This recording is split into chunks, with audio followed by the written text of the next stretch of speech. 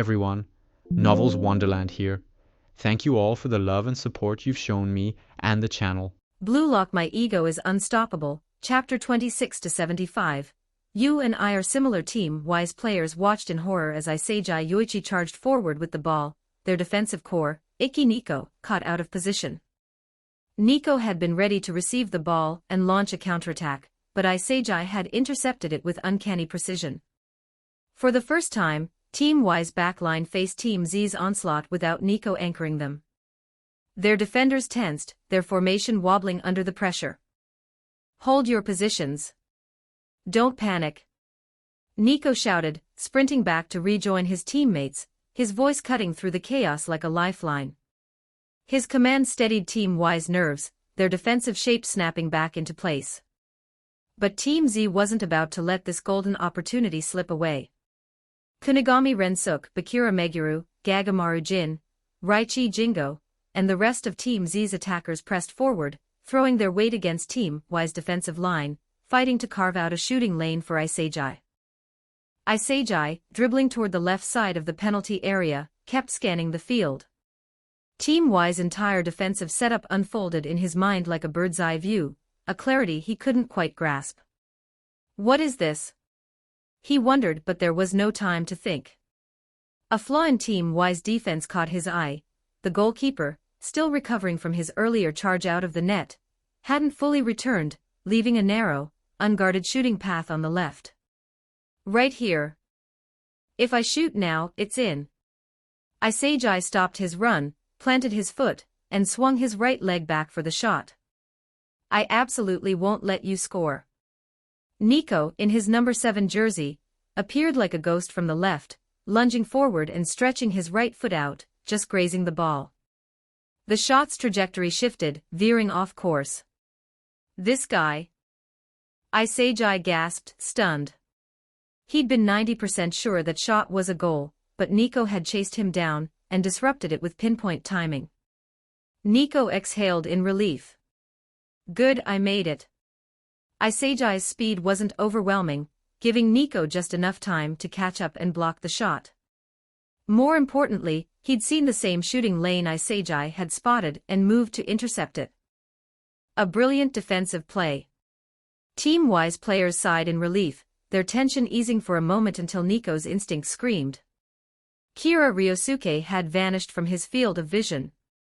A sinking feeling gripped him. Watch out for that white-haired guy, Nico yelled, spinning to scan the penalty area. Isagi's deflected shot had changed the ball's path, and Kira, ever the predator, had been tracking its potential landing spots from the moment Isagi began his dribble. As Nico's block sent the ball astray, Kira was already moving, sprinting toward the new trajectory. Kira reached the ball first. He raised his foot and unleashed a familiar, textbook volley. Team Y's defenders, drawn to Isagi's initial attack, were caught off guard. No one had noticed Kira's relentless, seemingly random runs around the goal area, positioning himself in impossible spots to receive a pass. But the ball landed right there. Team Y's net rippled as Kira's shot buried itself in the goal. Score, 2-1. Team Z takes the lead. Another goal. Team Z's players roared, their cheers echoing across the central pitch. Kira sprinted toward Gagamaru, leaping onto his back in a burst of celebration, hanging on like a kid as he waved his arms wildly. Gagamaru, puzzled, let Kira cling to him, figuring it was just the scorer's high. What Gagamaru didn't know was that he'd eyed the same space for a run, but held back when he saw Kira lurking near the goal like a poacher. And yet, Kira had stolen the spot and scored.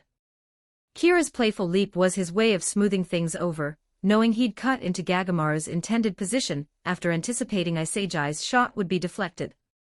If Gagamaru knew, he'd probably shrug and mutter, humans and their games. I'd rather trust my wild instincts. He scored. Covered my shot again.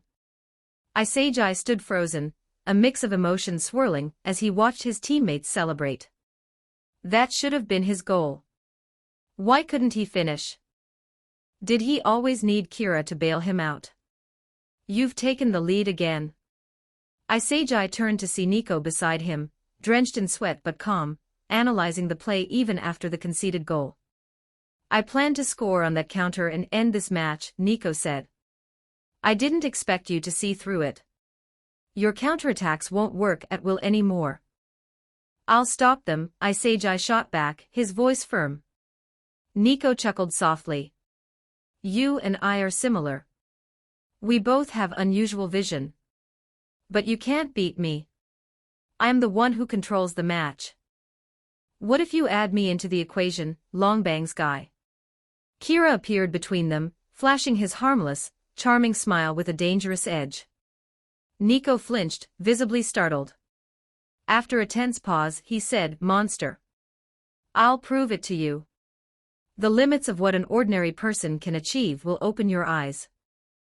Nico still felt confident facing Isagi, but Kira was like facing a beast from another world. Not wanting to linger, he turned and jogged back to his team. "Defeat him, Isagi. I believe in you. No one can beat the two of us combined," Kira said, giving Isagi an encouraging grin before jogging off leisurely. Isagi watched the two retreating figures, taking a deep breath. "I must score a goal. Prove myself." Monitoring room Ego Jinpachi was absent, sidelined by a stomachache from yesterday's snack overload. Anri Tairi sat alone, pen in hand, scribbling notes as she watched the match feed, with intense focus, tasked with recording every detail for Ego's later analysis. Wow, Team Y's defense was so decisive. The goalkeeper rushed out like that. Anri muttered to herself. The ball's going to number 7, intercepted. It's Isagi Yoichi. She sighed as the play unfolded. What a pity. Isagi's shot was blocked again, that's his second miss today. It always feels like he's just missing that little something. Her voice lit up as the action shifted. Well done, Kira. Perfectly timed run, precise follow-up shot. The more Anri watched Kira, the more she was convinced he was a future superstar for Japanese football. It's got to be him. Central pitch. The match raged on, both teams locked in a fierce struggle. Team Y held possession, the ball circulating patiently in their backfield. But it always ended up at one player's feet, Iki Nico. Everyone in Team Z knew it. Everyone in Team Y knew they knew it. It was an open secret.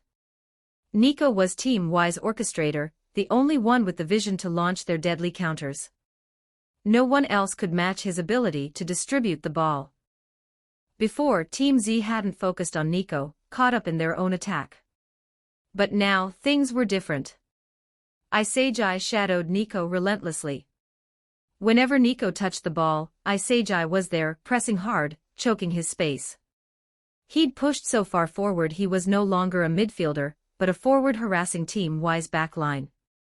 Kira, reading the shift, dropped back to cover midfield defensively. In his eyes, the match was all but won. The key now was how much Isagi could grow from this game. Nico felt the pressure mounting. Isagi's marking made it impossible to adjust for a long pass to Hibiki Okawa. This won't do. We'll lose. Do I have to use that? Nico raised his right hand high, a signal cutting through the tension. In the distance, Okawa saw it, his expression turning grave. He abandoned his position in Team Z's half, and sprinted back toward his own defense. Kira, observing from midfield, caught the subtle change. It's coming, he thought, his pulse quickening. Team Y's final, desperate counterattack before the end. Give me your power stones, my friends. High voltage. The more power stones the novel gets, the more chapters will be released. For every 100 total power stones, I'll drop another +1 bonus chapter. If you're enjoying the story and want to read future chapters early, just search demonic_fiction on P4trian, link in the synopsis. Chapter 27, 27 Be Yourself. 1333 words. Chapter 27, Be Yourself. 10 minutes remained in the match, and the atmosphere on the central pitch had shifted subtly, like the eerie calm before a storm. Hibiki Okawa, who had been lurking in Team Z's half, had dropped back to join Team Y's build-up. Team Z's players sensed the change, their instincts prickling with unease. Team Y kept possession, the ball circulating among their players with newfound fluidity. Okawa's presence added a new passing option, his technical skill shining through. Beyond his attacking prowess, his ability to link play was undeniable. Kira Ryosuke, ever observant, clocked the shift.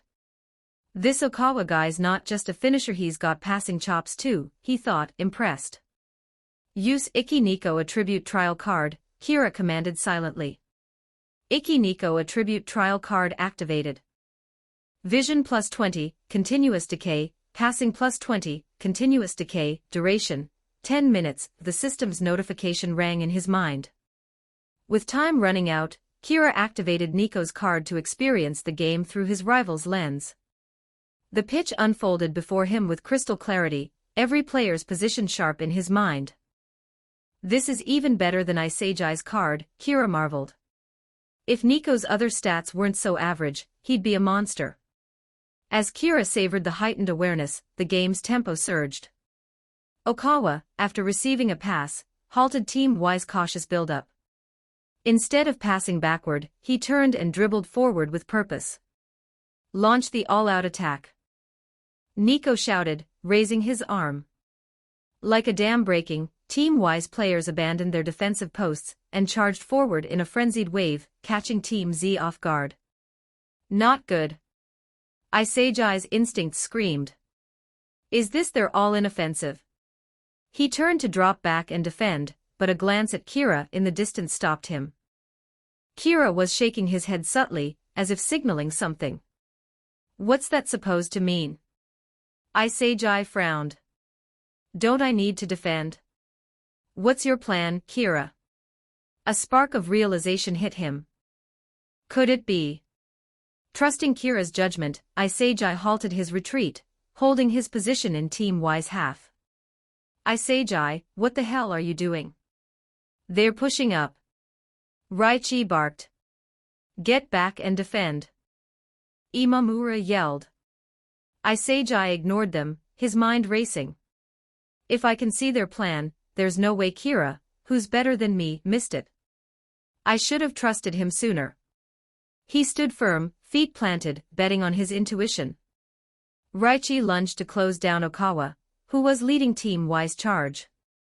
With three Team Z forwards still high, Raichi aimed to hold the midfield line and protect their goal. But Okawa was no slouch. With a deft turn, he slipped past Raichi's outstretched leg, leaving him stumbling. Narahaya and Imamura rushed to trap Okawa, but he didn't even glance their way. With a subtle flick of his foot, he sent the ball sideways straight to Nico. It's over. We lost him. Gagamaru thought, too late to chase. Nico had timed his run perfectly, meeting the ball in stride. He accelerated, breaking free of Team Z's defensive line. A one-on-one with the keeper. Team Y's counter had shredded Team Z's defense in an instant. Ayman, Team Z's goalkeeper, faced Nico alone, his heart sinking. Why is it always me? Ayman groaned inwardly. He'd never saved a one-on-one before, and now he was staring down Nico's cold focus. High shot. Ayman's mind raced, his body tensing. Nico closed in, nudging the ball to his right with his left foot. Ayman's eyes widened. He'd braced for a shot, pouring every ounce of focus into reading Nico's move, only for Nico to pass in a one-on-one. You call yourself a striker? On the right, Hibiki Okawa appeared, unmarked and ready. It's over. Okawa's through. When did he get past me? Team Z's players clutched their heads in frustration, cursing their lapse. Okawa grinned, the goal already forming in his mind. An open net, a simple finish. A gust of wind cut through his thoughts. His smile froze. A foot flashed in front of him, snatching the ball like a predator's claw. Kira Ryosuke had arrived. With a single touch, Kira intercepted the pass, spinning to control the ball with effortless precision.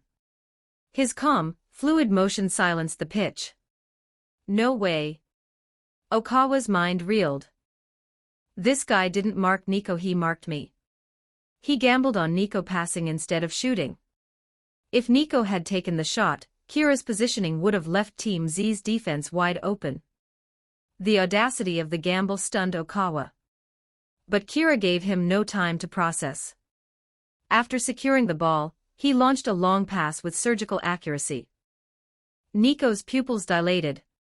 Impossible. The ball arced high over the pitch, soaring from Team Z's backline to Team Y's half. Such a long pass, no one's there, right? It'll fly out of bounds. But then Nico realized the pass mirrored his own long ball that had set up Okawa earlier. He's copying me. The ball's trajectory was perfect, slicing through the air and landing right in front of Isagi Yoichi. Team Y's players paled. Isagi was completely unmarked, with only one defender nearby, and he was too slow to react. How did our attack turn into this? The defender thought, dumbfounded. Isagi didn't hesitate. He surged forward, leaving the defender in his dust. Another one-on-one. A fire ignited in Isagi's chest. I won't pass like Nico did. A striker's one-on-one is sacred. Facing Team Y's goalkeeper, Isagi struck the ball without a second thought, aiming for the top right corner.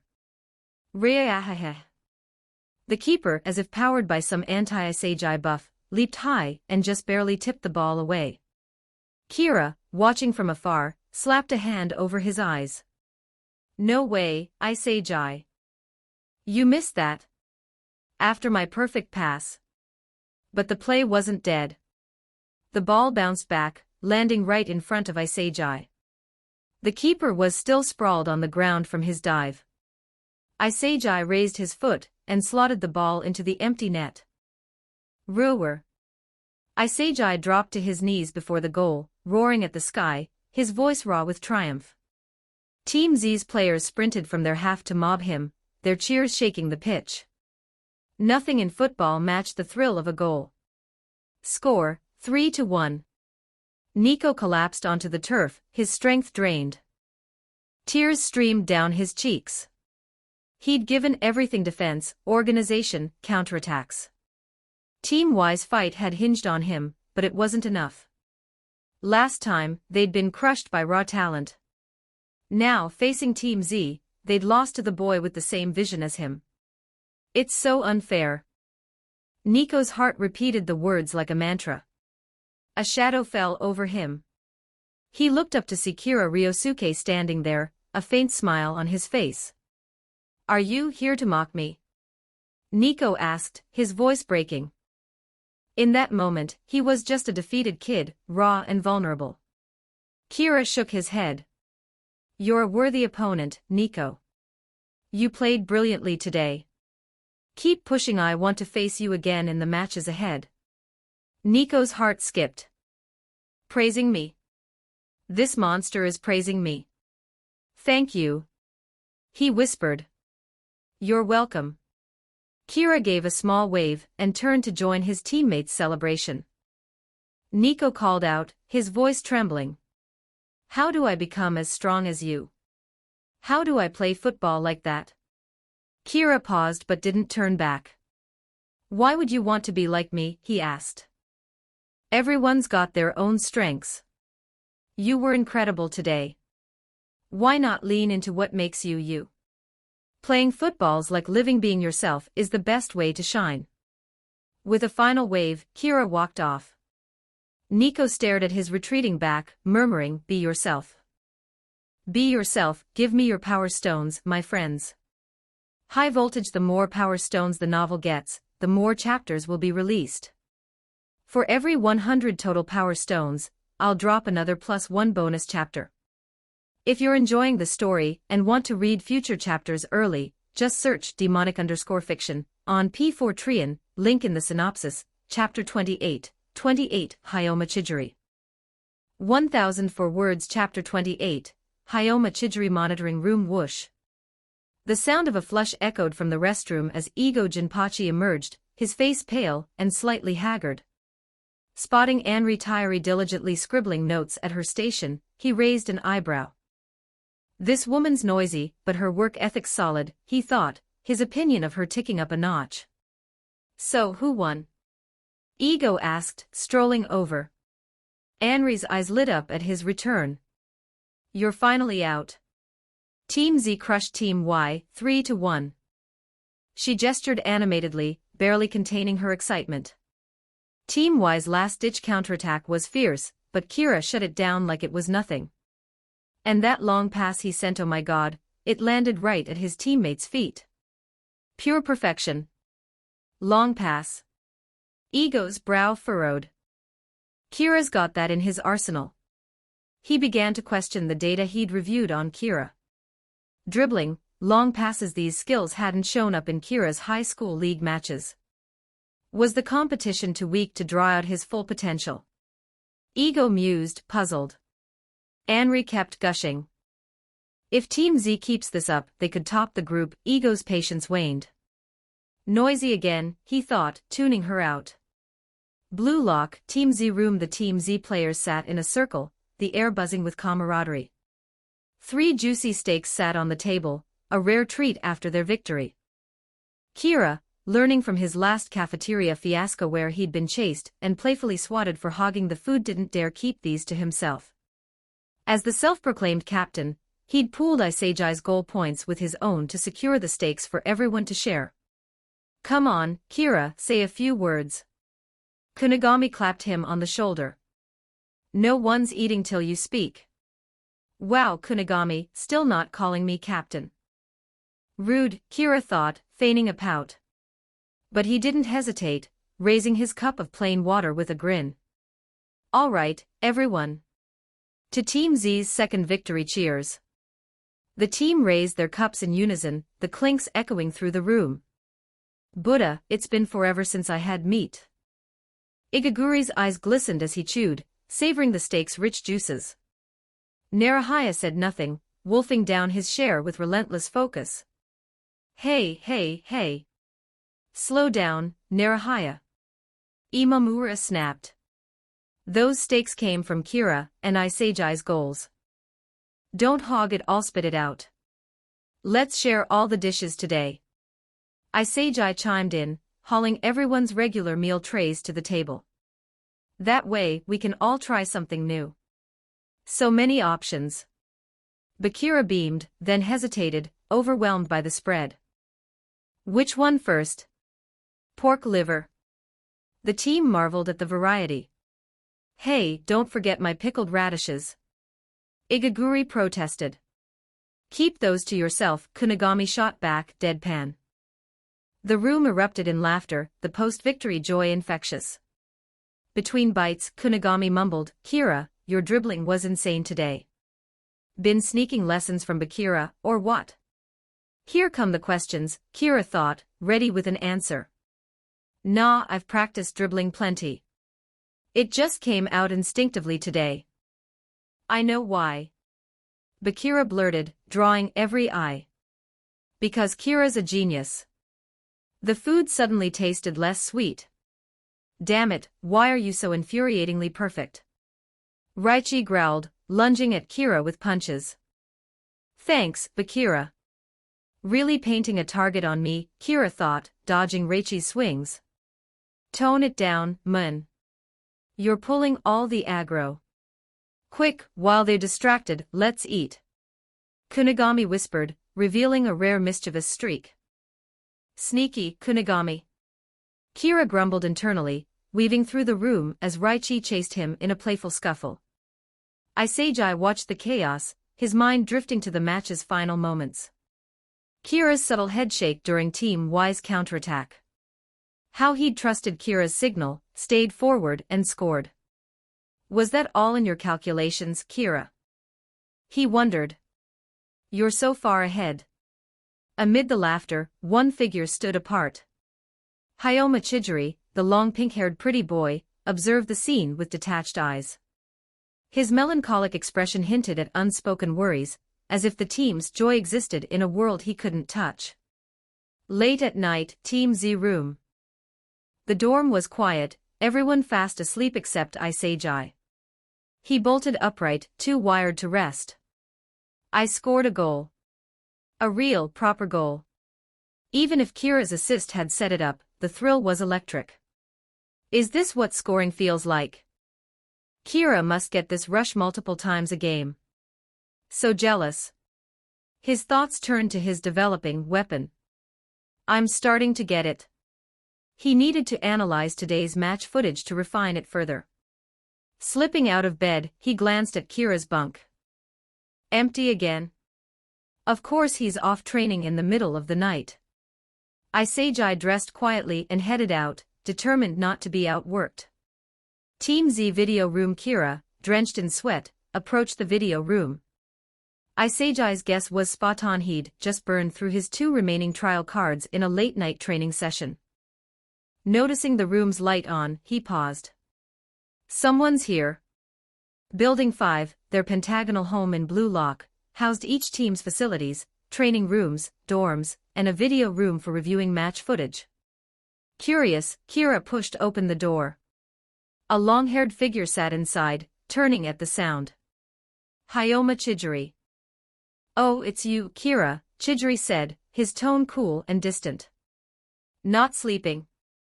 What are you doing here? Kira, unfazed by the chilly reception, flashed a grin. Just finished training. Saw the light and got curious. He plopped down next to Chidori, casual as ever. Hardworking genius, huh? Chidori muttered, his posture stiffening, clearly unused to someone invading his space. What's up? Kira asked, genuinely curious. Watching your goals from every match, Chidori replied, his voice flat. Couldn't sleep, so I came here. Kira blinked, caught off guard. Watching my goals? A grin tugged at his lips. Do I have a fan? And it's Chidori of all people. Throw me power stones. For every 100 total power stones, I'll drop another +1 bonus chapter. If you're enjoying the story and want to read future chapters early, just search demonic_fiction on P4trian, link in the synopsis, Chapter 29. 29, The Dream Chaser. 1265 words. Chapter 29, The Dream Chaser. Team Z video room. Hey, don't get the wrong idea, Chidori Hayoma said sharply, his pink eyes narrowing. I'm not some fangirl obsessing over you. Kira Ryosuke blinked, caught off guard. How does this guy read me so easily?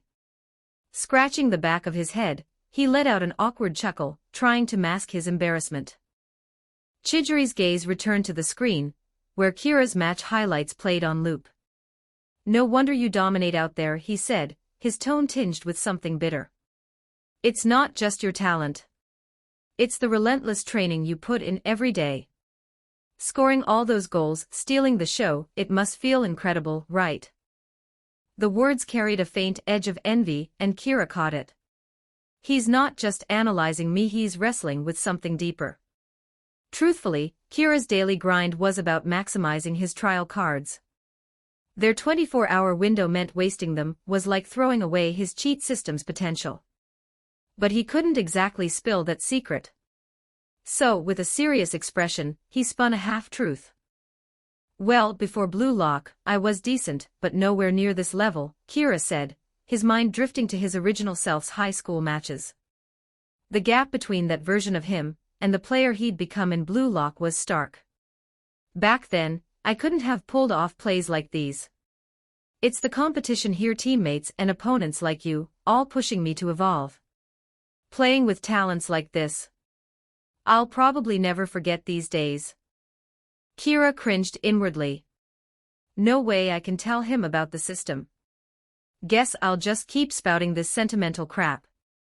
But Chidori seemed to take it seriously, his expression softening as he sank into thought. So that's it. Chidori murmured after a long pause, his voice quiet. Kira, sensing the moment, dialed back his bravado. Hey, matches are unpredictable. Form comes and goes. Maybe next game, I'll just blend into the background with nothing special. He grinned, trying to sound humble. Chidori's eyes flicked back to him, sharp and perceptive. Your off-the-ball movement is unreal, he said. I wasn't slacking during the matches, I watched you closely. You always find the gaps in the defense. If Isejai's finishing was sharper, you'd have bagged even more goals. Kira's heart skipped. This guy's been dissecting my game. And that's not even your best trick, Chidori continued, his voice steady but intense. Your real weapon is absorbing your opponent's abilities, isn't it? Baru in the last match, Nico in this one you mimic their strengths at clutch moments. Your greatest asset is imitation, and you do it scarily well. Kira froze, a chill running through him. Has he seen through me? He forced a laugh, rubbing the back of his head.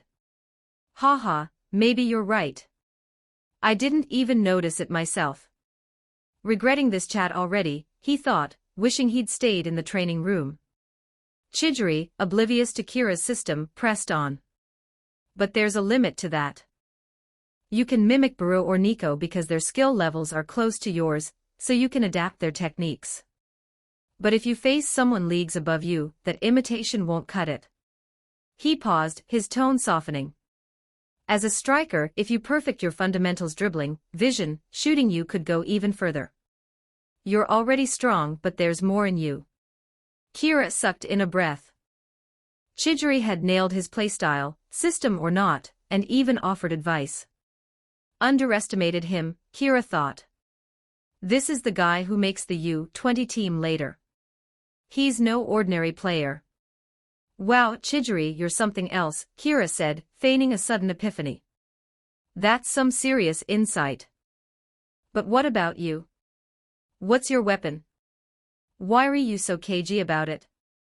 Chidori's expression darkened, his voice flat. I told you, I don't want to talk about it.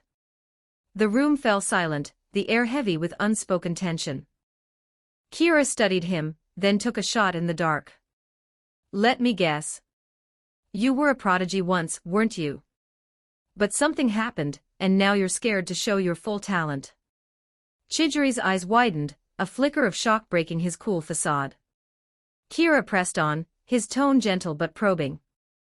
It's an injury, right? Something that could ruin your gift if it happens again.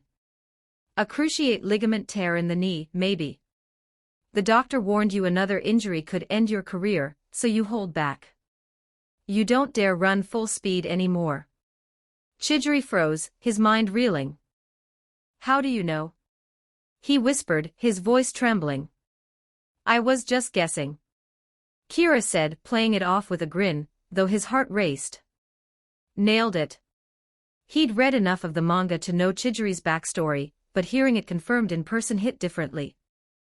Chidori clicked his tongue, unconvinced. A guess that accurate. What, did you read my medical file? I had it all once, Chidori said, his voice low, almost breaking. The talent, the thrill of scoring, the dream of being the world's greatest striker. But now, I'm terrified of getting hurt again. Of losing football, the one thing that gave me joy. Coming to Blue Lock, it's just an excuse to let go of my dream. He looked at Kira, his eyes raw with vulnerability. Watching you. Even at my peak, I don't think I could have matched you. You've given me the excuse I needed to quit. He stood slowly, heading for the door, his steps heavy with defeat. Kira's chest tightened. Hearing Chidori's words in person, so raw and real, was nothing like reading it in the manga. In Chidori's slumped figure, he saw a shadow of his former self, the boy who'd once dreamed big, and then shattered under the weight of his own limits. The boy who'd lost not just football, but his edge. His usefulness. If you don't fight for your dream at least once, you'll regret it forever. Chidori, Kira called out, his voice steady but urgent. Chidori paused, his hand on the door. Kira wasn't speaking for trial cards or tactics this time. He was speaking for the broken boy in front of him and for the boy he used to be. You only get one life, Chidori. The path you choose is up to you, but if you give up on your dream now, you might spend the rest of it wondering what if. On quiet nights, you'll replay this moment, asking if you could have been more if you'd pushed forward. A life of dull routine, scraping by, always haunted by what could have been. He took a breath, his words raw. I don't want that for you. You deserve a life that burns brighter. Chidori turned, his eyes wide, caught off guard by the sincerity in Kira's voice. For a fleeting moment, Kira didn't look like a cocky teenager but like an older man, weathered by regret, confined to a wheelchair. Chidori blinked and the image vanished, leaving only Kira's earnest gaze. "Thank you," Chidori said softly, his voice barely audible. "Think about it." He slipped out, leaving Kira alone in the video room. Chidori, I didn't mean to eavesdrop, I swear I was just passing by." Isagai's sheepish voice came from outside the door. Kira's lips twitched into a smile. This guy. His heart settled, a quiet resolve forming. "In Blue Lock, I'll keep fighting for myself and my dreams, 100 power stones. Your extra chapter is served.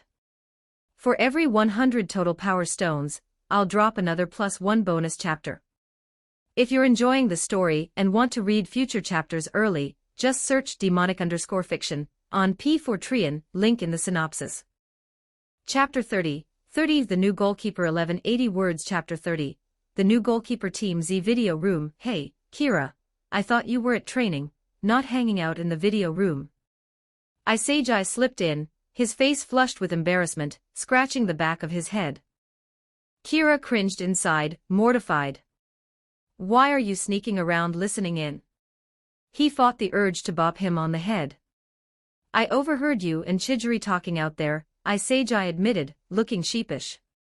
"I came to review my match footage, trying to figure out my weapon." "Got any tips, Kira?" Isagai plopped down next to him, eyes hopeful. "Work it out yourself," Kira grumbled, standing to leave. "I'm heading back to shower and crash." "Wait, Kira, don't go." Isagai's voice shot up, startled by the brush-off. Kira waved a hand dismissively. "Spatial awareness. Think about it while you watch." He turned toward the door, ignoring Isagai's wounded puppy look. "What's with the drama? Feeling left out or something?" "Spatial awareness."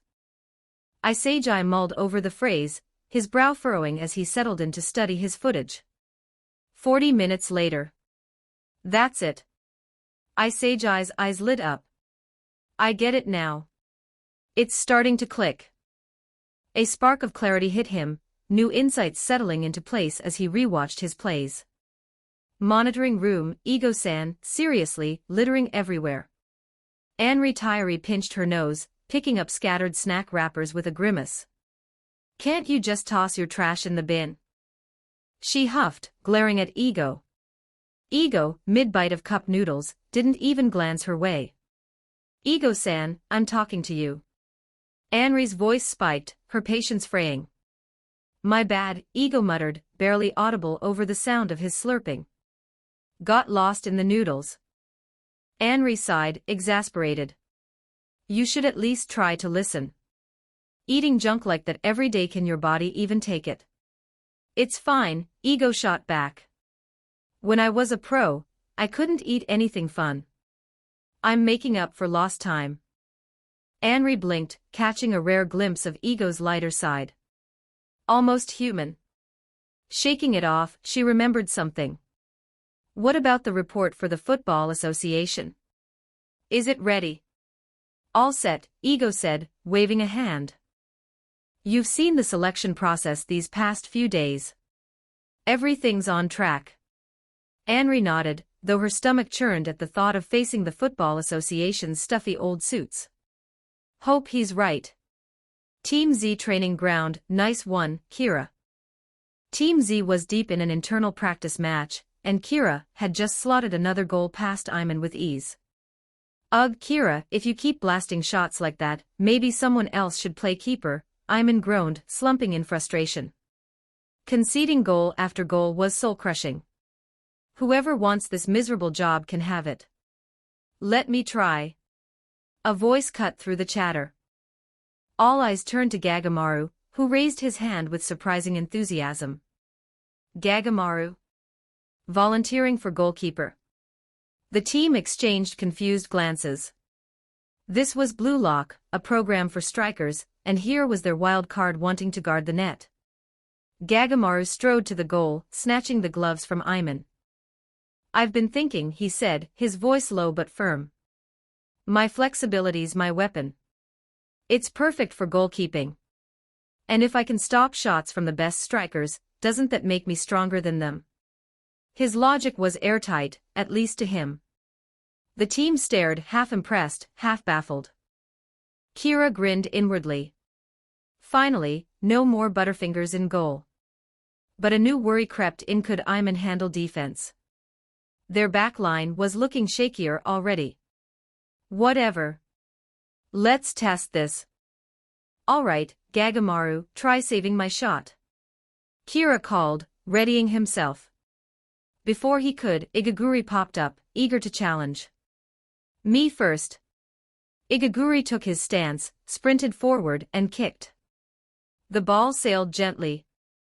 Straight into Gagamaru's arms. Gagamaru blinked at the ball, unimpressed. Maybe let Kira or Kunigami shoot. That was too easy. He hadn't even moved, the ball practically hugged him. Igaguri's face fell, his pride wounded. Kira stifled a laugh as Kunigami stepped up beside him. The two took turns firing penalties at Gagamaru, who surprised everyone. His flexibility and instincts shone, saving several shots from Team Z's top scorers. Ayman, watching from the sidelines, looked like he'd found salvation. Gagamaru, please take the goalkeeper spot, he pleaded, eyes misty with relief. Gagamaru thought for a moment, then nodded. I'll do it. Kira's lips curled into a satisfied smirk. Team Z's leveling up. His gaze flicked to Chidori, who was practicing alone, his movements sharper, more focused. Even the princess is stepping up. Detected absorbable attributes. Speed plus 30, continuous decay, duration, 10 minutes, retention time, 24 hours, Chidori's trial card. Kira's eyes widened. Let's borrow that princess speed. Absorb, he commanded silently. Absorption successful. Obtained Hyoma Chidori attribute trial card X1, speed plus 30, continuous decay, duration, 10 minutes. Retention time, 24 hours of silently chant, use Hyoma Chidori trial card to activate. Kira's confidence surged. Team Z's getting stronger. Who's up next this afternoon? They're in for a rough one. Hello, diamonds in the rough of Team Z. Ego's voice crackled over the training ground screen, his chopsticks poised over a cup of noodles. Check the current standings on the big screen.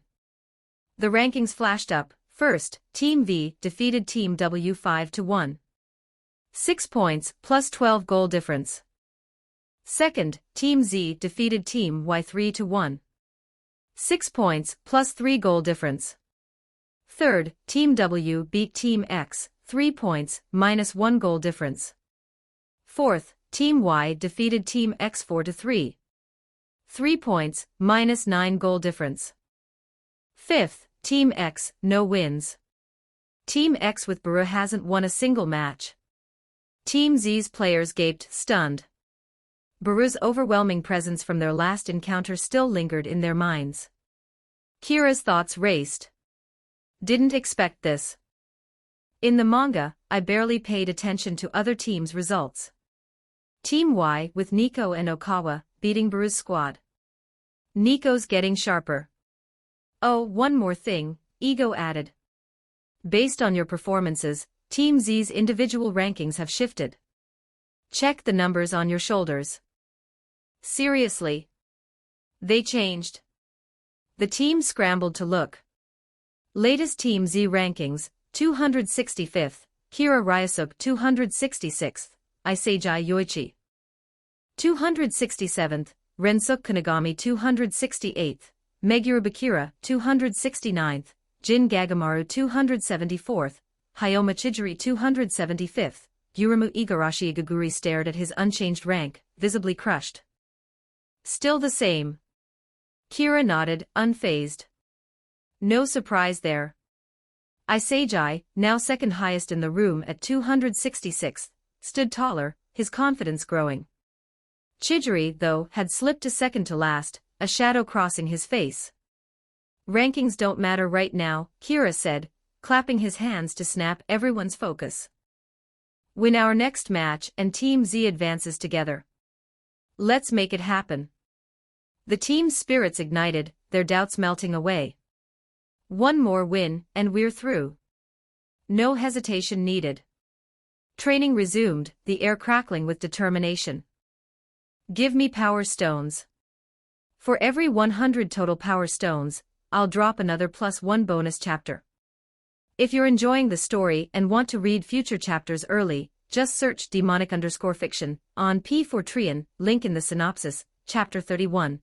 31, The Wall Pass 1273 words Chapter 31, The Wall Pass. Afternoon, Building 5, Central Pitch. The match between Team Z and Team W was about to begin.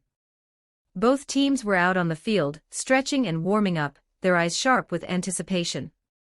For this match, Kira had tweaked Team Z's formation yet again, opting for a bold 4-2-3-1 setup.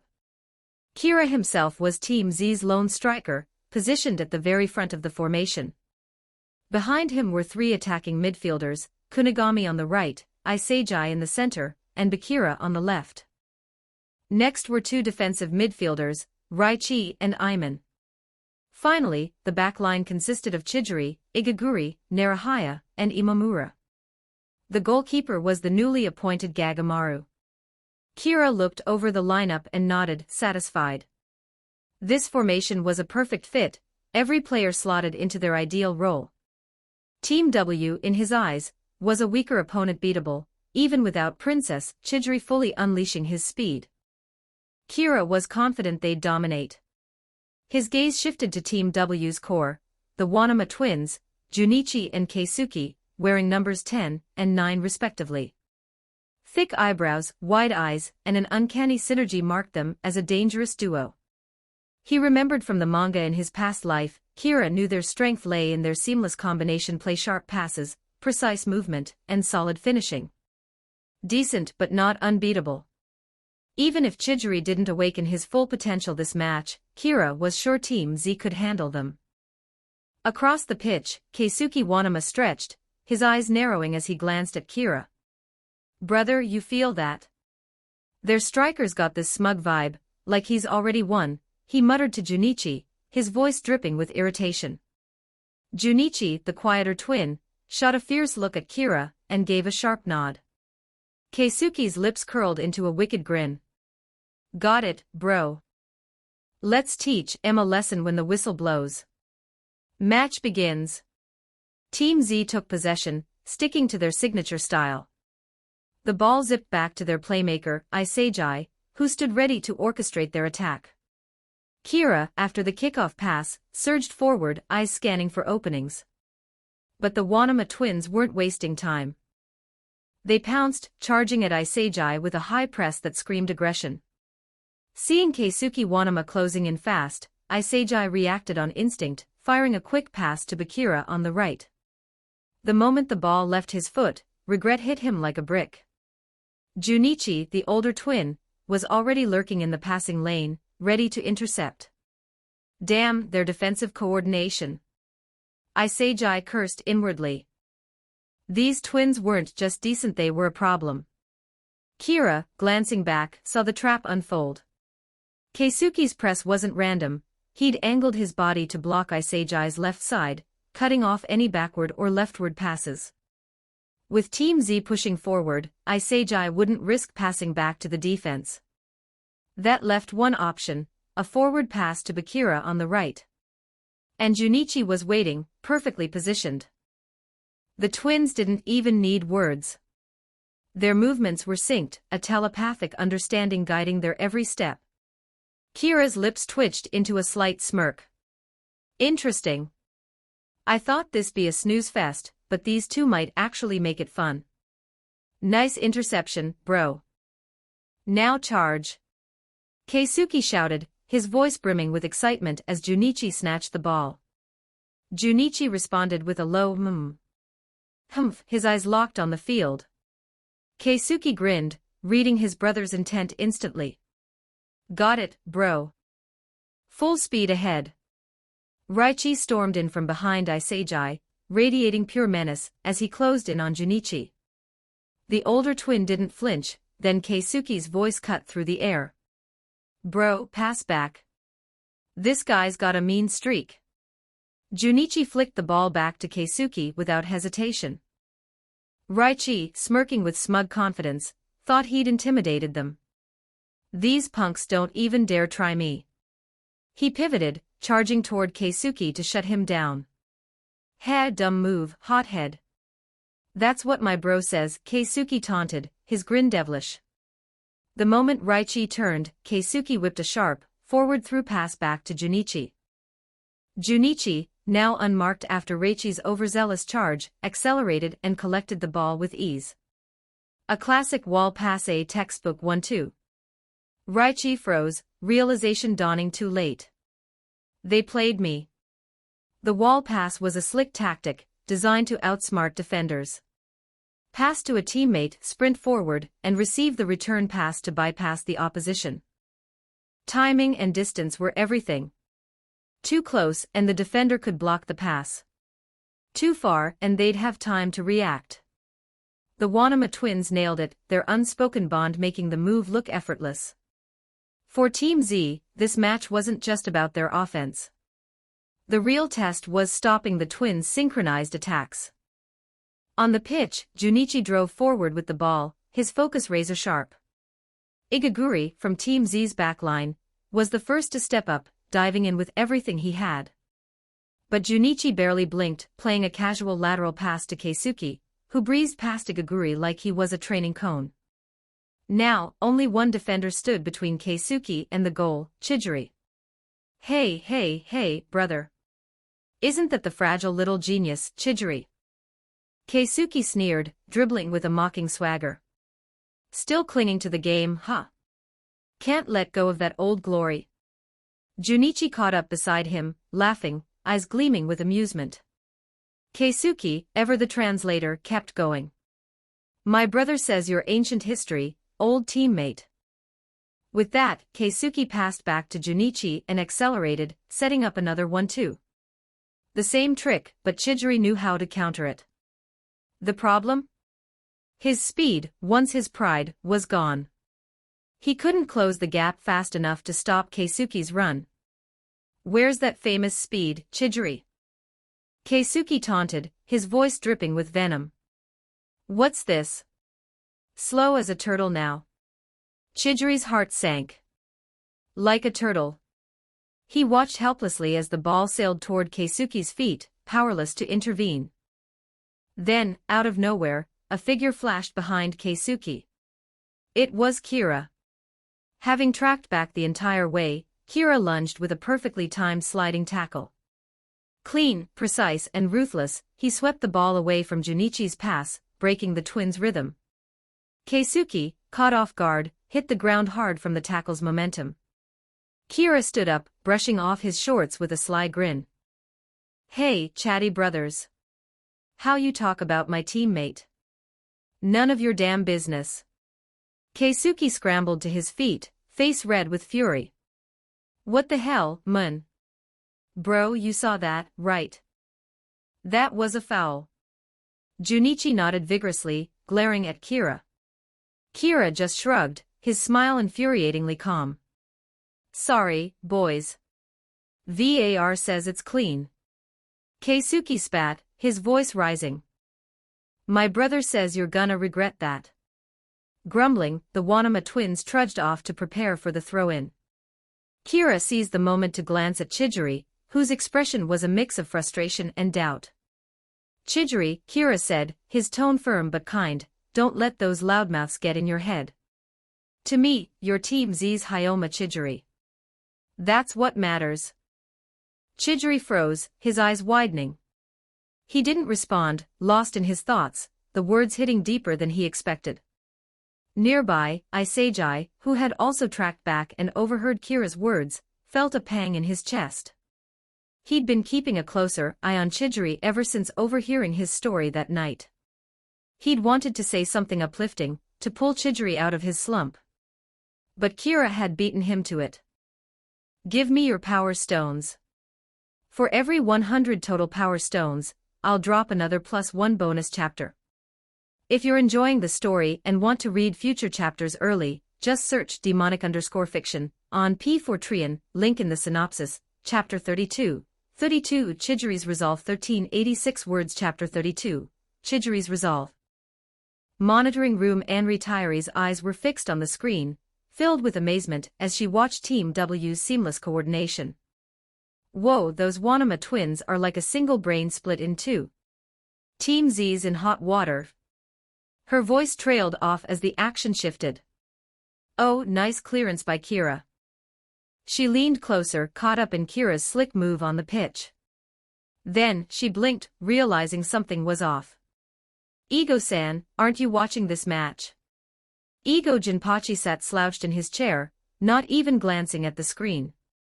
Instead, he was engrossed in a stack of documents, flipping through them with a bored expression, comparing stats like he was solving a puzzle. Anri moved closer, peering over the papers. What's that? Team V and Team Z's data. It's Team W versus Team Z right now. Her brows knit together in confusion. Ego didn't look up, his tone flat as ever. This match's outcome is already set. Nothing worth my attention. It's barely started. Anri protested, glancing back at the screen where the battle raged on. The pitch told a different story, one far from decided. On the pitch, Team W's throw-in. As expected, the ball went straight to the Wanama brothers, their synergy practically a weapon in itself. Keisuke, the younger twin, caught the ball and shot a glance at his older brother, Junichi. A silent signal passed between them, and Junichi took off, his sprint signaling the start of their deadly combination play. But just as Keisuke fired the pass to Junichi, a towering figure burst between them and intercepted the ball midair. Same trick won't work twice, he growled, his voice brimming with confidence. Without missing a beat, he launched a long, arcing pass toward the right flank. Kira was already there, waiting. As the ball soared, Kunigami's mind flashed back to the previous night in Team Z's room. The team had huddled around, listening to Kira's plan. Kira had laid it out plain and simple. Team W's offense lived and died with the Wanama twins. Cut their connection, isolate them, and Team W would crumble. Kunigami had taken it to heart, watching for his moment. The second the throw-in came, he positioned himself perfectly to disrupt the twins' rhythm, and it worked. Nice one, Kunigami. Kira called, effortlessly controlling the long pass. Damn, that pass was with his right foot. Kira thought, impressed. Kunigami's weaker foot had clearly leveled up in training. Smirking, Kira charged forward, the ball glued to his foot as he eyed the defense. Team W's back line reacted fast, closing in to smother him. Kira's gaze flicked to Bakira, who was hovering nearby, ready to move. A quick nod passed between them, perfect understanding. Kira sent a crisp lateral pass to Bakira and bolted forward. A wall pass. A 1-2. Bakira took the ball, dribbled a few steps, and fired it back to Kira with pinpoint accuracy. Kira collected it mid-stride and blew past a defender like a ghost. From across the pitch, Keisuke Wanama's jaw dropped, his face twisting with rage. They're mocking us. Stealing our move. Junichi's eyes burned with the same fury, but they were too far back to do anything. Kira faced another defender closing in. No problem. Another quick pass to Bakira, who was ready and waiting. Their coordination crackled with energy, a mirror to the Wanama twins' perfect sync. Isagi, watching from a distance, felt his mind reel. Since when did Kira and Bakira sync up like that? The twins had just pulled off a flawless 1-2, and now Kira and Bakira were matching them move for move. What, are they secret brothers too? Then it was Bakira's moment to shine. With the ball at his feet, he became a whirlwind. Facing a defender, he flicked the ball, spun, and executed a flawless Marseille turn, leaving his opponent grasping at air. One-on-one with the goalkeeper. Bakira didn't hesitate. He unleashed a rocket of a shot. The keeper had no chance. Team Z's counter was too swift, too precise. The ball rocketed into the net. Score, 1-0. Team Z takes the lead. Beautiful pass, Kira. Bakira hooped, sprinting over and leaping onto Kira, in a celebratory tackle. The two laughed, caught up in the moment, as the rest of Team Z swarmed them, cheering wildly. Keisuke, still reeling, turned to his brother. "Bro, they're strong. What do we do?" His voice cracked with frustration. No wonder Team Z, like Team V, was undefeated. Junichi's face was a mask of uncertainty, his usual confidence shaken. The match rolled on, and the tide turned decisively in Team Z's favor. 20th minute, first half. Kira, wielding the Kunigami attribute trial card, caught a pass from Iseiji just outside the penalty area. With a single, fluid motion, he unleashed a blistering long-range shot that screamed into the net. Not one to hog the spotlight, Kira flipped the script. Using the Iseiji attribute trial card, he set up Kunigami just before halftime. A pinpoint assist found Kunigami in a similar position, and the orange-haired striker buried it. Kunigami dropped to his knees, roaring to the sky, his first goal in blue lock finally in the bag. The arena echoed with his triumph. Halftime score, 3-0. Team W wasn't completely out of it. Junichi had a moment of brilliance, weaving into the penalty area and firing a shot from a tight angle. But Gagamaru, the wildcard goalkeeper, dove with cat-like reflexes, denying the goal with a spectacular save. Junichi stared, dumbfounded. "Aren't we all strikers here? Since when does Team Z have a keeper this good?" Team Z, on the other hand, erupted in cheers. Gagamaru's save was a game-changer, letting them focus on their attack without worrying about their back line. Locker room, halftime. Team Z was buzzing, the mood electric. This match felt like a victory lap already. But one player wasn't sharing the vibe. Chidori sat quietly, his expression bitter. He felt like dead weight. Team Z was steamrolling Team W without him lifting a finger. His value, his place on the team, it was slipping away. Kira noticed, his sharp eyes catching Chidori's slumped shoulders. He walked over, his usual swagger tempered with purpose. "Chidori, second half. Start running." Chidori looked up, confused. "You guys are killing it. You don't need me, right?" Kira's gaze hardened, his voice uncharacteristically sharp. "Everyone's in top form. If you don't step up now, you're choosing to be ordinary. You ready to let your football dream die here?" Chidori's brow furrowed, a spark of defiance flaring at Kira's tone. He didn't like being called out, but deep down, he knew Kira was right. If he didn't change, he'd be left behind by Iseiji, by Kunigami, maybe even by Gaguri. The thought stung. "Humph," Chidori muttered, his eyes narrowing. "Just watch me in the second half." Kira hid a grin. "That's it, Chidori Hyoma. Show me that spark." Second half. The whistle blew, and the Wanama twins came out swinging, their pride bruised and their tempers flaring. 3 goals down was a humiliation they couldn't stomach. From the kickoff, they launched into their signature combination play, faster, sharper, more precise than before. Team Z's defenders, despite knowing the twins' tricks, struggled to keep up. The Wanama brothers tore through the midfield, their passes a blur, their movements a dance of perfect sync. Kira watched, his eyes narrowing. They weren't even going all out in the first half. These guys are a whole different beast when they're pissed. Just as it seemed Team Z's defense would crack under the pressure, a blur of red hair flashed across the pitch. With a burst of speed that seemed to defy reality, he stole the ball right from between the twins, his movements ghostly and precise.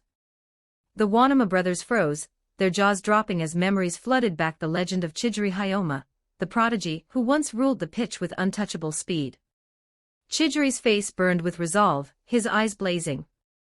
The princess of speed was back. "Give me your power stones.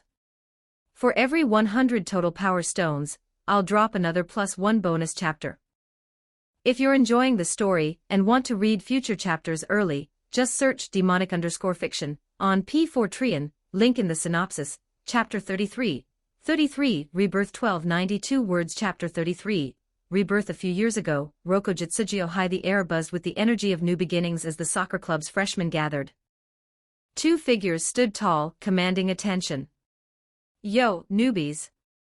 Meet the twin aces of Roko Jitsujiyo High, regulars in the national high school tournament, the Wanama brothers. Keisuke, the younger twin, grinned wide, his voice dripping with swagger. My bro says, show some respect to your elite seniors. Beside him, Junichi nodded vigorously, his thick eyebrows bobbing in agreement.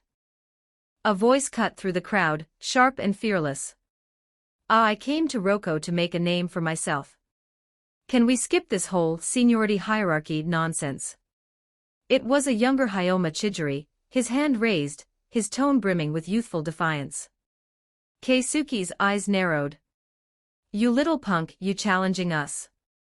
That's what my bro says. I'm not a punk. I'm Hayoma Chijiri, he shot back, unfazed. Let's settle this on the pitch. If I win, you shut up. The challenge was on, and what followed left everyone speechless.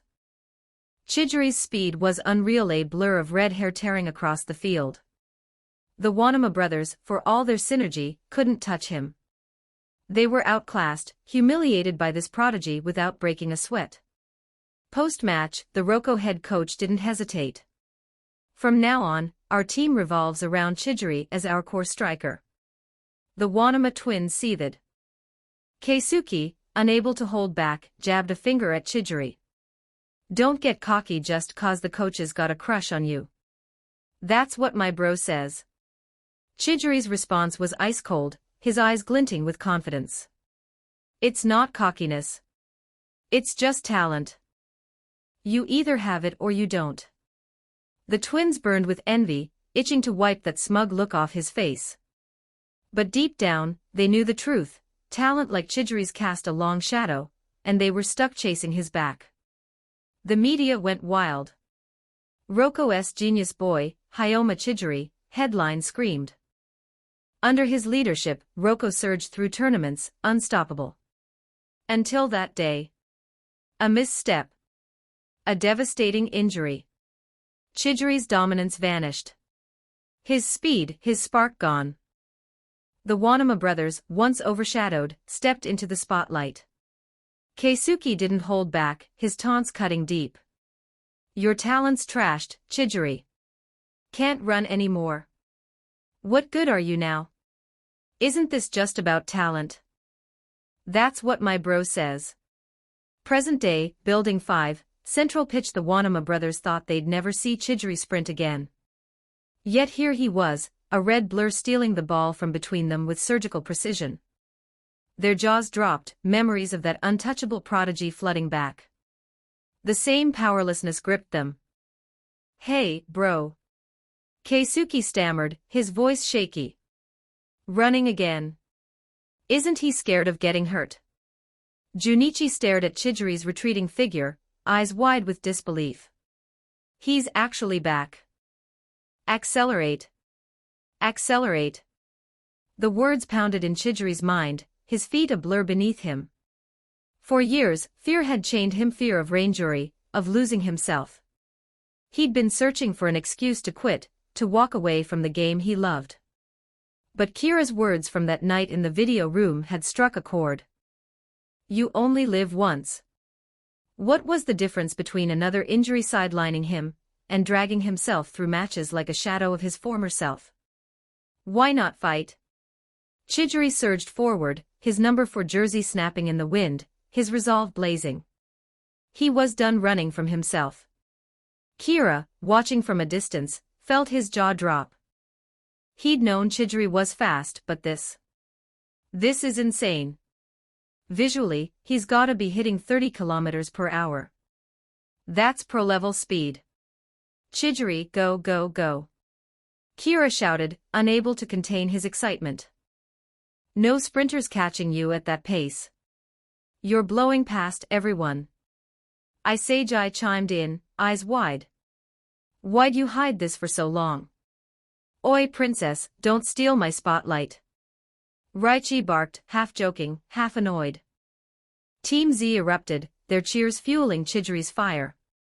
The wind roared past his ears, and for the first time in years, he felt alive. This is me. The real me. Stop him. Team W's defenders screamed, scrambling to converge on Chidori. Don't let him near the goal. Genius or not, injury or not, none of it mattered. Chidori realized what drove him, surpassing others. That was his football. And right now, one name burned in his mind, Kira Ryusuke. I'll outshine you. Foul him, handball, anything. Keisuke yelled, sprinting back in a panic. Don't let him through. But Team W's defenders were no match for Chidori's speed. In a few strides, he left them eating dust. Watch me, Chidori thought. If I don't score this, if my leg gives out again, I'll walk away from football for good. But if I score, I'm chasing this dream to the end. Gritting his teeth, Chidori broke into a one-on-one with the goalkeeper. The keeper, no fool, rushed out, aiming to smother the ball before Chidori could settle it. A smart move. High-speed players struggle to find a shooting angle mid-sprint. But this was Hyoma Chidori. With a delicate flick, he chipped the ball. It sailed over the diving keeper's head, arcing perfectly. The ball kissed the net. Score, 4-0. Back to being the world's #1 striker. Chidori roared, clenching his fist. That's my answer, Kira Ryusuke. Team Z exploded, their cheers shaking the stands. Another banger. We're unstoppable today. Raichi hollered. Team Z's invincible. Bakira added, practically bouncing. Kira jogged over, a grin spreading across his face. Hey, princess, not bad. So you can still run, huh? Chidori smirked, his eyes blazing with newfound fire. All thanks to what you said that night. I had to prove myself today, no matter what. How's it feel, running again? Like I'm reborn, Chidori said, his voice steady. I'm not that scared kid anymore, afraid of losing it all. This is who I am now. Kira laughed, extending his hand. Then let's tear it up together. Together? Chidori raised an eyebrow, gripping Kira's hand. Don't get it twisted. The world's #1 striker. That's gonna be me. Before Kira could retort, Isagi popped up out of nowhere, slapping his hand on top of theirs. No, you won't. The world's #1 striker is going to be me. Kira and Chidori exchanged a look, half amused, half exasperated. This guy, he's everywhere. Princess, you're unreal. Kunigami shouted, joining the huddle. You're carrying us against Team V next. Bakira added, grinning. Guess you're not just a pretty princess after all, Raichi teased, smirking. Team Z swarmed Chidori, their respect and excitement palpable. With his outburst, the match lost all suspense. Team W's offense, once deciphered, was toothless. Their defense couldn't handle Team Z's relentless attacks. Later, Kira capitalized on Chidori's blazing breakthrough. As defenders swarmed Chidori, Kira slipped into open space. Chidori, with a flick of his foot, sent a perfect pass. Kira buried it. Final score, 5-0. Team Z was dining on 5 steaks tonight. Post-match, Team Z baths. The air was steamy, the mood light as Team Z scrubbed down after their rout. Just saw the match report, Igaguri said, lathering up. Team V crushed Buru's Team X, 5-2. Buru lost again. Isagi frowned, rinsing off. They haven't won a single match. But how'd they lose to Team W's level? Kira, leaning back under a showerhead, was unfazed. Maybe it's not them slipping. Maybe we've gotten stronger. Everyone in Team Z's been leveling up fast. He shifted gears, his tone serious. But next up's Team V, the other undefeated squad in Building 5. We need to be ready. Give me your power stones. For every 100 total power stones, I'll drop another +1 bonus chapter. If you're enjoying the story and want to read future chapters early, just search demonic_fiction on P4trian, link in the synopsis. Chapter 34. 34 is the goal formula. 11:15 words. Chapter 34. The goal formula. Team V room. The door swung open, and a tall figure with glasses strode in with purpose. Zantetsu Tsurugi, his expression stern, marched straight to a bunk and yanked the blanket off, revealing a white-haired youth sprawled out, engrossed in his phone. I knew it. Zantetsu barked, pointing an accusing finger. You skipped training again, Nagi. Such negligence is truly fixing the fence after the sheep run away. His dramatic delivery faltered, the idiom fell flat. Despite his sharp looks, Zantetsu's delivery lacked finesse. Nagi Saishiro didn't even glance up, his voice dripping with irritation. Zantetsu, you idiot. If you're gonna butcher idioms, just don't use M, okay? Ignoring Zantetsu completely, Nagi kept tapping away at his game, his expression bored. Zantetsu's face flushed, a vein pulsing on his forehead. Don't go too far, Nagi. I'm not an idiot. My intelligence is just not immediately obvious. Whatever, Nagi muttered, eyes glued to his screen. A new voice cut in, smooth and confident. All right, let's cool it. Nagi doesn't need to train, he's a genius, after all. Ryo Mikage, his signature purple ponytail tied neatly behind him, strolled into the room, his tone effortlessly diplomatic. Zantetsu spun on him, indignant. You're adding wind to someone else's sails and pouring water on your own fire. His attempt at another idiom crashed spectacularly, earning an eye roll from Nagi. Ryo ignored Zantetsu's mangled metaphor, leaning closer to Nagi. Our next opponent's Team Z.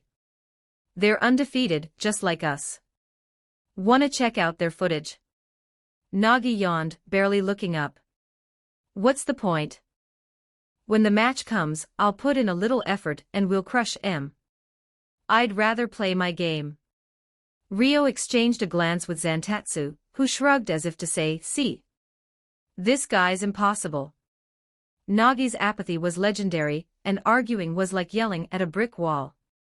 Fine, Nagi, keep playing, Ryo said with a shrug. Zantetsu and I will check the footage with the others. If you get bored, you know where to find us. Ryo didn't mind Nagi's attitude. In his eyes, as long as he and Nagi teamed up, no team in Building 5 could touch them, not even an undefeated squad like Team Z. Team Z video room. Team Z was already gathered, the room buzzing with anticipation. Kira stood at the front, remote in hand, exuding his usual confidence as he addressed the group. I just saw the match notification, Kira announced. Team-wise, Nico pulled off a draw against Team W thanks to his goal. He paused, his gaze sharpening. But that doesn't change our focus. We're locked into advance, but just advancing isn't enough. We're taking down Team V, the toughest nut in Building 5, and finishing first. Any questions? Kunigami's hand shot up, his voice firm. I've been itching to face Team V, Seiji grinned, his competitive fire blazing. Yeah, their record spooked us at first, but we're undefeated too. Who's scared of who? Let's crush M. Raichi roared, echoed by a chorus of agreement from the team. Their winning streak had ignited Team Z's confidence. Right now, they felt like they could take on the U20 national team and make them sweat. Chijiri tilted his head, his focus elsewhere. Speaking of, is Nico the type to score his own goals? Bakira stuck out his tongue, shooting a playful glance at Kira. Maybe he got inspired by someone's big speech, like a certain someone we know. Chijiri's eyes narrowed. Who are you calling someone, huh? Don't get mad, princess. Bakira teased. I didn't say it was you. I didn't say it was me either. Chijiri snapped, his cheeks flushing. Kira cleared his throat, cutting through the bickering. All right, settle down before you two start a cage match. He clicked the remote, and 3 figures appeared on the screen. The room fell silent. Team V's core, Kira said, pointing. Zantetsu Tsurugi, Ryo Mikage, and Saishiro Nagi. In 3 matches, they've racked up 18 goals. Zantetsu with 5, Ryo with 6, and Nagi, their top scorer, with 7. Stopping these 3 is the key to beating them.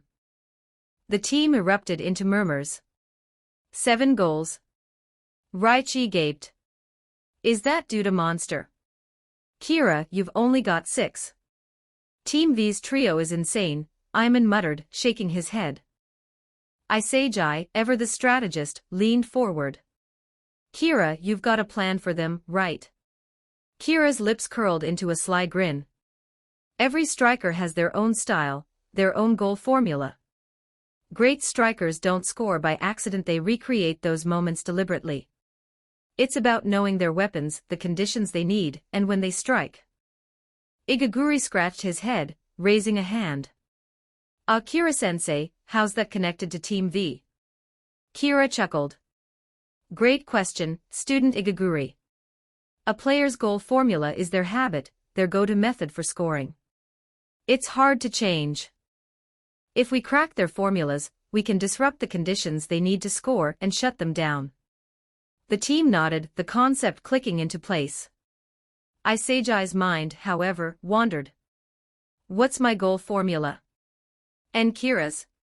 He pictured Kira's off-the-ball runs and deadly shots, but lately, Kira had shown dribbling, long-range screamers, and pinpoint passes. Does he have multiple formulas? Oblivious to Isagi's overanalysis, Kira pressed on. Let's break down Team V's core based on the footage. First, Zantetsu Tsurugi. His weapon is speed, but it's all about his explosive first step. His goal formula is using that burst to blow past defenders one-on-one and score. Chidori, your speed matches his. If you can outpace him and disrupt his dribbling, he's nothing to fear. Chidori nodded, his eyes gleaming with determination.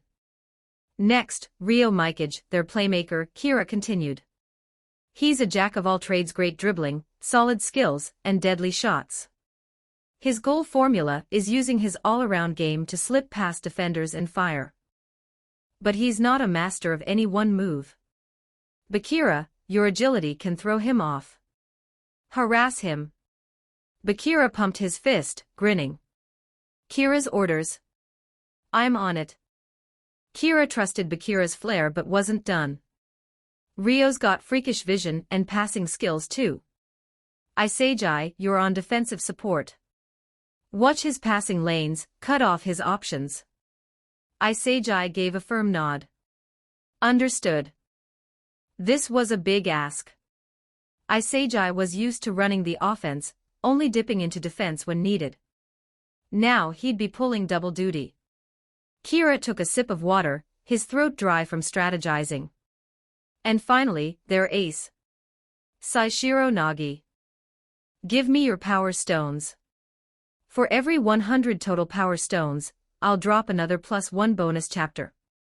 If you're enjoying the story and want to read future chapters early, just search demonic_fiction on P4trian, link in the synopsis, chapter 35, The Bet 1206 words chapter 35, The Bet. Team Z video room, Saishiro Nagi. Team V's top scorer, but the way he scores is unusual, Kira said, his voice carrying a hint of intrigue.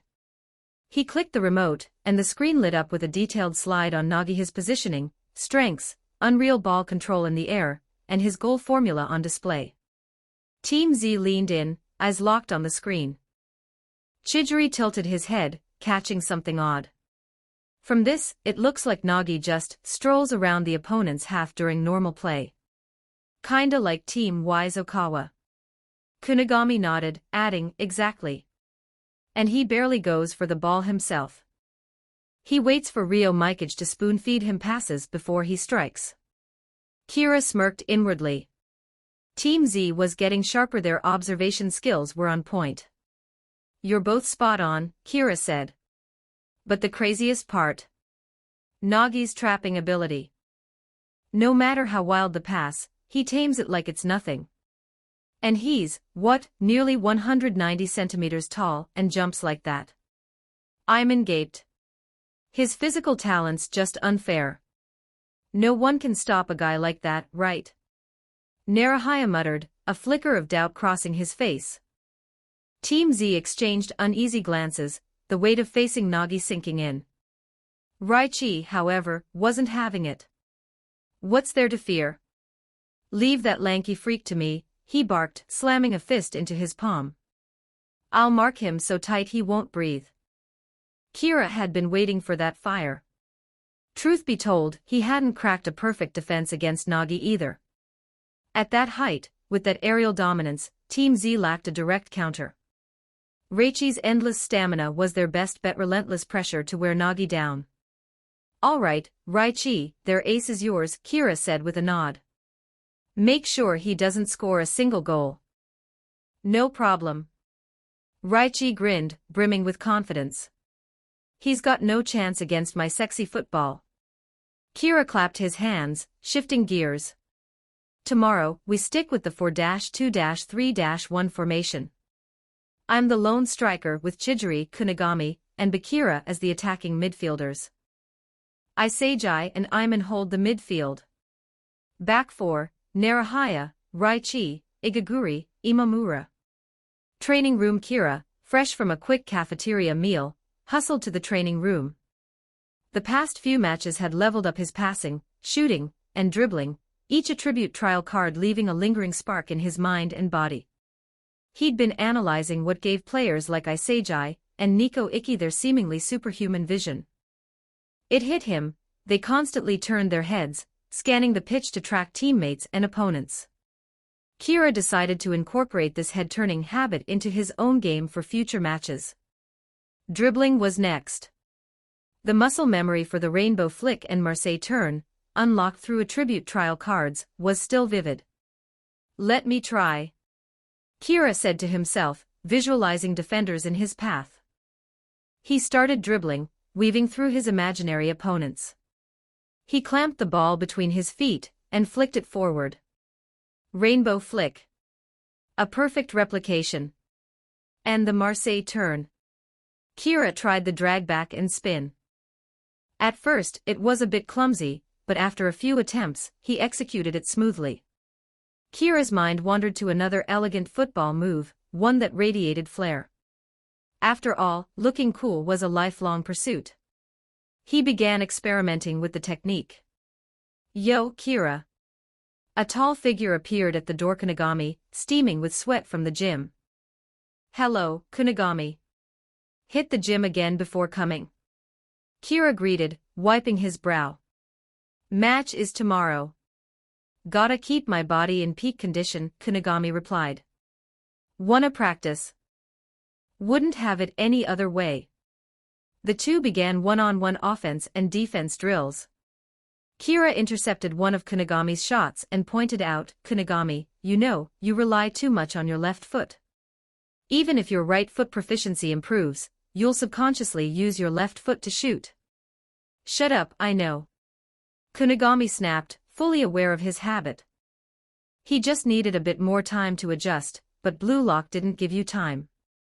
Evening, Team Z room. Kira and Kunigami didn't practice too late, mindful of the match tomorrow.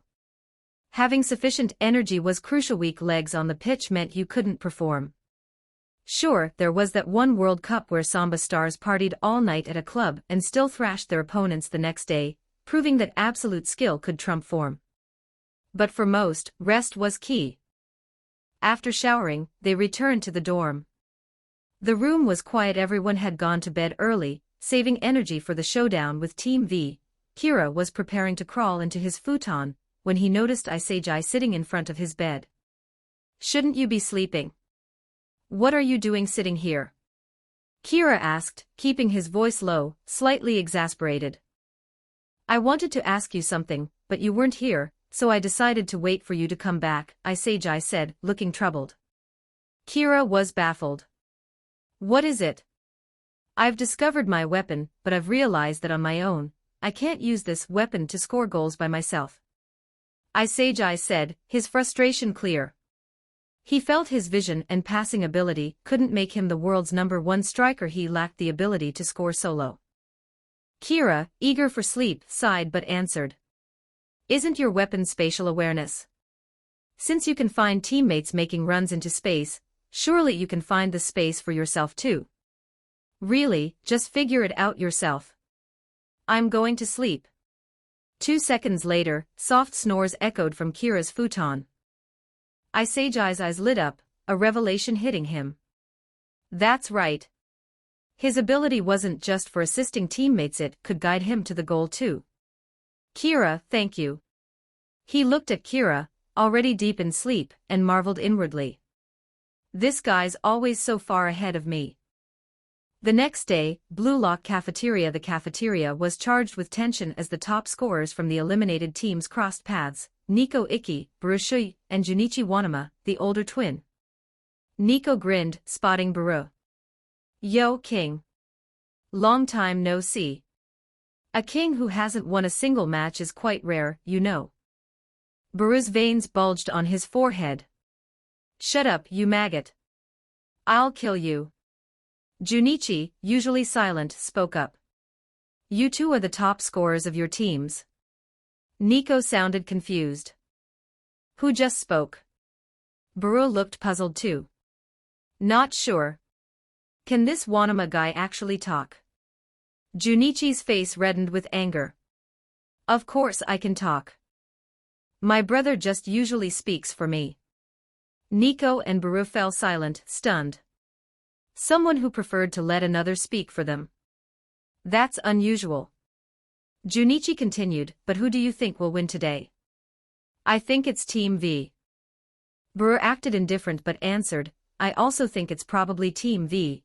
Team V's Trionagi, Ryo, Zentetsu had left too strong an impression. Team Z, relying heavily on Kira, didn't seem like enough. Nico, however, had a different take. He paused, then smirked. Want to make a bet? I think Team Z will win.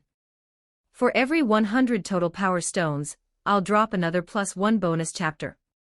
If you're enjoying the story and want to read future chapters early, just search demonic_fiction on P4trian, link in the synopsis, chapter 36. 36, Team Z's preparation. 1139 words. Chapter 36, Team Z's preparation. Blue Lock Cafeteria. Interesting. What's the wager? Baru asked, his eyes glinting with intrigue. Nico leaned back, smirking. Let's say 100 push-ups. Baru and Junichi Wanama, the older twin, nodded in agreement. But you Longbang punk, why do you think Team Z can win? Baru pressed, clearly curious about Nico's confidence. Nico shrugged. Intuition, I guess. Kira from Team Z feels like a player with limitless potential. I wouldn't be surprised if he beats anyone. Limitless potential. Baru muttered, falling into thought. Memories of his first match against Kira flooded back. How that guy had perfectly replicated his rainbow flick. Reluctantly, Baru found himself agreeing with Nico. This match was going to be intense. Monitoring room Ego Jinpachi, for once, wasn't slouched in his usual seat. He sat upright, eyes fixed on the screen, flipping through documents with intense focus. Anri Tairi, watching from the side, could hardly believe it. Seeing Ego this serious was rare. Ego-san, you seem a bit excited about this match too, she said, unable to resist commenting. Is that so? Ego replied, not denying it. He rubbed his temples, his voice calm but sharp.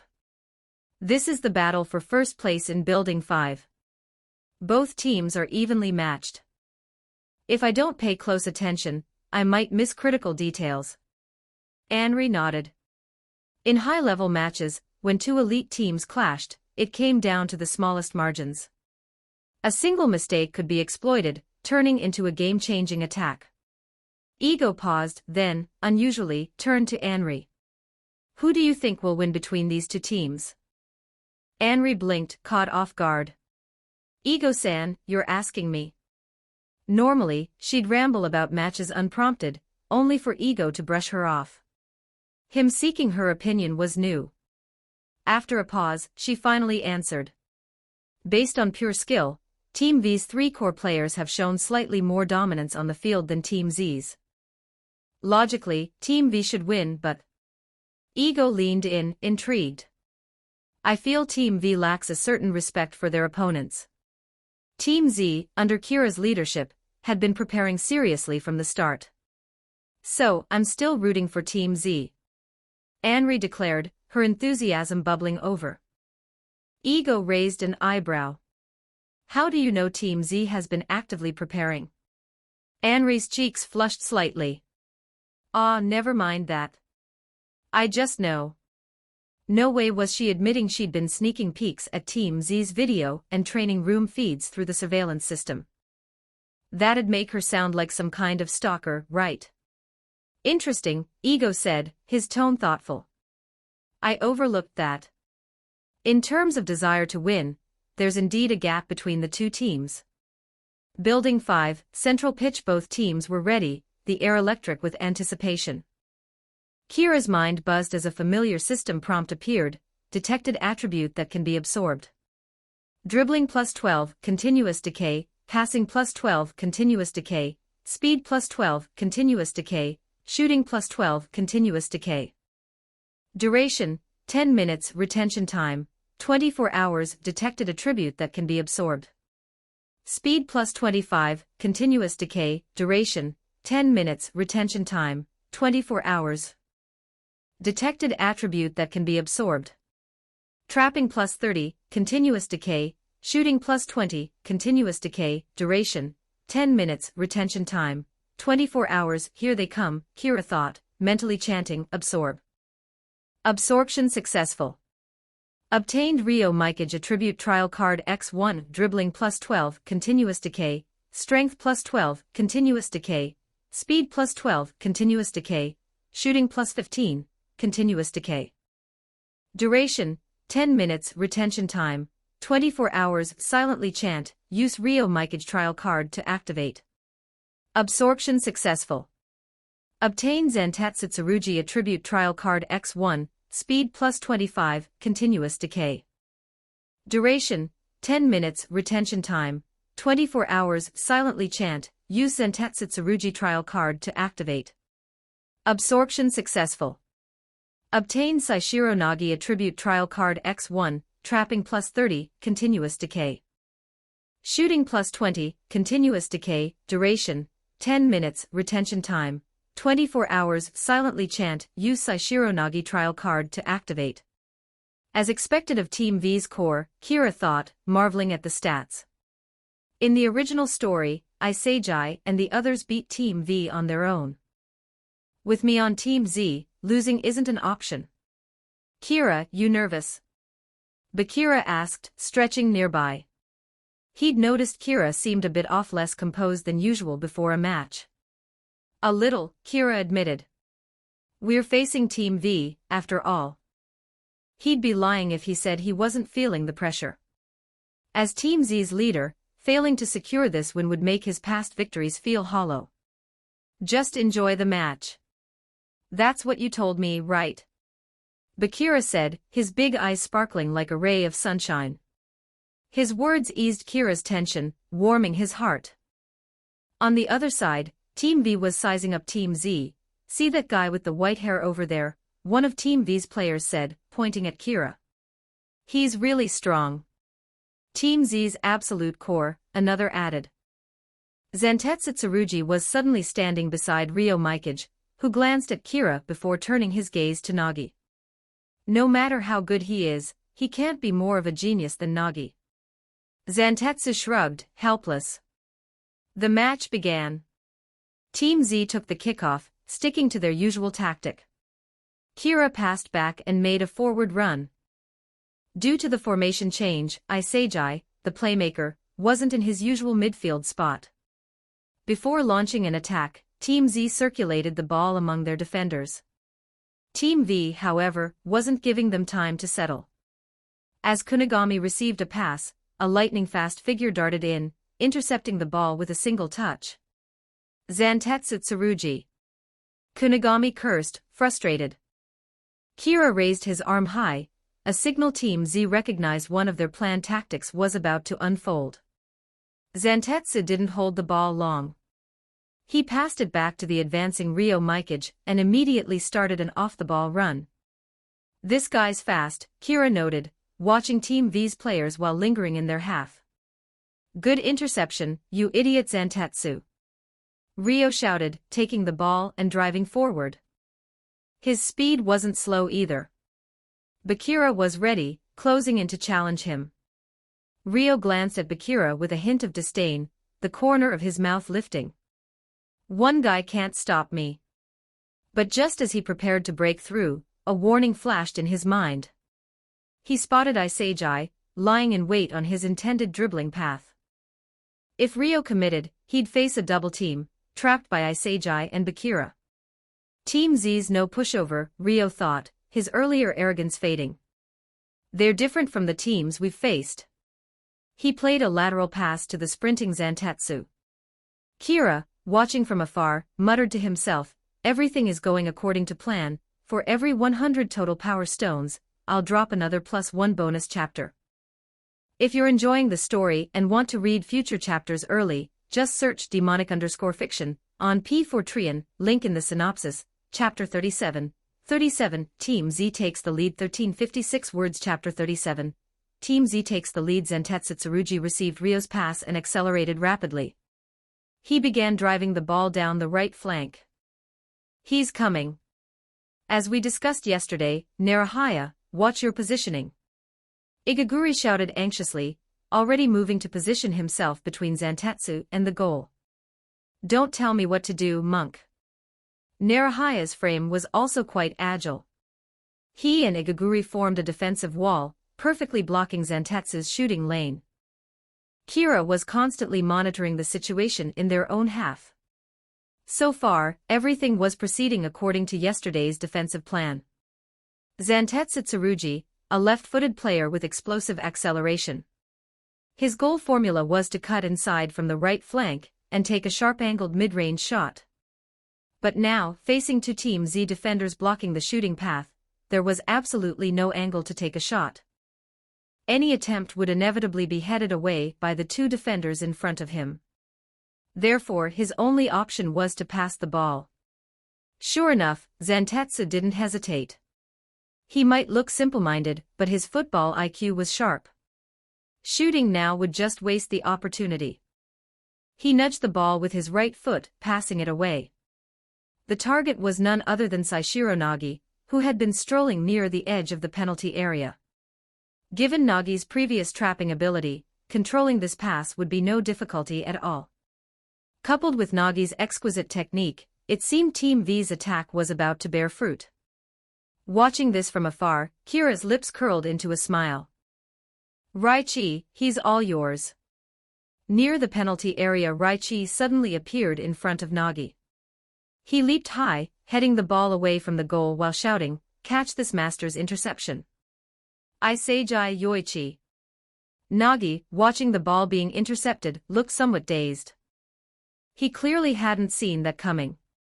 Ryo and Zantetsu were also momentarily stunned. Their attack seemed to have been completely figured out. It felt like all their passing options were under the opponent's control. "Great interception, Raichi." Isagi quickly ran toward where Raichi's header was falling. Zantetsu, nearby, also sprang into action. Even though Zantetsu was closer to the ball, judging by his speed, Isagi seemed unlikely to beat him to it. "He's too fast." Just as Isagi was about to give up on the ball, a long-haired figure joined the battle for possession. It was Chijiri. He'd started retreating from the front line early on. Seeing Zantetsu and Isagi contesting for the ball, Chijiri understood if he didn't act now, the hard-won attacking opportunity from the interception would be lost. "Luckily, I made it." Chijiri reached the ball a split second before Zantetsu. "Nicely done, Princess." "Princess, I knew you'd be important this match." Igaguri and Narahaya shouted their praises.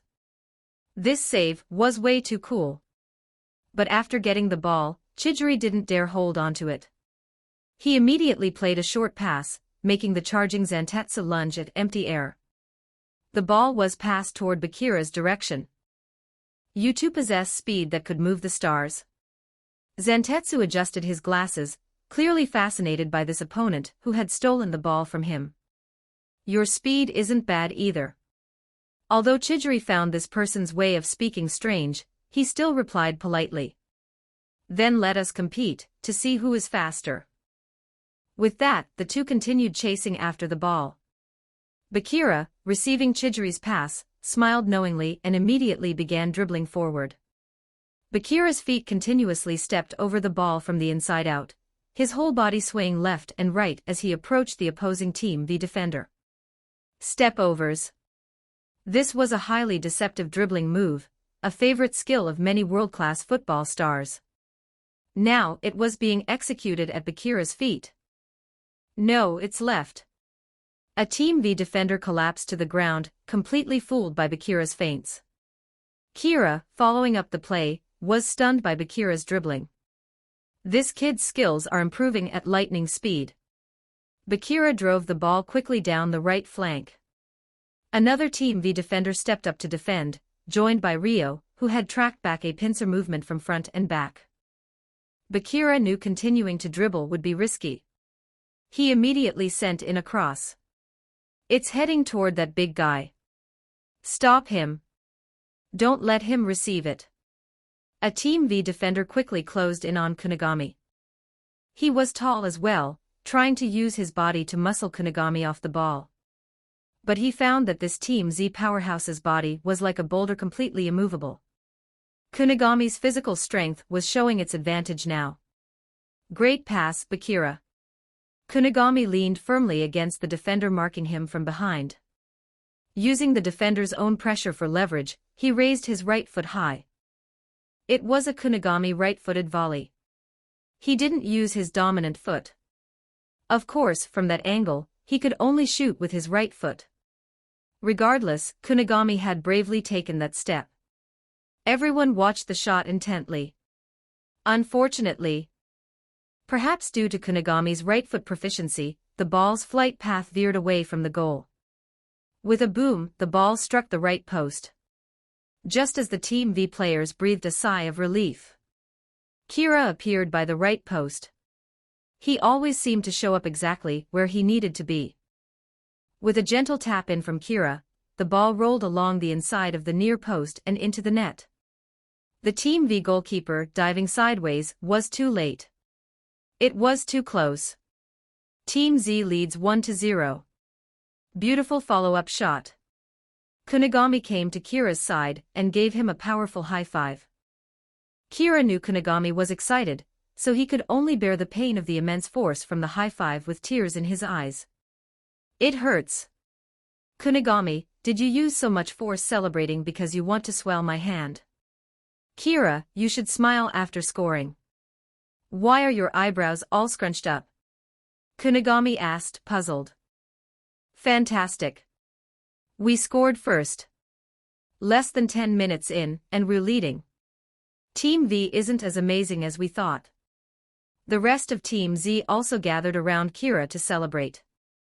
While cheering, Kira also recalled the goal. To be honest, he himself didn't know Kunigami's shot would hit the post.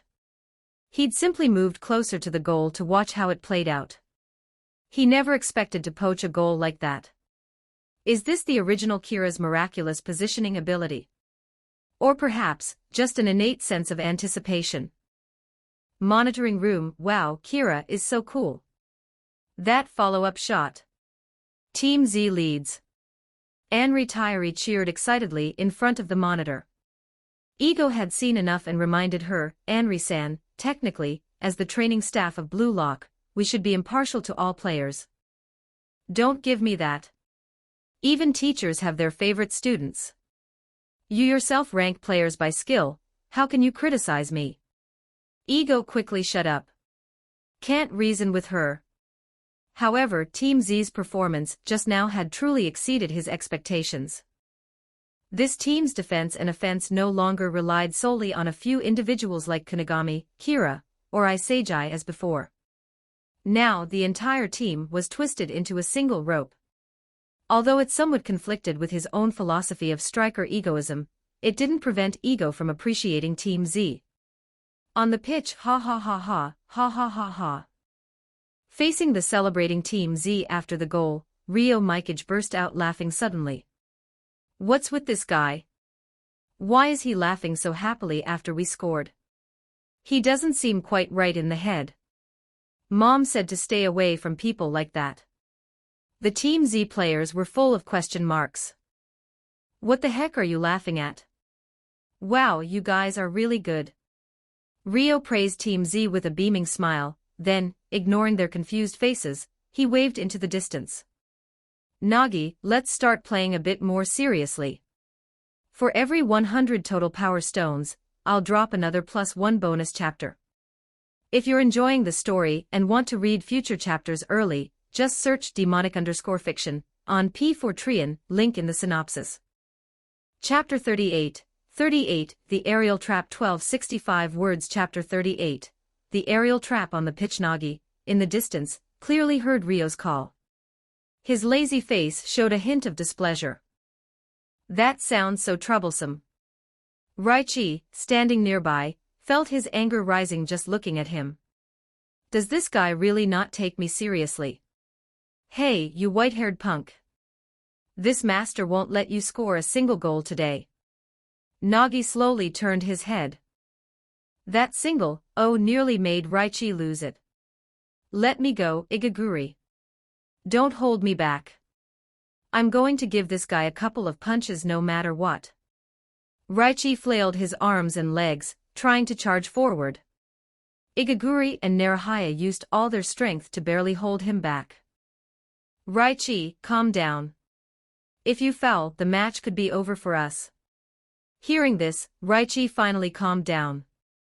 On the other side, you commoners can keep making noise for a little while longer, Rio said with an arrogant look on his face. Even Kira couldn't help but want to give him a couple of pokes. What are you acting all high and mighty for? We're the ones in the lead. Don't lose your cool, Kira reminded himself. The match continued. Team V's ball. Kira was still fuming inside. I've never seen anyone this arrogant before. Baru was arrogant too, but at least it was mutual. This was the first time he'd seen someone act so full of themselves after conceding a goal right from the start. However, Kira didn't let anger cloud his judgment. He observed carefully and noticed a slight change in Team V's formation. Zantatsu and Nagi were up front. Rio had dropped back to midfield, now playing as an attacking midfielder. He began organizing Team V's passing, slowly advancing step by step toward Team Z's goal. Kira gave a look signaling Bakira and Iseiji to press up. Can't let this guy play so comfortably. Been waiting for you two to step up. Rio muttered smugly as they closed in. Simultaneously, Kira sensed something was wrong. Is this guy about to launch a long pass? Don't let him pass. Kira shouted. Bakira and Iseiji instantly reacted to his warning. The three of them swarmed him at once but still couldn't stop him. Facing a three-man press, Rio still managed to release the ball early. Kira's pupils dilated. This guy's release is so fast. The ball quickly took flight. Its destination was Nagi's position near the edge of the penalty area. Kira carefully observed the ball's flight. It was a topspin pass, low and fast. Is this even a pass someone can receive? Or is it just a misplaced ball? That was Kira's initial judgment. Raichi, the ball's coming. Igaguri shouted. Stop yelling, I know. Raichi immediately positioned himself to block the landing spot. Nagi, on the other hand, didn't even try to contest the position. Raichi grinned inwardly. This master's got this ball. But what he never expected was that Nagi's battlefield wasn't on the ground, it was in the air. Saishiro Nagi suddenly leaped into the air. His 190-centimeter frame rose, as if gravity no longer existed. He trapped the pass perfectly with the tip of his right foot mid-air. Raichi's jaw dropped. You can do that? Dude, aren't you supposed to fight for the ball on the ground? You actually jumped to trap it. What kind of move is that? Raichi felt his entire football worldview being shattered. Even if he trapped it in the air, how does he land steadily?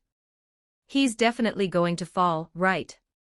Defying expectations, Nagi controlled the ball mid-air and landed smoothly right in front of Raichi.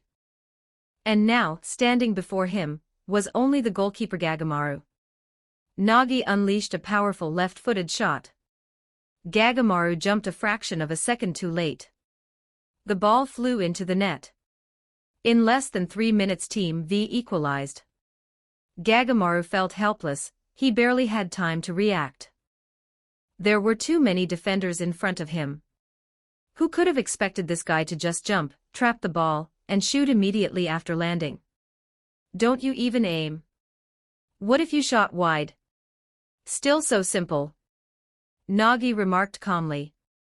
Raichi, however, was drenched in cold sweat. His earlier taunt about not letting them score had instantly turned into a joke. This guy's a monster. Nagi, beautiful goal. Rio jogged over to celebrate. Nagi, completely unexcited, asked lazily, Rio, I scored 1 goal. Can I rest now? We need 5 more. The opponents are strong too. How about 4? The two began bargaining as if no one else was around. Isagi, observing from behind, fell into deep thought. What is with this guy? He's terrifying. He feels even more intimidating than Kira.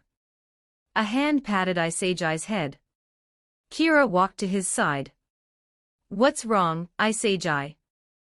This guy, that pass came from way behind, a super long distance, and it was a dipping topspin ball.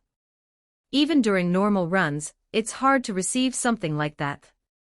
Plus, he had both Raichi and Igaguri marking him, Kira added, continuing the analysis.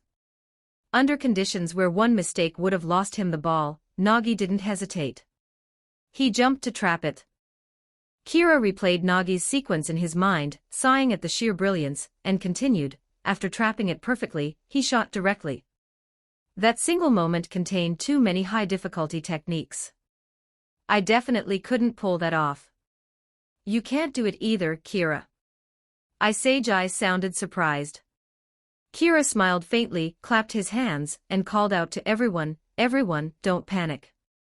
Keep playing according to our tactics. Right, that goal must have been a fluke, Igaguri said, trying to reassure himself. Let's fight these guys with everything we've got. Reichi's fighting spirit reignited. He refused to be outdone by Nagi's aerial trap. Isagi also snapped out of it. Being in awe of the opponent's strength won't win the match. We just have to keep pushing. Seeing Team Z's morale rebound so quickly, Kira sighed in relief. He'd worried Nagi's display might shake them, but they were holding firm. Nagi's talent was undeniable, but there was still plenty of time left. Let them be arrogant for now. Kira had his own plans. Monitoring room Enri was speechless after watching Nagi's trap. Wow, he's so cool. What do I do? I feel like I'm becoming his fan too. Ego gave her a sidelong glance. This is called being open-minded, okay. I like any youth who plays football well. Ego complained inwardly, sure, open-minded. My monitoring room's turning into your fan club meeting. Ego-san, I heard Rio Mikage is the heir of the Mikage Corporation. Is that true? It's written in the documents. Didn't you read them? Ego looked at her, puzzled. Anri awkwardly scratched her head. I just didn't read carefully, so I'm confirming. But coming from such a wealthy family, why would this young master play football instead of inheriting the company? Ego sighed and pointed to his temple. Because he met a genius he believed he could conquer the world with by teaming up, so he devoted himself to football. And that person is Nagi. Don't forget, they were in the same high school football club. Anri's eyes sparkled with curiosity. Is that true? Of course, I just made that up. Let's just keep watching the match. No more idle chatter. For every 100 total power stones, I'll drop another +1 bonus chapter. If you're enjoying the story and want to read future chapters early, just search demonic_fiction on P4trian, link in the synopsis, chapter 39, Team V's strength. 1348 words. Chapter 39, Team V's strength. Back on the pitch. Team Z's ball. Although everyone in Team Z was still stunned by Nagi's talent, now wasn't the time for admiration. The match was still ongoing, and the score was tied. All they could do now was continue executing yesterday's tactics. Isagi knew every second from now on was crucial. After receiving the kickoff pass from Kira, he quickly organized the attack. Constant passing, movement, and support. Kira was also actively looking for space in the final third, seeing if he could combine with Isagi for a brilliant play to answer that last goal. Of course, Team V weren't fools either. Team V's three forwards, besides Nagi, Ryo, and Zentetsu, constantly pressed forward, heavily disrupting the passing between Team Z players. 21st minute of the first half. Finally, Isagi found Kunigami, who was left unmarked, and sent a long pass. Kunigami, understanding the intent, controlled the ball quickly, and began his drive forward.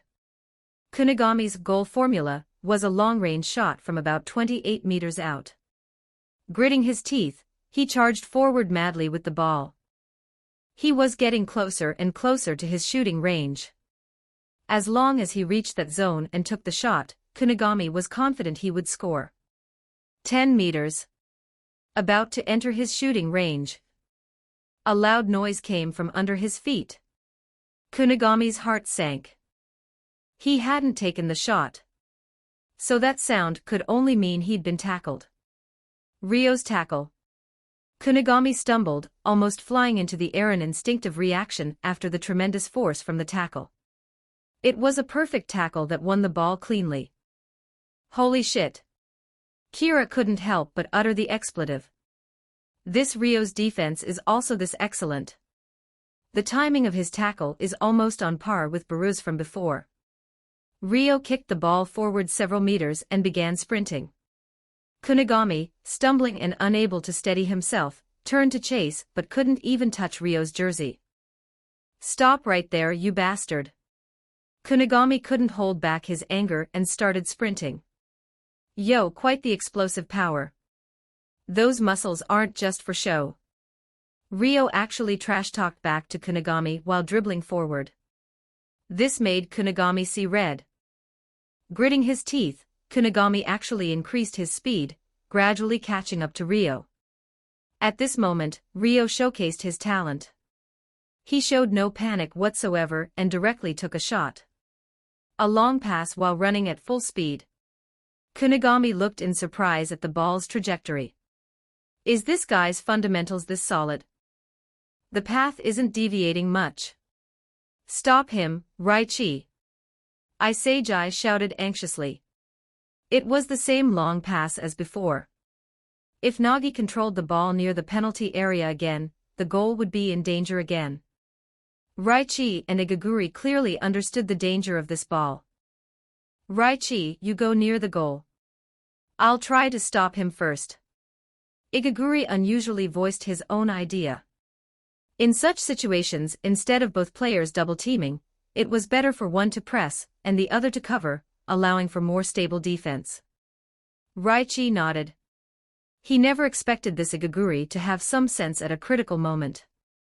So he obediently positioned himself further back, ready to provide cover. This ball, it's even higher than the last one.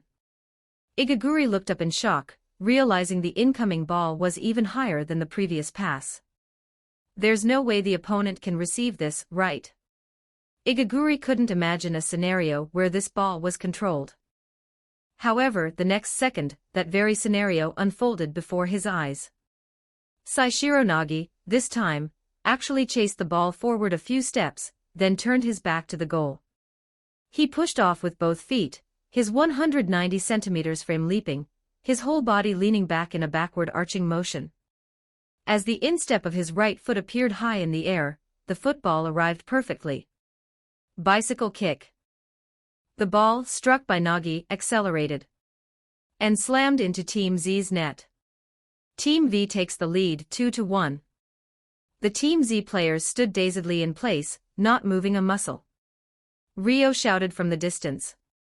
Team V players began to cheer. This goal was way too cool. In contrast, the Team Z players were utterly stunned. Is this guy even a high schooler? This kind of talent and ball feel. This is a goal you'd rarely see even in the top 5 leagues globally, right? Are we, Team Z, supposed to beat guys like this? How is that even possible? Inevitably, the Team Z players felt somewhat disheartened. After all, the talent gap was right there. For the entire first half, Team Z had few real attacking chances. Kira, up front, had barely touched the ball. Their defense had been torn to shreds. If they couldn't stop the opponent's attacks, even with a striker like Kira, they would lose this match. That white-haired guy is so annoying. How does he have so many all sorts of tricks? Raichi gnashed his teeth in anger. Namu-san. Maybe we should just play casually. We've already qualified anyway. Playing against this guy feels like it'll make us question our life choices. Igaguri was ready to throw in the towel. What happened to the spirit of never giving up, monk? Don't give up. We haven't used our weapon yet. Isagi said meaningfully, glancing towards Chijiri on the wing. Igaguri and Raichi both nodded. Their own genius hadn't even started yet. No time to dwell on the last conceded goal. Isagi's mind continued analyzing. Asterisk as long as Chijiri tears open the flank, drawing defenders. Kira will definitely find the gaps. Team Z still has a chance to win. Isagi Yoichi aimed for the wing, and sent a pass. Chijiri, it's up to you. Igaguri shouted, hoarse. Leave it to me. Long hair flowing in the wind. Hyoma Chijiri launches. From now on, I'll use my speed to break this disadvantageous situation. Chijiri's feet seemed to sprout wings as he chased down Isagi's pass. A vertical pass. Watch the inside flank, intercept it. Rio saw through all of Isagi's intentions. Almost half a second later, he was already shouting from the side, conveying his instructions. Chijiri suddenly felt a gust of wind behind him. Someone caught up. Impossible, right? He's faster than me. Chijiri couldn't believe it. But the fact was, a figure ran side by side with him for 2 seconds before instantly overtaking him. He reached the ball and controlled it first. Kira, watching from afar, was inwardly shaken. It's been too long since I read the manga. I forgot how Team Z won this match, but Chijiri lost in a speed contest. How is that possible? Kira even began to doubt his memory. Did Team Z not win this match in the original? If even Chijiri was being suppressed, Kira would have to act ahead of schedule. After winning the ball, Zentetsu didn't hesitate for a moment, turning and passing. He was looking for their playmaker, Rio Mikage. You guys mark Nagi. I'll take Rio. Isagi moved out early. His intention had been seen through by Rio.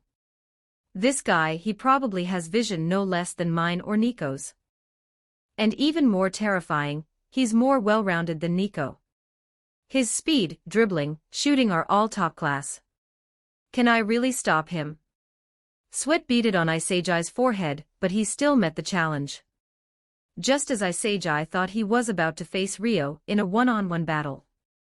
Rio instead played a lateral pass.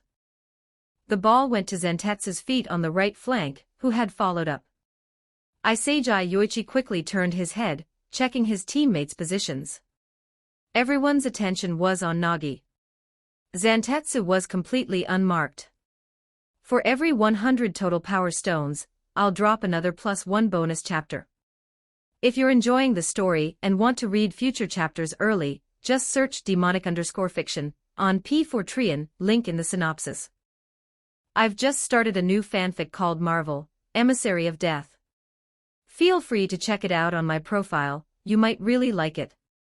Chapter 40, 40 Hold Me Tight 1324 words Chapter 40, Hold Me Tight, Go For It Zentetsu. That's your zone, right? After passing the ball, Ryo shouted with a grin. This is my zone. Zentetsu Tsurugi dribbled a few steps, then pushed off with his left foot, unleashing a long-range shot. The ball flew straight towards the top left corner of the goal. Gagamaru's attention was also on Nagi when he suddenly noticed the surprise shot. Even though he reacted quickly, the ball still sailed over his fingertips and into the net.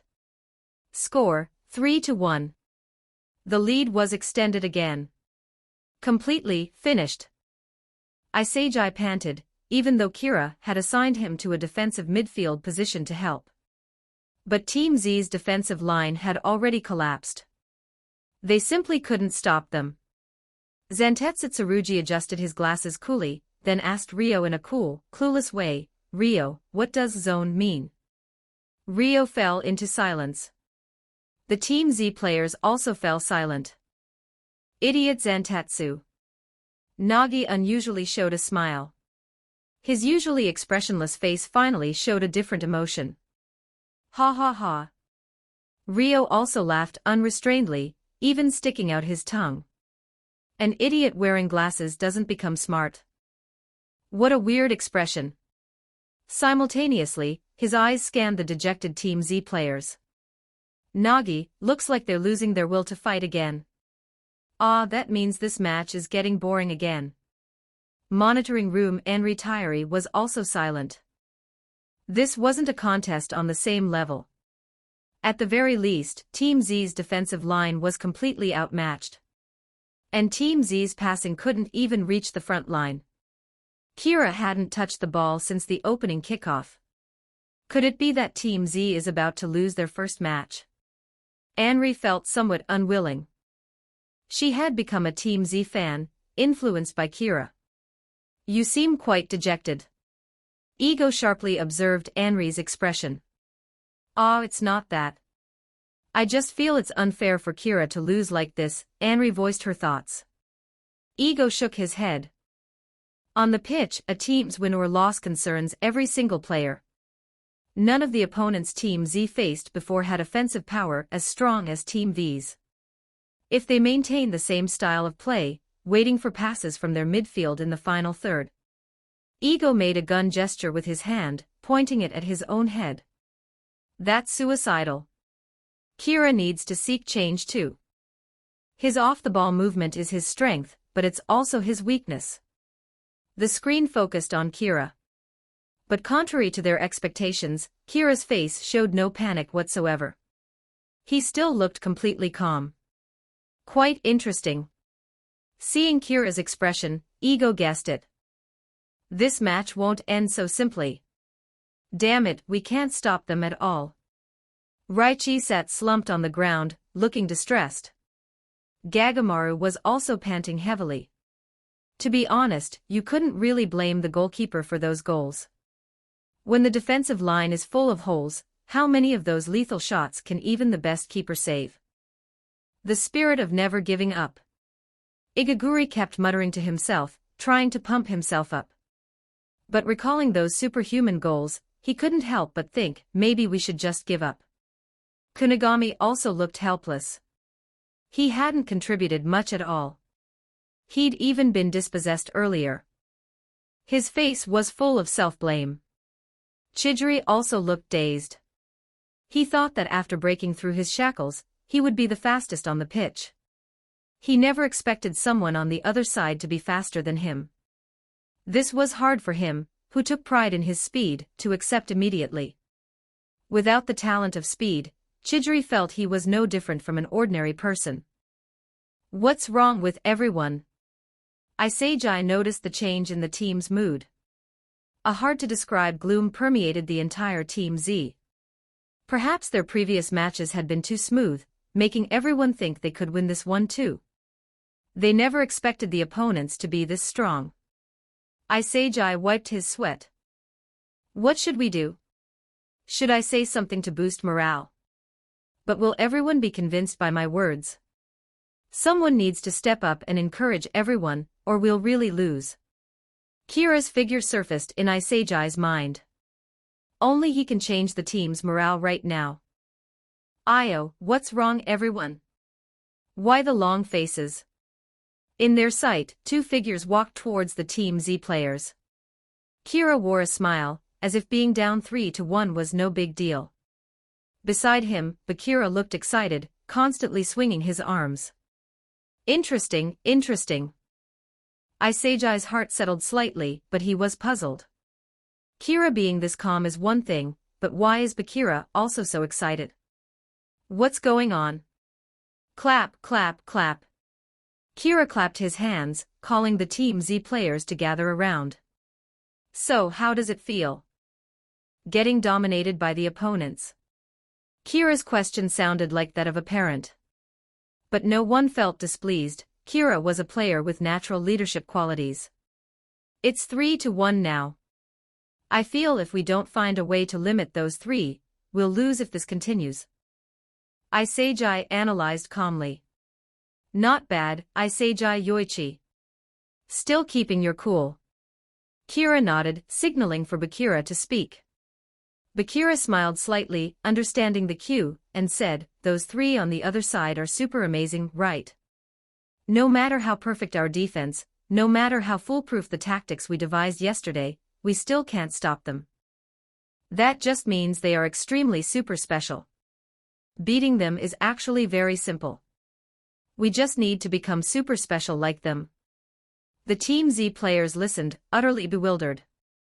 What is Bakira talking about? Chidori, however, seemed to have some understanding. His gaze towards Bakira became somewhat different from before. Kira nodded, agreeing with Bakira's statement. If you don't understand, just leave the next part of the match to me and Bakira.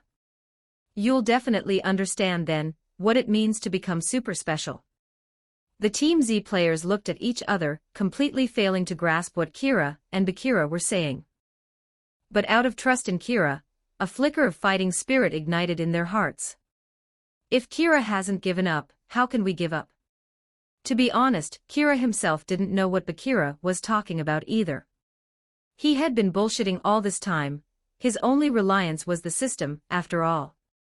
But he could feel Bakira's refusal to admit defeat, and his heart full of fighting spirit. So he decided to join Bakira in firing the first shot to overturn Team V. What are they doing over there? Haven't lost their will to fight yet? Rio asked curiously. Nagi glanced over. Ah, how troublesome. That means we need to score a few more goals before we can rest. Zantetsu Tsurugi also looked surprised. It seems these opponents are unrelated to the guys we defeated before. They can actually maintain their morale under our overwhelming offense. You didn't use a single idiom correctly, you idiot Zantetsu. Well said, but don't say it again, Zantetsu. The match continues. Team Z's kickoff. Kira received the pass, closed his eyes, and whispered, use Zantetsu Tsurugi attribute trial card. Zantetsu Tsurugi trial card activated successfully. Speed plus 25, continuous decay, duration, 10 minutes. Kira felt the change in his body and glanced at Bakira beside him. Hold me tight. You mean keep up with me, right? Bakira was puzzled but quickly understood Kira's meaning. Kira felt his brain had a momentary glitch. This Zantetsu Tsurugi trial card. I should use it more often, no. I should use it less in the future. For every 100 total power stones, I'll drop another +1 bonus chapter. If you're enjoying the story and want to read future chapters early, just search demonic_fiction on P4trian, link in the synopsis. I've just started a new fanfic called Marvel, Emissary of Death. Feel free to check it out on my profile, you might really like it. Chapter 41, 41, Dance Partner. 1074 words. Chapter 41, Dance Partner. Central pitch. Kira did indeed have a way to break the deadlock. That was to use the opponent's own strength against them. Charge. Show them what we're made of. Igaguri cheered hoarsely from the back. Kira, however, had no time to listen to these voices now. He drove forward with the ball, the sound of wind whistling past his ears. The frequency of his steps became faster and faster. Nagi completely failed to react, left standing on the spot as Kira dribbled past him. Nagi was amazed by Kira's speed. "It's happening again," Chidori sighed from a distance. Kira's copy ability. Kira also marveled. "Apart from causing a slight glitch in my language system, the Zantetsu trial card makes me feel like the Flash. The surroundings seem to be moving backwards rapidly. Do not think thou shalt pass from here." With that, Zantetsu Tsurugi charged out from the side. While surprised by Kira's speed, similar to his own, his feet weren't slow either. He closely matched Kira's pace. Seeing this, Kira braked suddenly, stopping the ball. Zantetsu also quickly stabilized his posture, setting up his defense. Kira's eyes focused intently on Zantetsu's footwork. His own feet began moving the ball. "It's time to test the results of my recent practice." Zantetsu also watched Kira's movements with intense concentration. Suddenly, Kira's left shoulder dipped. "It's right." Zantetsu's football IQ wasn't low either. He saw through Kira's feint to the left and moved horizontally to the right. But he still guessed Kira's intention wrong. Kira suddenly used his right foot to hook the ball. Smooth and elegant. Marseille turn. Zantetsu never expected Kira to use a turning skill to beat him. Noticing Kira's speed earlier, he thought Kira would try to force his way past using speed from the flanks. Kira was also inwardly thrilled. "I can finally use this skill on my own." However, his joy was short-lived, as two other Team V midfielders closed in. Kira showed no intention of holding onto the ball. "Go become super special." Kira shouted loudly, playing a lateral pass to the advancing Bakira's feet. Upon receiving the ball, Bakira immediately transformed into a spirit. He began to dance gracefully on the football pitch. Like a butterfly dancing among flowers. "Stop right there." Rio Mikage stepped up to stop Bakira's dribbling advance. "The monster in my heart says, a hopeless dead end isn't a terrifying situation of despair, but an exciting stage. This is my stage, interesting. Then let me see your skills." Rio was very confident in his defensive ability. Since he started playing football, practically no one had been able to dribble past him. Not even Nagi. Clearly, he didn't believe this guy before him could get past him. Bakira just chuckled, actually flicking the ball up with his right foot. Then, in midair, he nudged it to the right. What kind of move is this? Rio was inwardly puzzled. Is he trying to break through on the right? But isn't it too obvious? Rio couldn't quite grasp Bakira's intention for a moment. With another chuckle from Bakira, he actually, during the process of nudging the ball right in midair, used the outside of his right foot to control it. In an instant he pulled it left. His whole body also instantly broke through from the left. Rio was fooled. Air elastico. Bakira shook off Rio. Sweat involuntarily beaded on Rio's forehead. This guy's dribbling skills are incredible. Simultaneously, he kept shouting, "Stop him." There were still 3 players on Team V's defensive line. "Stop him. It should be fine." Rio's flustered heart settled slightly. However, in his sight, another figure also appeared. It was Kira, who had been following up all along. He and Bakira, separated by a distance, charged towards Team V's goal together.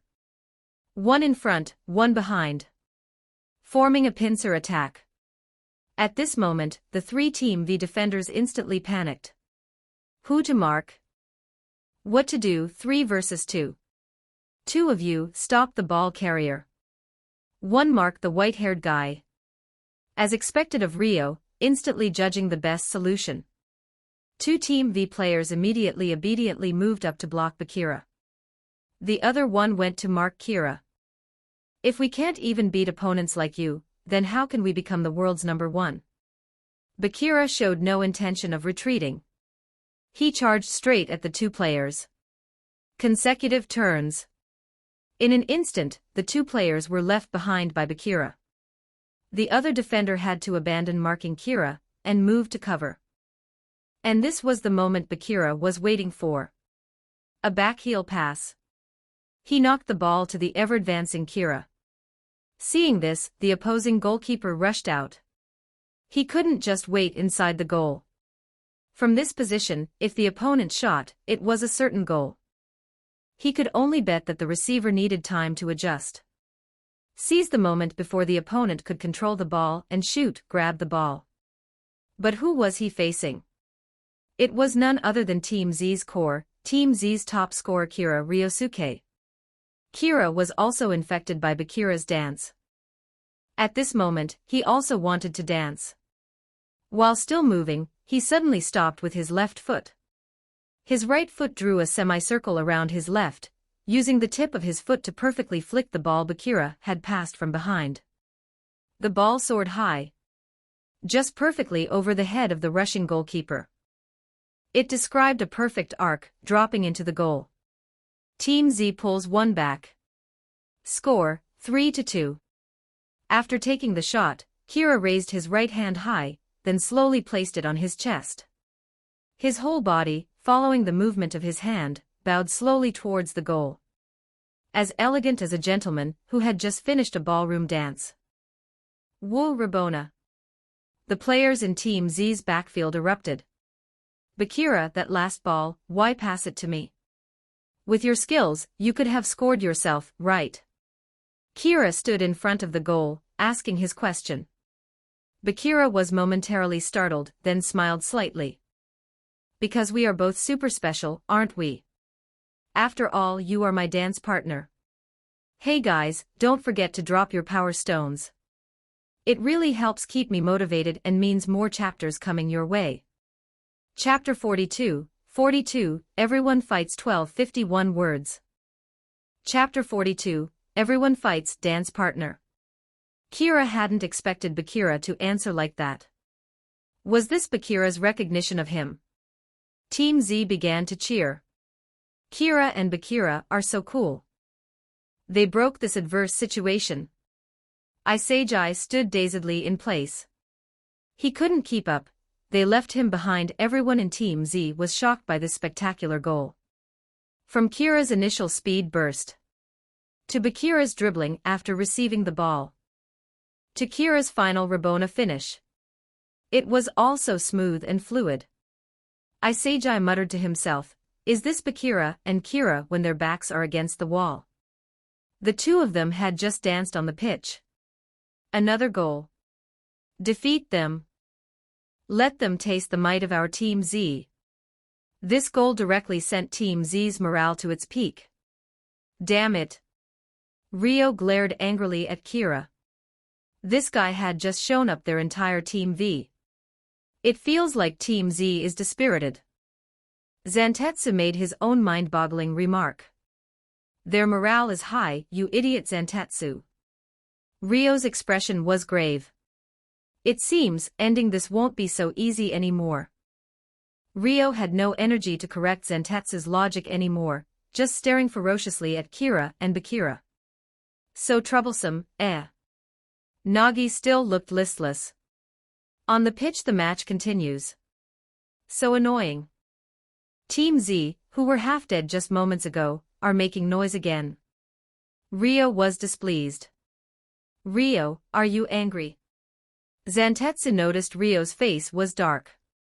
I just don't want the undefeated football career Nagi, and I have built over half a year to be tarnished. No way. Half a year. Igaguri's ears were unusually sharp. He fell into a daze. They've only been playing for half a year, and they're this strong already. Kira, did you hear that? They've only played for half a year. They really are monsters. Bakira said excitedly to Kira. Kira sneered. And what I love most is taking down monsters. Team V began organizing their attack. No good, Team V is attacking again. If we can't stop this play, the goal from Bakira and Kira will be wasted again. What to do, what to do? Isagi, in the defensive midfield position, kept thinking. Kira and Bakira have done so much, and I'm still not helping. Just standing here waiting for the match to end. Isagi Yoichi wouldn't accept that. Suddenly, scenes of Team V's attacks surfaced in his mind one by one, transforming into puzzle piece after puzzle piece. A flash of insight struck Isagi's brain. We've got it all wrong. The opponent's core isn't Nagi. It's Ryo Mikage. This guy is the core of their offensive trident. We need to stop him. Otherwise, Team V's offense will still flow smoothly. Why are you shouting so loud? Ah, sorry, Raichi. Go mark Ryo tightly. Chidori and Igaguri will cover the space you leave. Why are you changing my task without permission? Raichi didn't fully trust Isagi yet, because Kira had assigned him to mark Nagi. Trust me. You're physically strong. The two of us can double-team him. Raichi was still hesitant. Listen to Isagi. Let's do it. We'll switch to a 5-defender formation after this. Kira, hearing Isagi's plan from afar, shouted. Oh. If Kira says so, then I guess I have to. When will my sexy football ever shine? Always stuck doing defense. Raichi complained loudly, but his body honestly moved towards Ryo, all while cursing under his breath. Fine, I'll do it. Who's afraid? If Kira bosses me around, fine, but now this Isagi guy too. Damn it, if we lose, I'm turning both of them into mincemeat. Ryo dribbled the ball up to Raichi. Girls don't like guys who hold grudges, you know. Jagged tooth. Raichi flew into a rage. None of your business. He immediately used Raichi's signature move, the death clamp. Ryo changed direction. Raichi's footwork followed. Ryo turned. Raichi stuck close, not letting go. Are you some kind of annoying adhesive plaster? Why can't I shake you off? Ryo was also getting annoyed. This guy was too clingy. No wonder you can only play defense. Putting so much effort into defending. Where's the energy for offense then?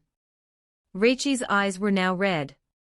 He didn't care about anything else, he just wanted to stop Ryo. How dare he hit Raichi's sore spot?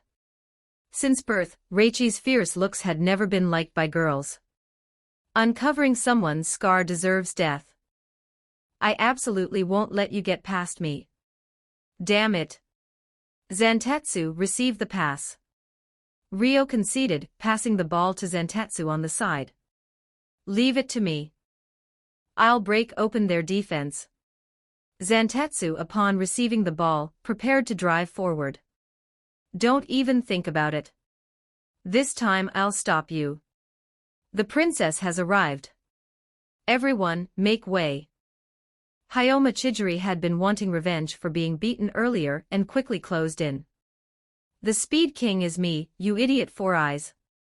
I am not acquainted with you. Do not call me an idiot, you snail. With that, Zantetsu instantly accelerated, shooting out like a cannonball, leaving afterimages in front of Chidori. Explosive acceleration. Chidori seemed to have a realization. Thinking he had beaten Chidori, Zantetsu prepared to cross. To his surprise, Chidori had caught up. His foot managed to reach Zantetsu's pass. I caught you. Chidori responded domineeringly. Zantetsu couldn't believe it, watching helplessly as his pass was deflected due to Chidori's touch. This trajectory, it might be hard for Nagi to handle. Zantetsu was inwardly worried. However, Nagi was no ordinary person. He turned his back to the goal, using his right foot to cushion the ball's momentum in midair.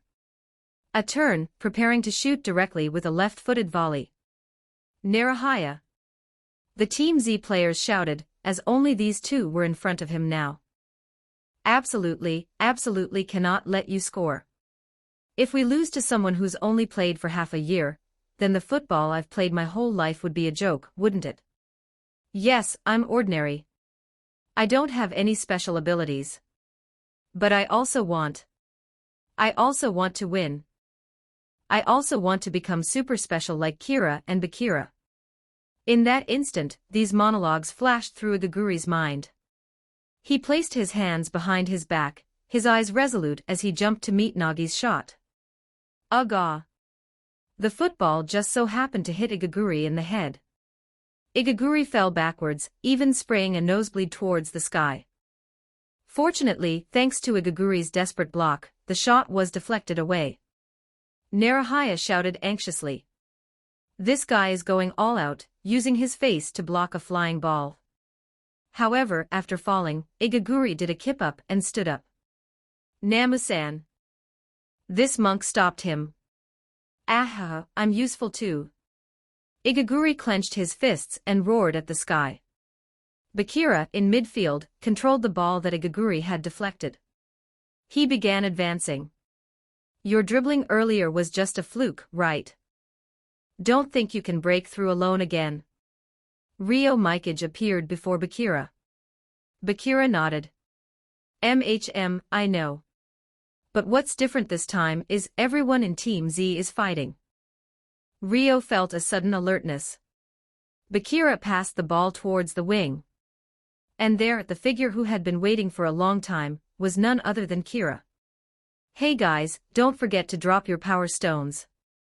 It really helps keep me motivated and means more chapters coming your way. Chapter 43, The Dazzling Night. 1269 words. Chapter 43, The Dazzling Night. Damn it, this guy always appears in the right place. Ryo turned and saw Kira's figure. He hurried over, but he was too far. All he could do was rely on teammates to stall until he arrived. Ryo thus shouted loudly, "Mark him tight. Don't let him break through." Hoping his teammates could delay until he arrived. Kira heard Ryo's shout, but he remained calm. Before receiving the pass, he quickly turned his head to locate his teammates' positions. There were two Team V defenders in front of him. The defenders near the opponent's penalty area were also watching him. And Ryo Mikage was rushing towards him. Kira instantly had an idea. Without overthinking, his feet seemed to sprout wings as he started dribbling. Facing the charging Team V defender, Kira appeared exceptionally calm. He nudged the ball and instantly accelerated. His explosive speed directly bypassed one Team V defender. From a distance, Zentetsu swore Kira was copying his running form. The starting motion was exactly the same. Kira's feet didn't stop, continuing forward. This ends here. Ryo finally arrived.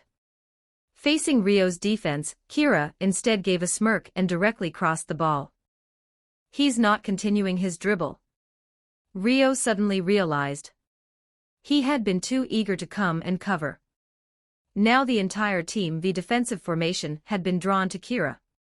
A huge gap had appeared in the central area. If a Team Z player received the ball there and shot now, Team V's goal would be in danger. Team Z shouldn't have a player with that kind of long-range shooting ability, right? Thinking this, Ryo felt slightly relieved. However, the next second, he turned his head and discovered. A tall figure had appeared in the central area, just outside the penalty box. He had already raised his left foot high. Was he going to shoot from there? Is he crazy? That's at least 40 meters from the goal. How much power would you need to score from there? Ryo Mikage couldn't believe this shot could go in. In his heart, he had already sentenced this attempt to failure. Kira, however, lit up. He hadn't been mistaken earlier. After trying to observe the entire pitch like a spectator, he had spotted Kunigami's unmarked position. But he never expected Kunigami to have the courage to shoot directly. So he cheered loudly for Kunigami. Go for it, Kunigami. Don't you want to be a superhero? Now's the time. Rei Aowa. Kunigami roared, as if Kira's cheer had given him a huge stimulus. He concentrated all his strength into his left foot and delivered a mighty kick to the ball. A loud sound echoed. The football described a perfect arc flying towards the goal. Stop that ball. Ria wasn't panicked at this moment. He thought the shooter was too arrogant. That long-range shot was indeed far. But precisely because it was far, it gave the goalkeeper ample time to react. Such shots were easy to save. However, the ball speed was too fast. The Team V goalkeeper jumped, his hand actually reaching the football. But the tremendous force on the ball actually knocked the goalkeeper's hand away. The Team V goalkeeper fumbled it. The ball went in. Team Z equalizes. The next moment. Ah! Kunigami excitedly punched the air and jumped up. He did it. He actually did it. The distance of Kunigami's shot was something he had never attempted before. So far he didn't even believe he could score from there. He never expected to score it today, in a match like this. Kira also went up to give Kunigami a high five. Thank you for seeing me. That pass was great, Kunigami stammered, too excited to speak clearly. Kira responded with a smile. A righteous knight is dazzling wherever he goes. Hearing Kira's praise warmed Kunigami's heart inwardly. This guy really never stops affirming everyone. Kunigami, what a beautiful world-class strike. That's amazing, that long-range shot. We tied it up. We can win. We are the true number one in Building 5. The Team Z players went crazy with Kunigami's goal. It was so pleasing to the eye. A powerful, spectacular long-range strike. This was the charm of Kunigami Rensuk. The final few minutes of the first half passed without major incident for either side, ending 3-3. Team Z locker room gulp, gulp, gulp. Everyone was replenishing water in large gulps. It was too intense. This match was against the strongest opponent they had ever faced. They once thought they were going to lose. They never expected Bakira and Kira stepping up would make the entire team start to evolve. Everyone was beginning to grow. Kunigami, your shot was so cool. Igaguri was shouting and yelling in the locker room. Kira, your Rabona was so elegant. I really want to learn it. Idiot, you'll never learn it. Raichi said mercilessly. Ah, Raichi. I really don't like the way you talk. You know that.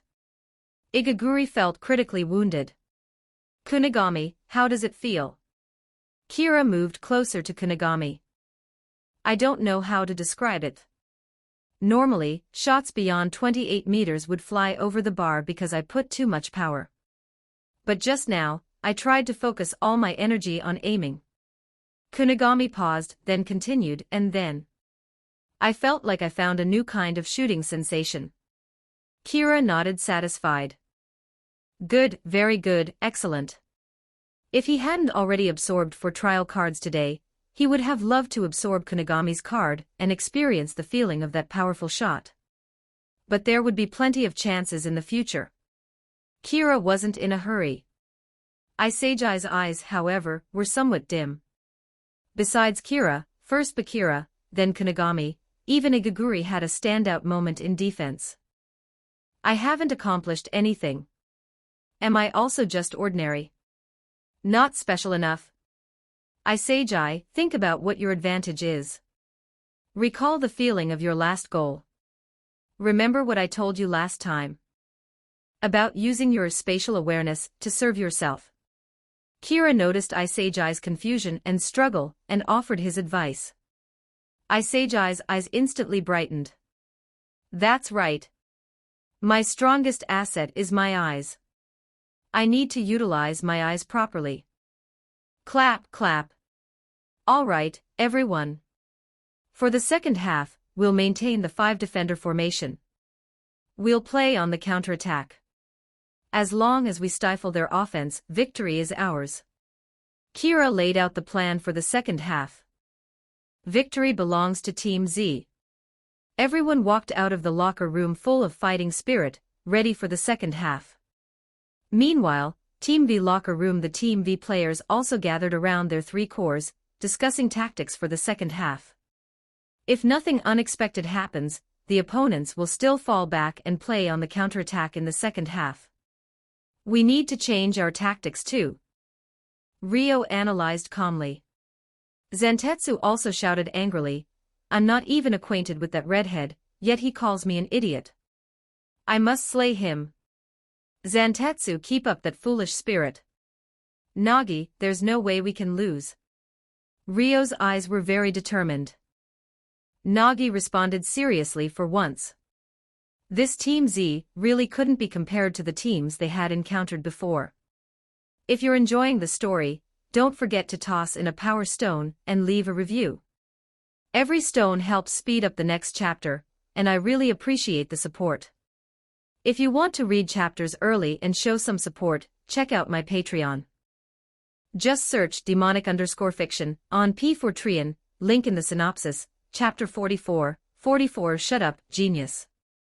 1279 words. Chapter 44, Shut Up, Genius. Most teams would collapse the moment they faced Team V's offense.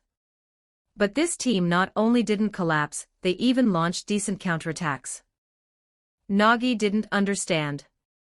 What made the other side so persistent? So insistent on this boring sport? The second half continues. Team Z's ball. Let's go, everyone. Igaguri roared from the defensive line. Kira's Zantetsu trial card had expired at the end of the first half. Only with his brain back could he have given those tactics and encouraged Isegai in the locker room. Whoever wants Zantetsu Tsurugi's card can have it. I'm done with that slow brain mode. Kira definitely wouldn't absorb it again. That feeling of being slow-witted. It felt like his head got heavier. Watching his teammates launch a new offensive, Kira also started looking for space. Kunigami, receive the pass. Isegai sent a through pass from the central area. Instantly, the ball flew past the opposing defenders to Kunigami's feet. Great pass, Isegai. So touching. After scoring that goal, Isegai's eyes aren't just on Kira and Bakira anymore. He can see me too. Kunigami was almost moved to tears. He had played so many matches with precious little time on the ball. After his emotional moment, Kunigami, upon receiving the ball, wanted to attempt another long-range shot. But he found the opposing defenders were all wary of him now. Not a good opportunity, Kunigami thought, and played a lateral pass to Bakira. Bakira, surprisingly, didn't control the ball at all. The moment it arrived, he directly passed it. He was looking for Kira's position. Great pass, Bakira. After receiving the ball, Kira immediately accelerated forward. Even without the Zantetsu trial card boost, Kira clearly felt his speed had improved. His steps were more agile and lighter. Stop him. Team V players were getting anxious. It's that damn white-haired guy again. How could these nobodies stop a striker like Kira? A series of step-overs. Directly fooled one defender. Then, an elastico, flip-flap. Shook off another one. Bakira watched from behind, stunned. Kira is copying me again. That's right. Kira had stealthily used the Bakira trial card. His 4 trial cards for today were Nagi, Rio, Zantetsu, and Bakira. He was saving the Nagi and Rio cards for a surprise later, so he used Bakira's card ahead of time.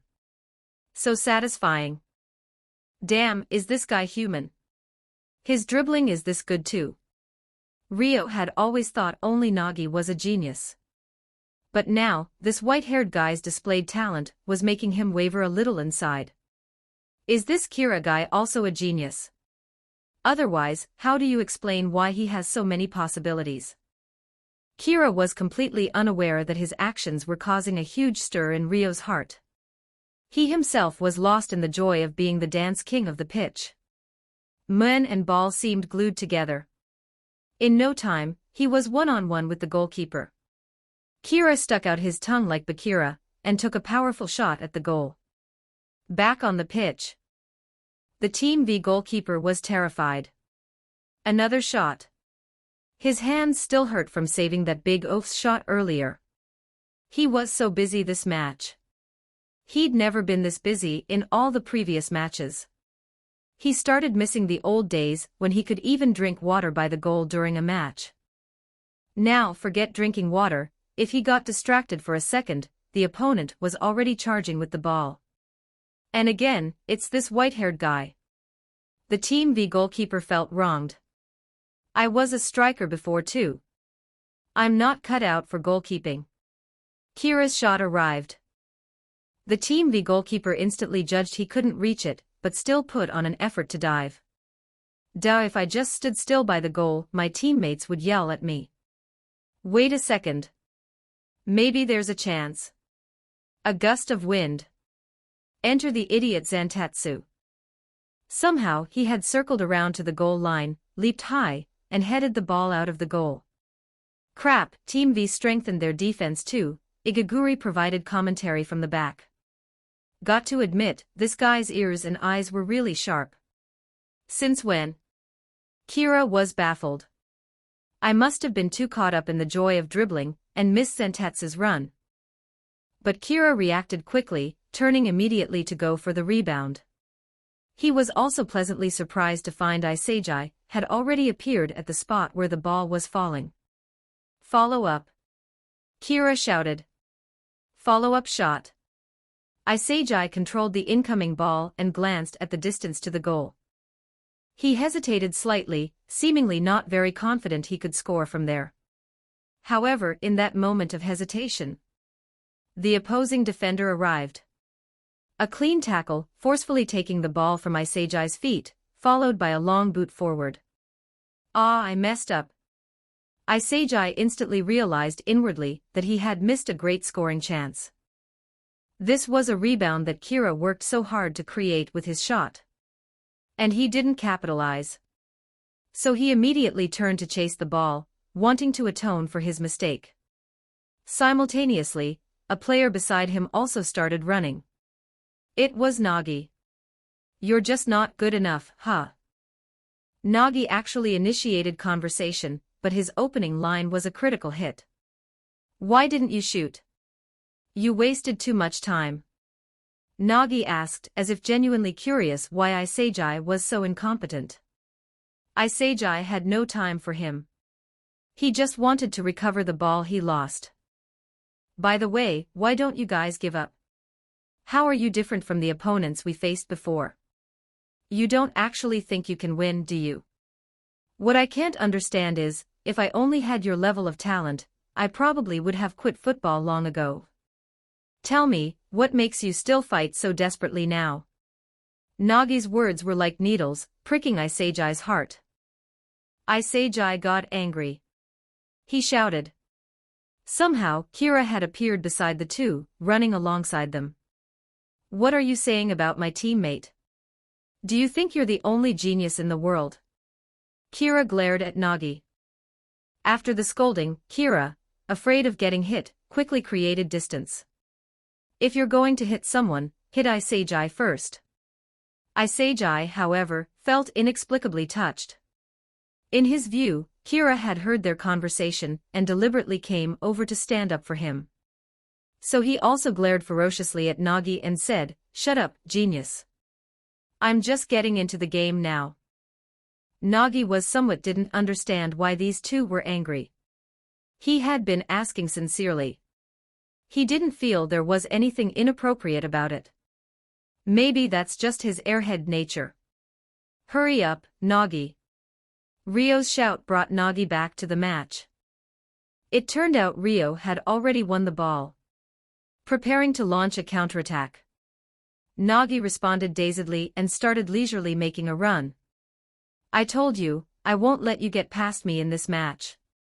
A familiar voice rang out. Ryo's face darkened. That's right. Raichi was here again. Death clamp. Clamped on directly. Damn it, are you a stalker? Wherever I go, you follow. Rio felt helpless and angry. He, my job is to keep an eye on you. If you're so aggrieved, call the police then. Raichi laughed with a cheeky grin. The situation was deadlocked again. Your power stones are my fuel, keep them coming. Every 100 stones equals plus 1 extra chapter.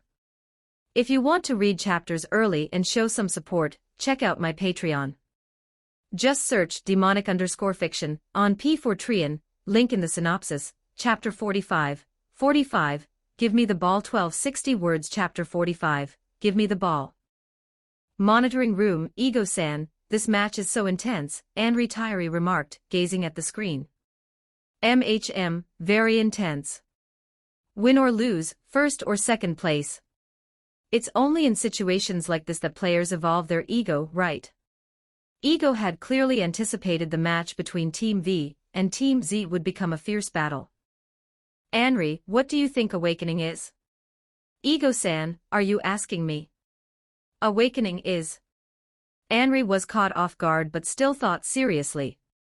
I think awakening is suddenly bursting with power, transforming from ordinary to superhuman like a super saiyan. That's completely wrong. Ego regretted asking this idiot. He gave his own answer. The so-called awakening isn't suddenly or supernaturally gaining non-existent power. That kind of fantasy doesn't exist in reality, remember this. The so-called awakening actually occurs based on thought and experience. In other words, awakening is the moment a person learns from their true self. The moment you understand your true self. Anri repeatedly pondered and savored this phrase. She seemed to have some realization as she looked back at the screen. Central pitch. The right flank is crowded, try reorganizing the attack. Zantetsu communicated loudly with Rio from not far away. Rio had sweat beading on his forehead. Of course he knew the current situation called for reorganization. This Raichi guy is really annoying.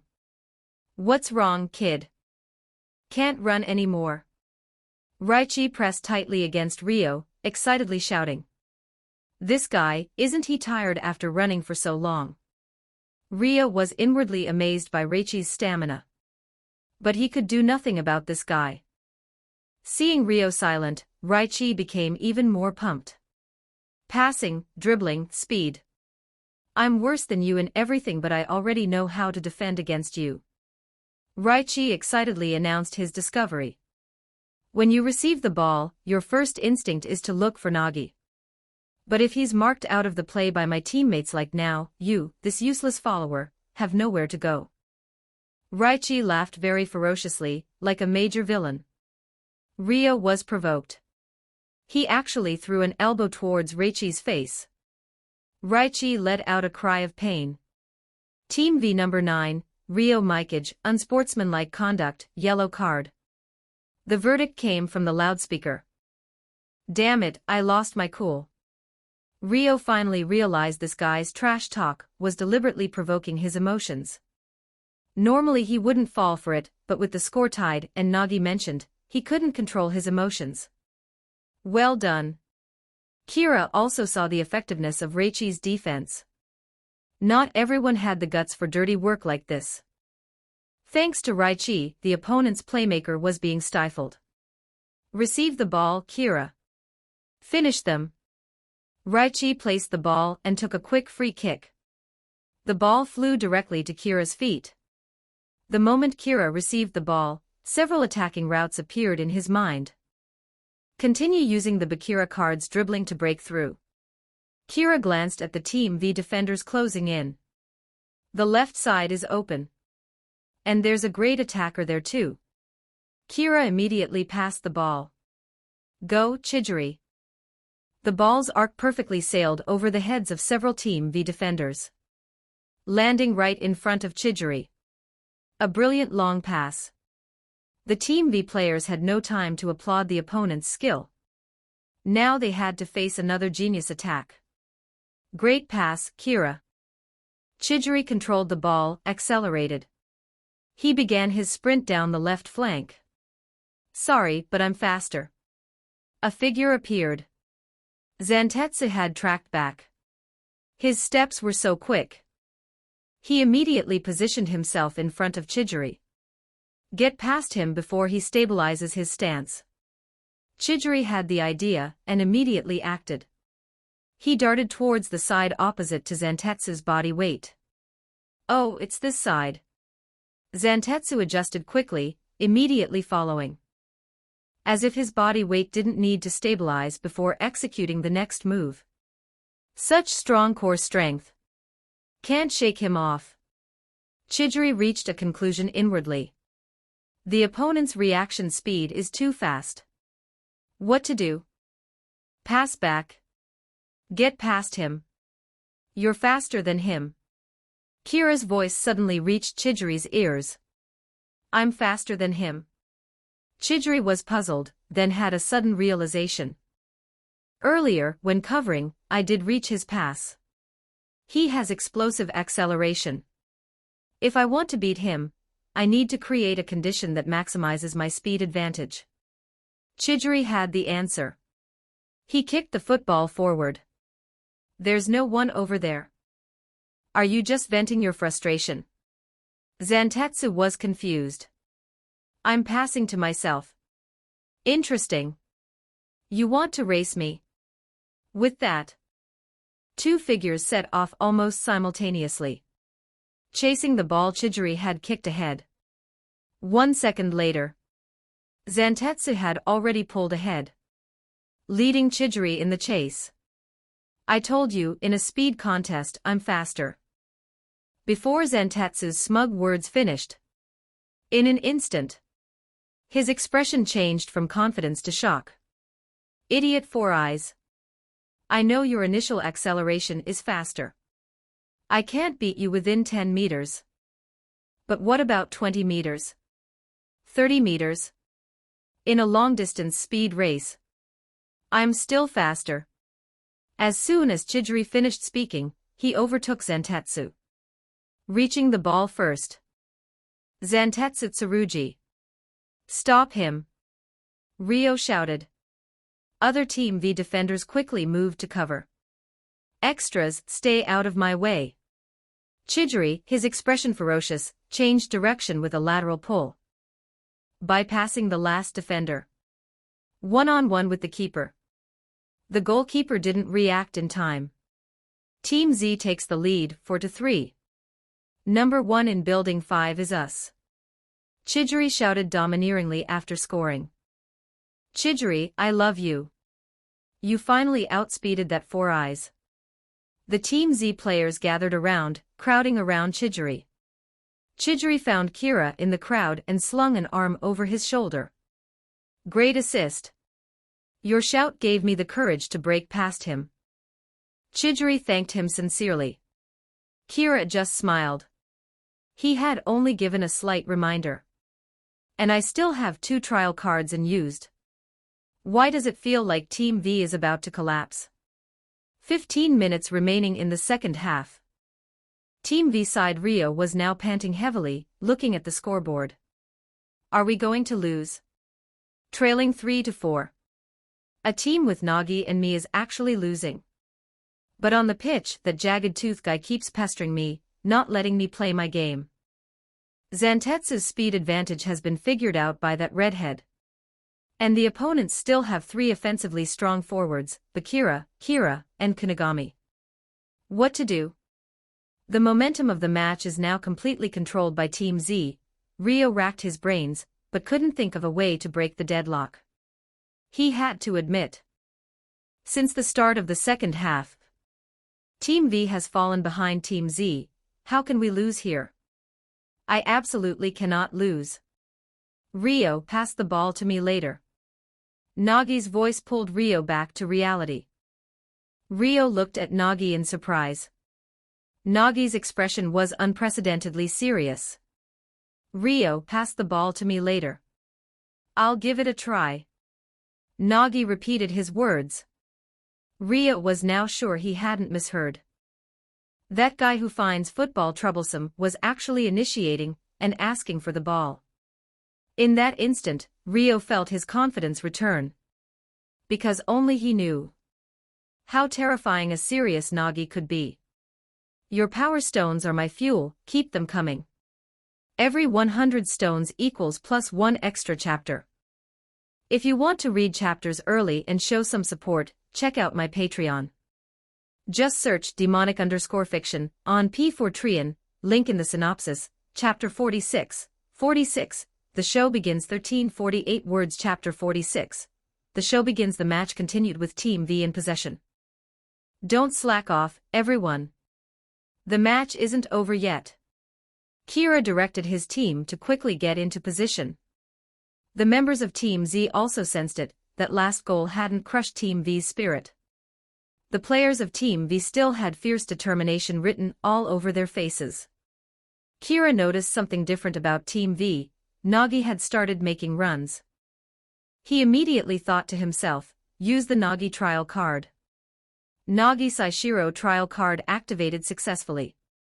Trapping plus 30, continuous decay, shooting plus 20, continuous decay, duration, 10 minutes. In these last 10 plus minutes, I'll send Team V to their defeat. Ryo passed the ball. Nagi ran back from the front line to provide an outlet for Ryo, who was being tightly marked by Raichi. What's this? This guy is actually making a run to receive the ball. Igaguri looked shocked, hesitating whether to follow and defend or hold his position. In that moment of hesitation, Nagi had already received Ryo's pass. He immediately accelerated, leaving Isegai frozen in place. What's going on? This guy's dribbling isn't bad either. Isegai couldn't believe it. Stop him. Igaguri immediately rushed forward. Nagi made a motion as if to chip the ball. Igaguri instantly became wary of a ball over his head, but he was fooled. Nagi nutmegged him. Another nutmeg. Igaguri let out a pained cry. He had lost count of how many times he'd been nutmegged. Why did my legs have to be so wide open? There was no time for regrets. Nagi was already driving the ball deeper into Team Z's half. Imamura, stop him. Okay, leave it to me. Imamura immediately moved to cover. But Nagi, at this moment, showed no intention of continuing his dribble. He played a pass. Zantetsu, following up on the right wing, received it. Zantetsu, I want one of those high-difficulty passes. Nagi made his request and cut towards Team Z's penalty area. Zantetsu controlled the ball. This is the first time you've ever made a request of me. After speaking, he raised his left foot, preparing to cross into the box. A figure appeared. It was Chidori. Chidori slid in, aiming to intercept Zantetsu's cross. Just as everyone thought Chidori would succeed, Zantetsu pulled the ball back with his left foot. Chidori was fooled. Chidori looked back in disbelief.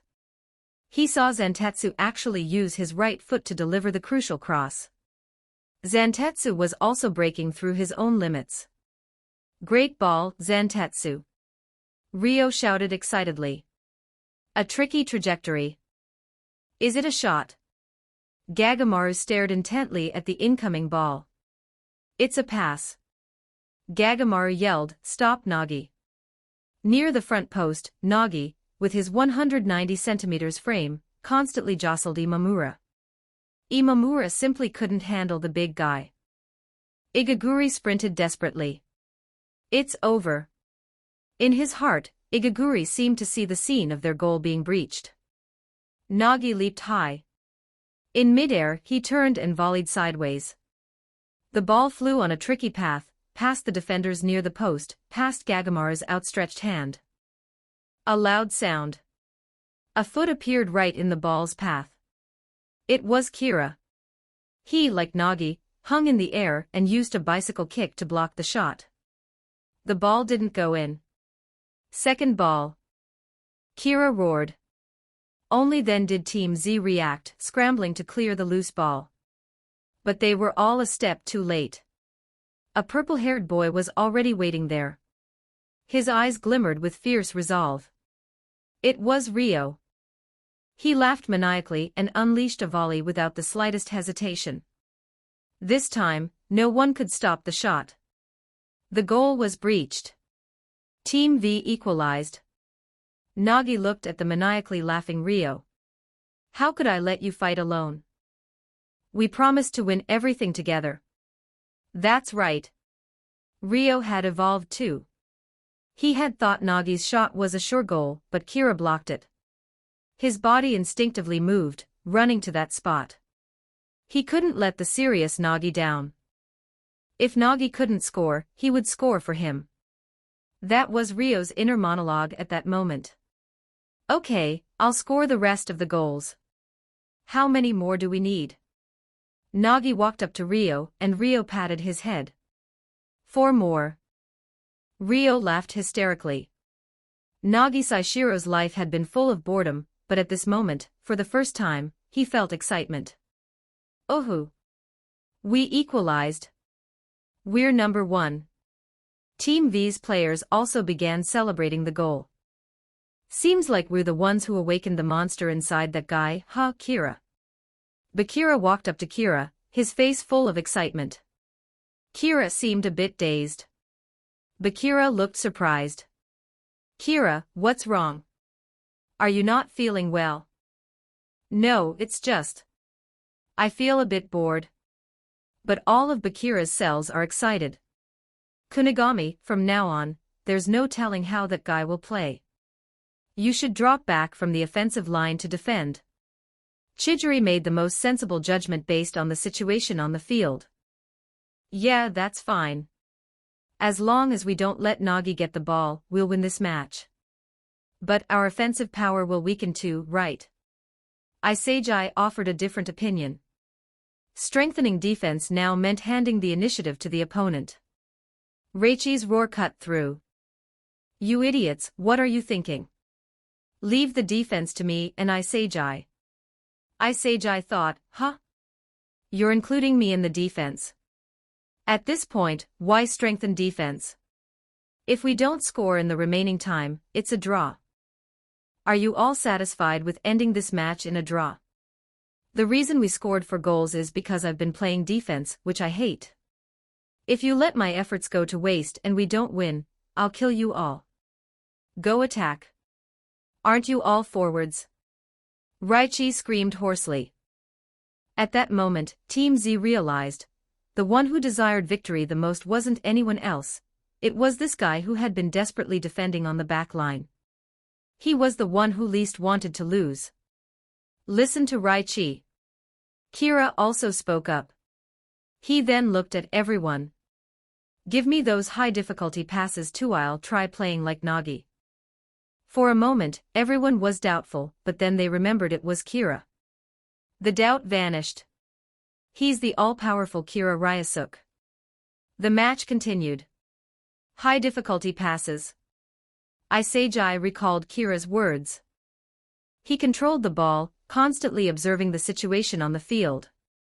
He was thinking about how to give Kira a high-difficulty pass. Instantly, everyone's positions appeared in his mind. An idea then surfaced. He passed to Chidori on the wing.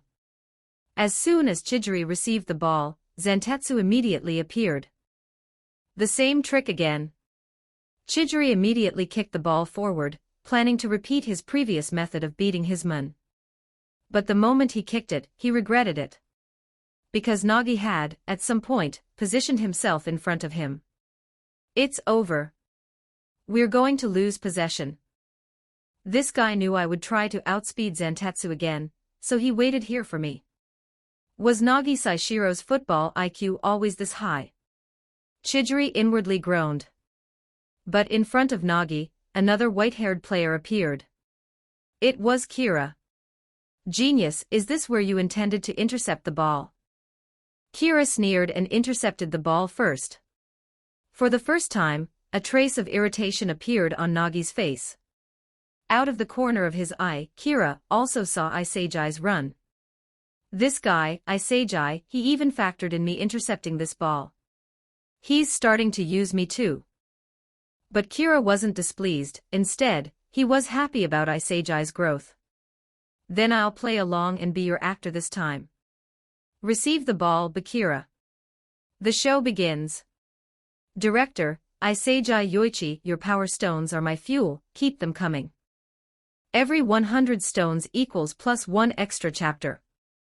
If you want to read chapters early and show some support, check out my Patreon. Just search demonic_fiction on P4Trian, link in the synopsis, chapter 47, 47, the same trap 1332 words chapter 47, the same trap. Great pass, Kira. Bakira controlled Kira's pass and immediately scanned his surroundings. A triple press. Because of the equalizer, Team V was pressing even more aggressively. With time running out, they had to fight harder than ever to seize their chance. Bakira desperately wanted to drive forward, but he noticed his breathing was becoming ragged. His stamina was failing him. This match was too intense, the physical exertion immense. Especially for a dribbler like Bakira, each fancy move to beat his men took a massive toll. His mind wanted to keep going, but his body refused to obey, forcing him to pass the ball again. His target was Iseiji, who was making an off-the-ball run. The ball flew through a gap between the opposing defenders, and Iseiji perfectly received the pass. Iseiji felt a surge of excitement. Everything so far was unfolding exactly as planned. Every player's move had fallen into place within his mental scenario. Now the next step, face Ryo's defensive cover. Don't even think about getting past me. I've seen right through your plans. Ryo appeared, his eyes flashing with a sharp glint. So you finally came. Iseiji's lips curved into a grin as he began dribbling, looking as though he was ready to challenge Ryo head-on. TCH, don't think I don't know what you're up to, Ryo said confidently, convinced he had completely deciphered Iseiji's intent. From the moment you passed to Chijiri, you anticipated that Nagi would intercept. You also knew that your teammate Kira would read that interception point. So after making that pass, you immediately began your run. After Kira and Chijiri pulled the defenders away, you knew Kira's best option was to pass to Bakira on the right flank. With Bakira's skill, he'd attract multiple defenders, and all you had to do was appear here in the center. The open gap in our midfield would become your golden scoring chance. Unfortunately for you, I've seen through it all. You won't get a single shot off today. You guessed most of it, Iseiji said. But who said I was going to shoot from here? What if I'm passing instead?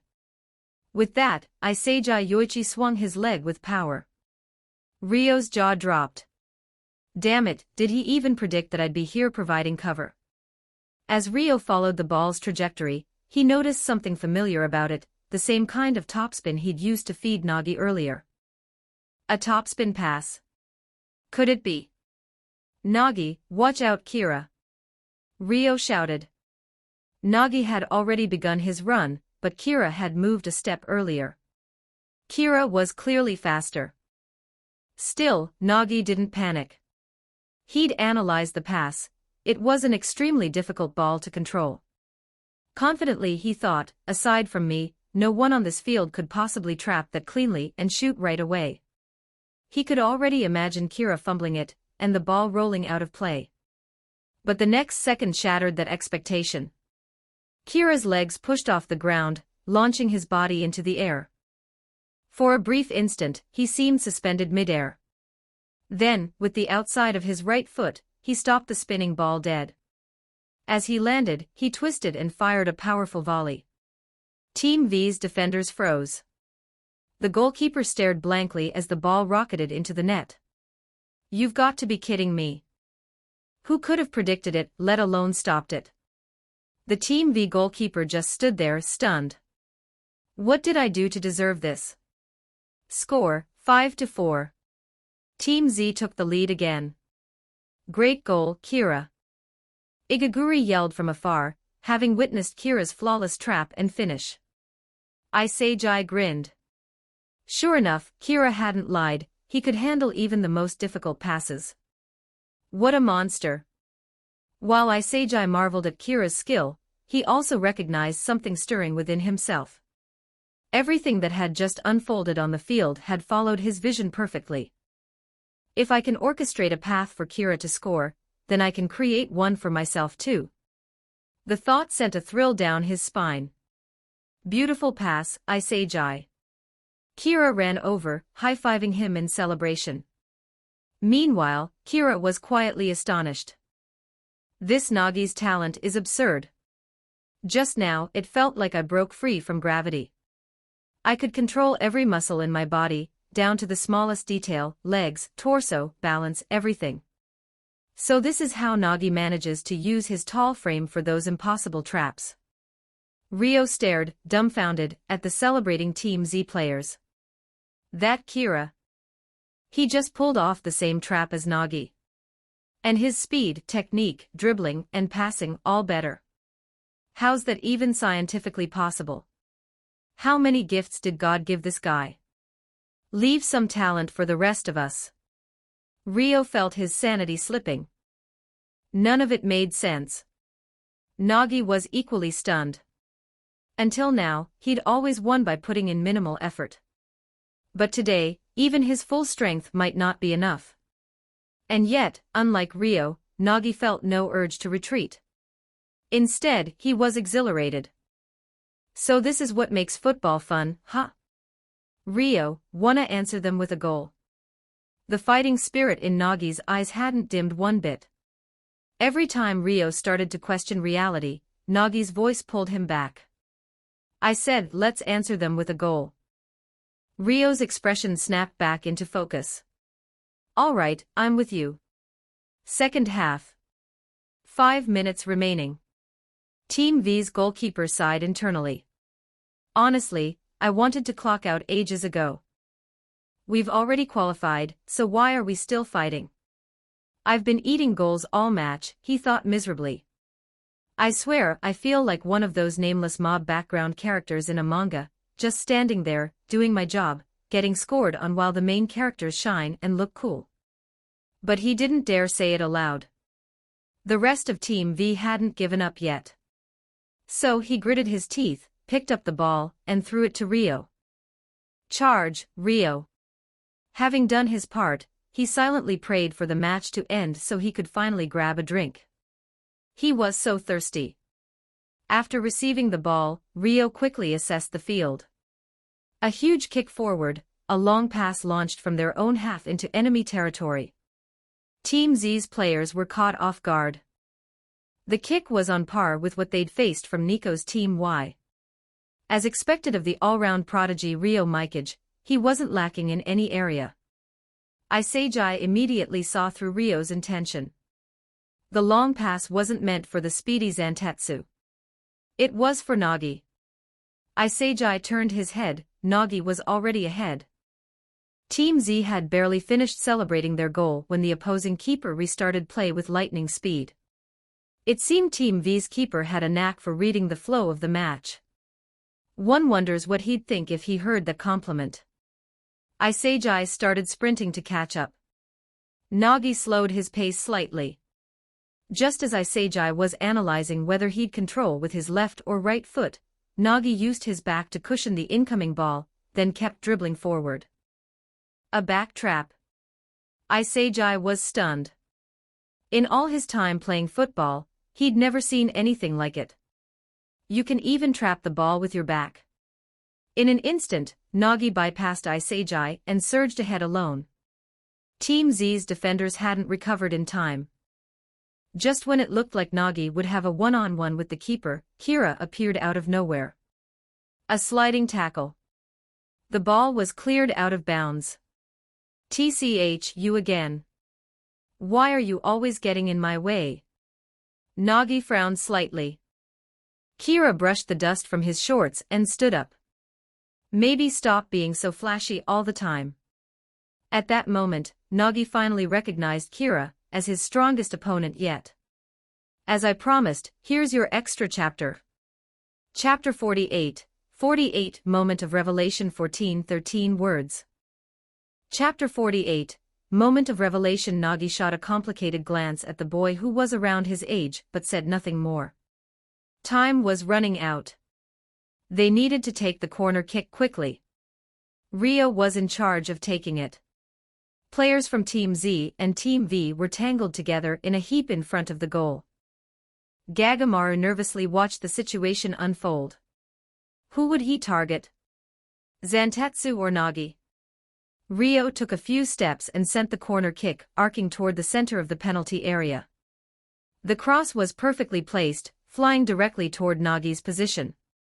At 190 centimeters, Nagi stood head and shoulders above everyone else on the field.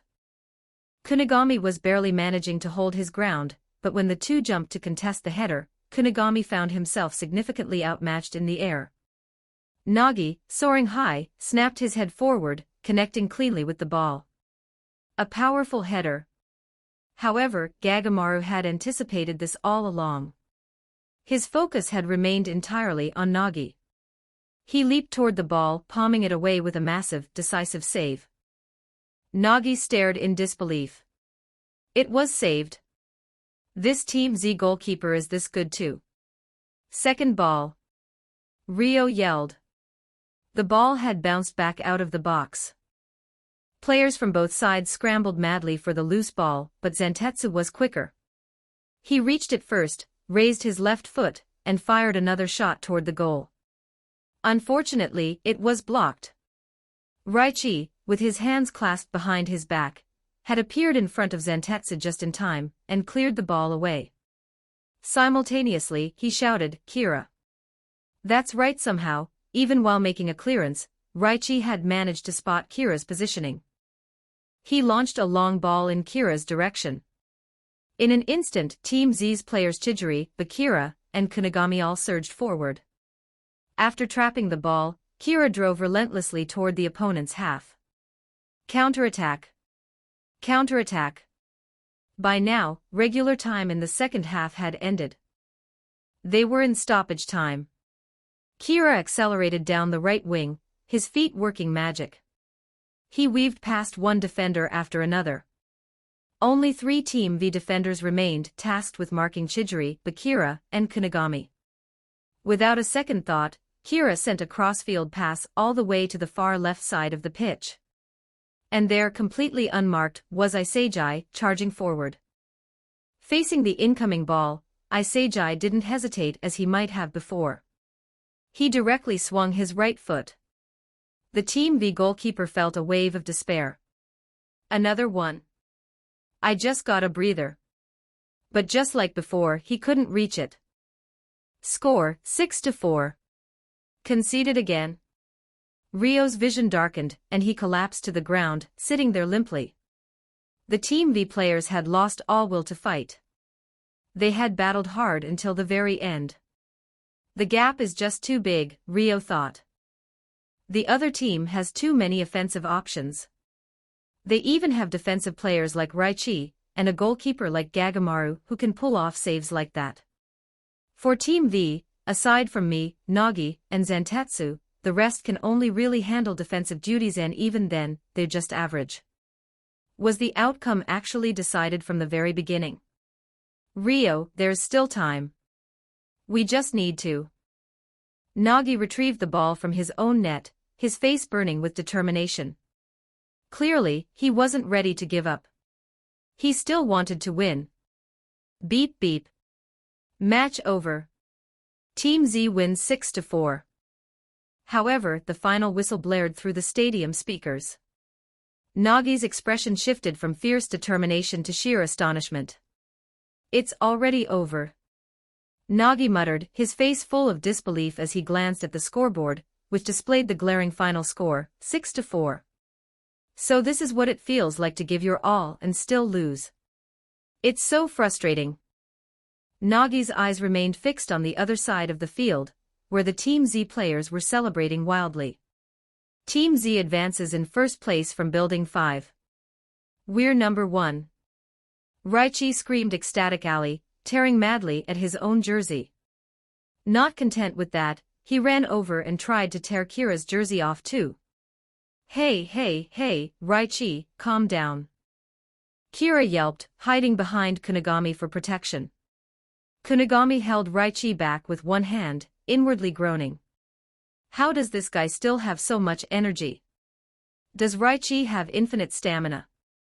Just as Kira thought he was safe, he suddenly felt his feet leave the ground. It was Bakira, who had lifted him up. Raichi rushed over too, and moments later, the rest of Team Z swarmed around them. "Hey guys, be careful. Don't drop me." Kira sighed inwardly. These guys. Soon, he was being tossed into the air. Everyone in Team Z was sincerely expressing their gratitude to the player who had led them to victory. Now announcing the results of the first selection. The area fell silent. Even though they already knew the outcome, they still wanted to hear the official announcement. The results of the round robin among the 5 teams in Building 5 are: First place, Team Z, all 11 players. Second place, Team V, all 11 players. And the top scorers from the other 3 eliminated teams, Junichi Wanama, Iki Nico, and Shibaru. The above 25 players have passed the first selection of Blue Lock's Building 5. Oh! Yay yay yay! In the midst of the excitement, Kira was dropped unceremoniously on his back. Fortunately, he had protected his face. These unreliable guys. Team Z's dorm room was in a state of euphoria. 6 goals meant 6 steaks for dinner. Everyone could have about half a steak each. They were ecstatic. Yummy, yummy, yummy. Are you stealing food again? Gagamaru complained, annoyed that Narahaya was sneaking more food. Imamura and Igaguri were throwing pillows at each other, acting like they hadn't grown up at all. All right, everyone, tidy up a bit. We'll start the victory party soon. Iman called out to everyone. Where's Kira? Bakira looked around but couldn't find him. He and Seiji went to get drinks, I think. Kunigami replied. Hearing this, Bakira's large eyes darted around, undoubtedly scheming something. Cafeteria. Is that enough, Kira? This much? Seiji asked, looking at the pile of drinks they had gathered. Let's grab a bit more. I should have asked someone else to help. How are we supposed to carry drinks for 11 people by ourselves? Kira inwardly regretted not bringing Bakira along. Ah, by the way, Kira, thanks for that last pass. It let me score another goal, Seiji said with a grateful smile. What are you talking about? Wasn't that exactly what you wanted? What do you mean? Seiji didn't understand. At that moment, with your positioning, you were in the most dangerous spot. In other words, I just passed to the player who appeared there, and that player happened to be you. I see, Seiji said, beginning to understand. He started replaying his final moments in the match. Seiji continued, thinking out loud, at the very end, I realized all my goals so far have come from direct shots. I thought if I combined my spatial awareness with the direct shots, I could perform much better in games. This is my own personal goal formula. So from now on, this is the true beginning of Seiji Yoichi as a striker. Where did he go? After finishing his speech, Seiji turned and found Kira was no longer beside him. Cafeteria entrance. Bakira, over here. I knew you'd come. Kira stood at the cafeteria entrance, waiting for him. He, I knew you two couldn't carry all those drinks alone, so I came. Pretty smart, right? Bakira grinned as he approached. You're a lifesaver. I really didn't know how we were going to get all these back. Kira and Bakira walked back to where Seiji was standing. Seiji, what were you saying just now? I didn't catch the last part. I saw Bakira and went to get him. It's nothing. Seiji looked at the two of them, feeling a faint sense of melancholy. Could you guys please respect my moment of revelation? Your power stones are my fuel, keep them coming. Every 100 stones equals +1 extra chapter. If you want to read chapters early and show some support, check out my Patreon. Just search demonic_fiction on P4Trian, link in the synopsis, chapter 49, the second selection 1380 words chapter 49, the second selection. Boo-hoo-hoo. Stop crying, you idiot. Damn it. Footsteps and murmuring voices came from the cafeteria entrance. Kira and Bakira turned to see the eliminated members from the other teams in Building 5, carrying their packed luggage. Kira, are they the eliminated players? They all seem so dejected, Bakira whispered, careful not to be overheard and upset them further. This guy is quite considerate, Kira thought, silently praising Bakira as he nodded. The dreams of these young men, the national team, had all vanished into thin air at this moment. Congratulations to Team Z for advancing in first place. Long time no see. A guy with long bangs walked in through the door. It was Nico. Kira was somewhat confused. Shouldn't Nico have stayed? Why was he with these eliminated players? I'm here to see my teammates off. I stayed behind as a top scorer. So that was it. Kira's question was answered.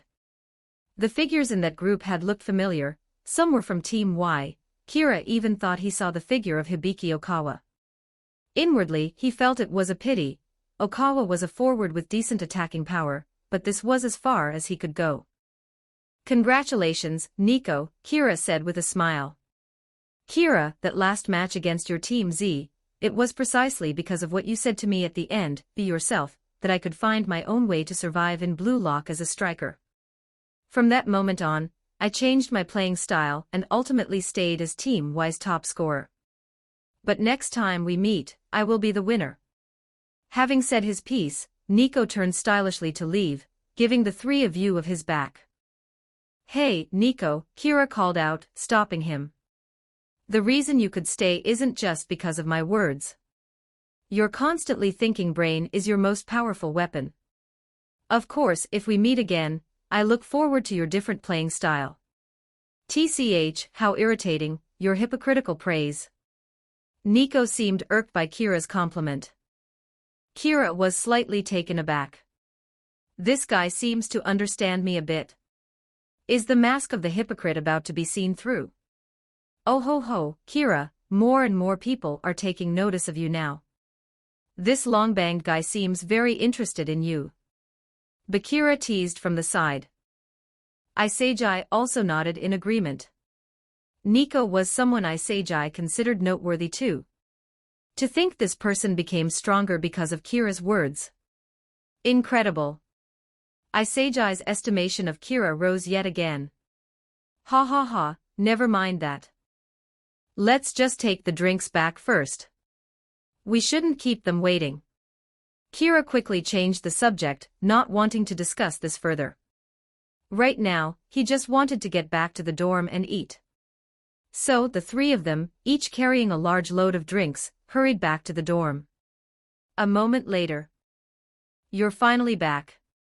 Narahaya almost finished the steaks, but luckily I saved some for you.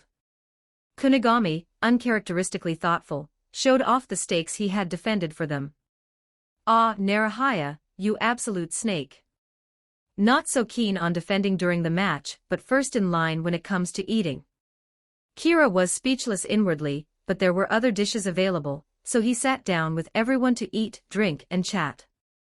Unknowingly, it grew late. After everyone finished eating and cleaning up, they went to bed to rest. Kira, for once, didn't go to the training room. Lying in bed, he contemplated his future plans. His passing, dribbling, speed, shooting, and other skills had been steadily improving with each match, combined with his usual training using the trial cards. But he wasn't sure exactly what level he had reached. Probably my dribbling is slightly worse than Bakira's now. My speed is a bit slower than Chijiri's. My shooting is a bit weaker than Kunigami's. My passing quality is a bit lower than Isejai's. After finishing his assessment, Kira winced. Haven't I become like Ryo Mikage? An all-rounder, decent at everything but not outstanding in any particular area. It seems I just haven't absorbed enough, Kira pinpointed the problem. In the coming days, I need to absorb and train harder. I must maintain the best condition to face the second selection. Ito Shirin, that monster is still waiting for me. Hey Kira, aren't you going for extra training today? Isagi suddenly popped his head right in front of Kira's face. Kira was in the middle of his thoughts. How did a head suddenly appear? He was genuinely startled. What the hell, Isagi? Don't suddenly stick your head out like that. It's scary, you know. I just thought it was strange you weren't going for extra training. Want to go? Not going. Go by yourself. Kira pulled the covers over his head and answered grumpily. Isagi rubbed his head awkwardly, quietly put on his gear, and prepared to go train for a bit by himself. As he stepped out of the dorm door, he turned back and suddenly saw Kira, also fully geared, following him out. I thought you weren't going. Isagi was confused. Stop talking nonsense. Let's just go straight to the training ground. Kira, looking unwilling to explain further, strode towards the training ground. Oh. Isagi quickly caught up to Kira, feeling a bit of warmth in his heart. This guy Kira, he said he wouldn't go, but he still came with me. Gradually, the two disappeared down the dorm corridor. The next day, the Team Z members gathered in the training room, waiting for the next selection to begin. However, Ego Jinpachi appeared on the screen, and informed them that the second selection wouldn't start immediately, and that they would begin a period of training. What did you say? Give me a reason, you bastard. Reichi's fiery temper couldn't take it. He immediately got angry and questioned Ego. Stop causing a racket. While waiting for the second selection to begin, you need to undergo strengthening training for specific body parts. Ego Jinpachi solemnly announced his plan. You've got to be kidding. Why do we have to wait for the results from the other buildings? How long will this training last? Will the food still be as bad as before during this time? This inquiry came from Igaguri. The Team Z members all voiced their questions. Shut up, you guys from the lowest-ranked building.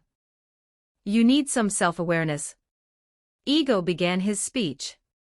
Kira pretended to listen because he knew Ego's physical training plan was meant to enhance each player's physical fitness.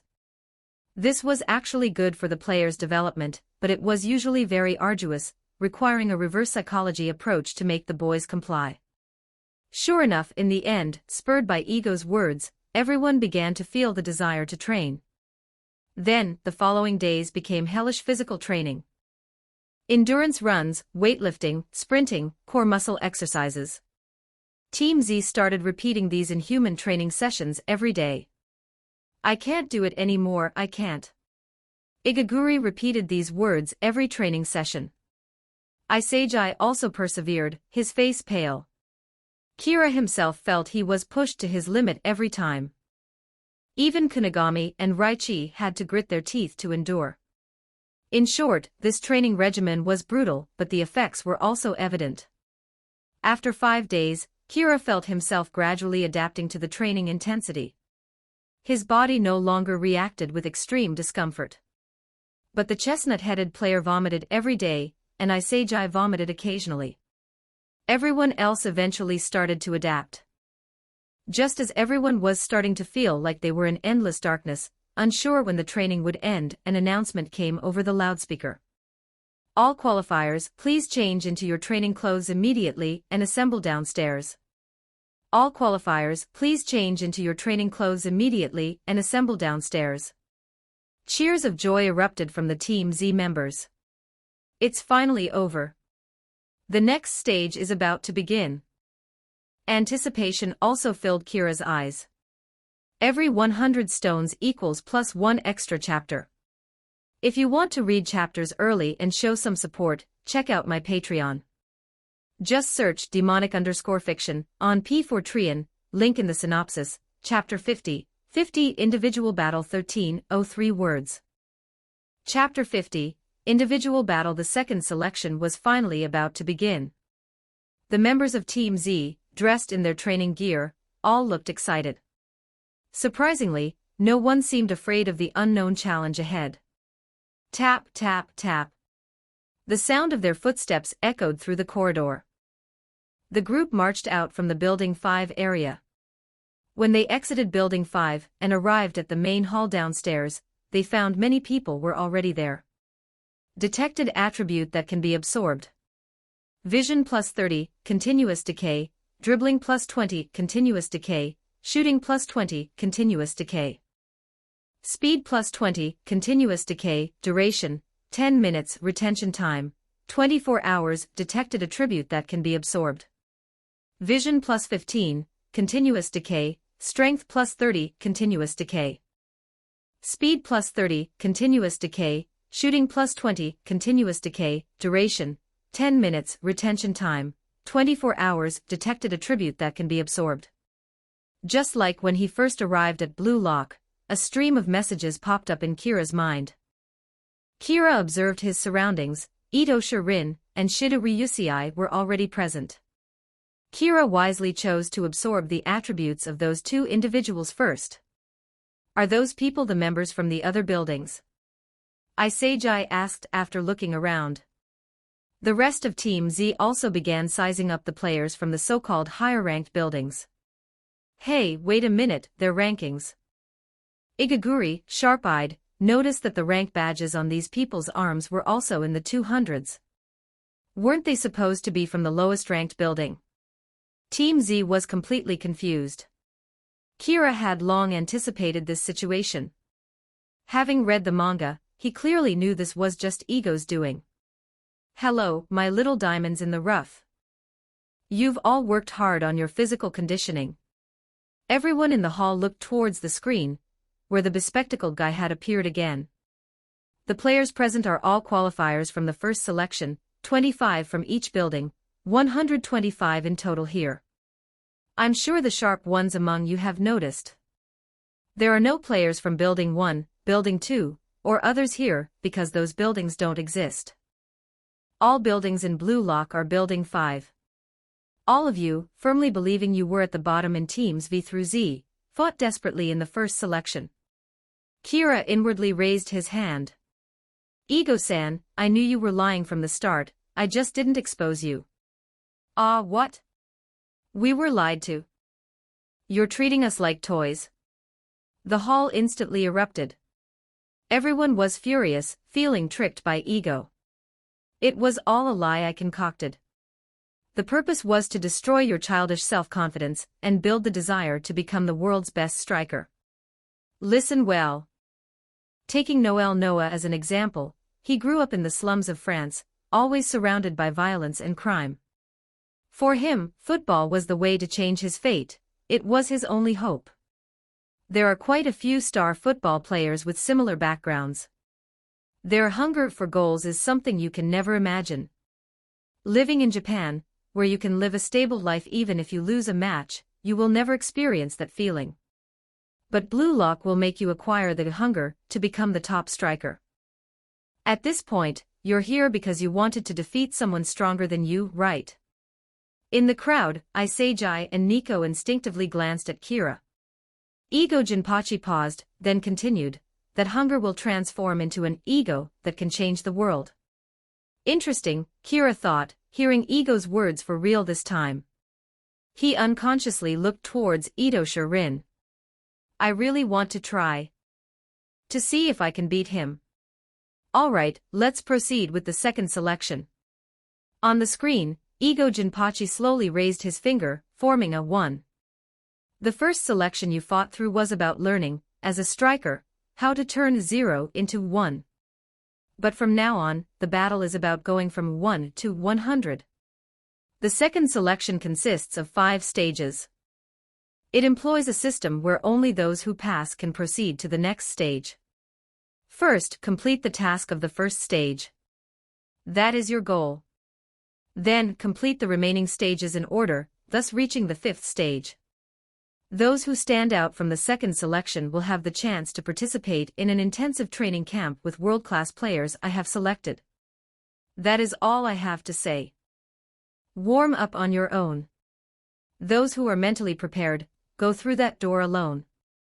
The first stage is an individual battle. Once you enter, you cannot turn back. Having said that, Ego's figure disappeared from the screen. Not altogether. Bakira looked at Kira in surprise. Kira shrugged, as if to say he had no idea. Then what should I do? Igaguri let out a shriek. He was clearly the one who most hated the idea of fighting alone. It's fine, Igaguri. Weren't you quite impressive in the matches too? It'll be okay, Kira said, trying to comfort him. Igaguri instantly replayed his performance in several matches in his mind. Aside from that one beautiful headed save, had he done anything notable? Kira, after hearing your comfort, I feel even more hopeless. Igaguri burst into tears. Ah, is that so? Kira apologized awkwardly, rubbing his head. Oops, the comfort had the opposite effect. He hadn't done it on purpose. It seems we'll be separated for a while, Kira. I thought we could keep fighting side by side. Bakira said, clearly disappointed. It's fine. We'll meet again soon, believe me. Kira reassured him. Iseiji was also thinking about the challenges ahead, and what to do if he was alone. Hey, look at that guy. Someone in the crowd exclaimed. They saw a figure step out from the crowd, holding 2 footballs. He placed one at his right foot. Then, he swung his right leg high back. One ball flew high into the air in a perfect arc immediately after another kick. The second ball seemed to accelerate, quickly following almost the same trajectory, and catching up to the first ball. The 2 balls collided in midair, to everyone's astonishment. This guy. Amazing ball control. Everyone in the hall was stunned by these 2 kicks. You really showed off, Ito Shirin, Kira thought. But Kira also clearly knew in his heart that he might be able to do those 2 kicks, but not as fluidly. Moreover, his first and second kicks were clearly different. The inexplicable acceleration on the second kick was truly exquisite. Open the door. Warm-up is over. Having said that, Ito Shirin shoved his hands in his pockets and walked in coolly. This guy is so cool, he really pulled off a grand display, Kira sighed inwardly. He had been busy chatting with his Team Z buddies, and had almost forgotten Rin's highlight show-off moment. At that moment, the entire hall fell silent. Just as everyone was still in shock, Bakira noticed Kira starting to move. Kira slowly walked up to the door, turned back, and smiled at the Team Z members. Follow me, everyone. Kira then stepped through the door. Bakira immediately followed suit. Iseiji, Chijiri, Kunigami, and Raichi closely followed. The members of Team Z swarmed forward and entered one after another. What's with this team? So united. Was the one who just went in their captain. They all entered one after another like that. Iseiji heard the discussions from the others in the hall, and smiled slightly. How can we stop? We're chasing after Kira's footsteps. Team Z sets off. Goal, the second selection. Individual battle. Every 100 stones equals +1 extra chapter. If you want to read chapters early and show some support, check out my Patreon. Just search demonic_fiction on P4Trian, link in the synopsis, Chapter 51, 51 Maximum Style 1206 words Chapter 51, Maximum Style. Kira advanced steadily down the dimly lit corridor alone. The entrance to the first challenge stood ahead. As someone privy to this world's workings, he recalled this initial stage involved a shooting drill score 100 goals within the time limit to proceed. Though the specific mechanics remained fuzzy, he trusted his ability to adapt. He pushed the heavy door open, revealing a vast, sterile training area. A single goal stood at the far end, protected by what appeared to be a shimmering holographic goalkeeper. The projection gestured provocatively, a clear challenge. Trying to provoke me. How amusing. Kira stretched leisurely, genuinely curious to gauge his current capabilities. A football launched from the left wall. Kira instantly calculated its trajectory, positioned himself perfectly, and fired toward the goal. The ball found the net effortlessly as the hologram's desperate dive proved insufficient. The display behind the goal updated, time remaining, 89:55. Goals needed, 99. Too easy, Kira noted with mild surprise. The walls kept launching balls in random patterns as Kira continuously adjusted his footwork, sending precise shots into the net. With each strike, he refined his understanding of power distribution and shooting angles, his technique visibly sharpening. This challenge proved remarkably effective for shooting development.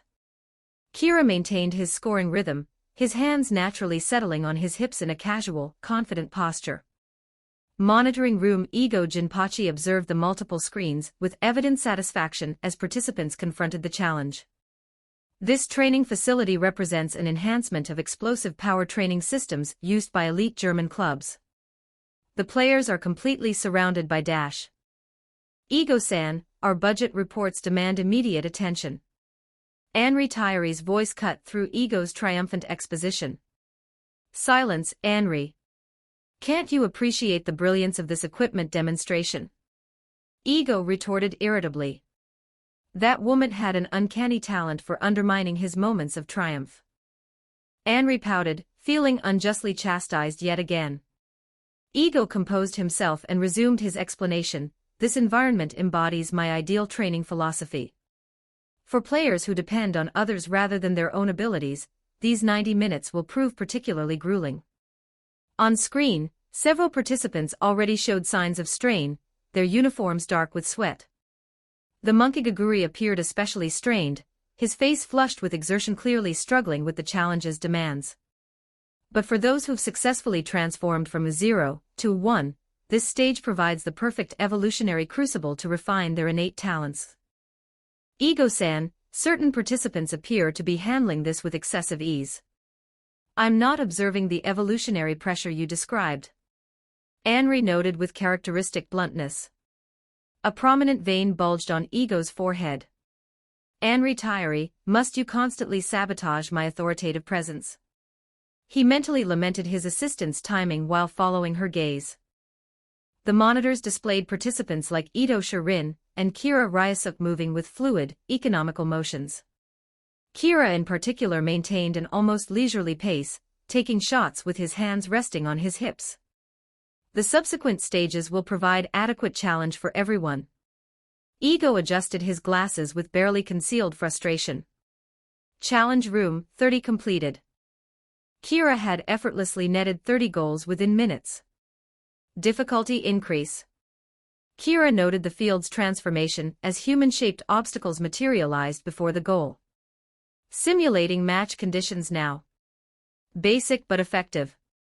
These minor adjustments won't hinder me.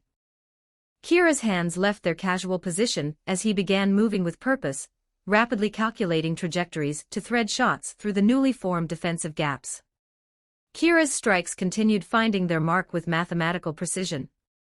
Just 40 more to go. Kira made a show of wiping his brow, despite the absence of perspiration. Maximum difficulty setting. The display now showed LV. Fascinating, the obstacles began moving in coordinated patterns. The launch velocity increased significantly. Kira immediately noted the balls now emerged with dramatically enhanced spin and unpredictable trajectories. Kira's shot deflected off a moving obstacle. His first failed attempt registered on the display. Kira's expression shifted to focused intensity. These were no longer the perfectly weighted passes he received from Iseiji and Bakira during matches.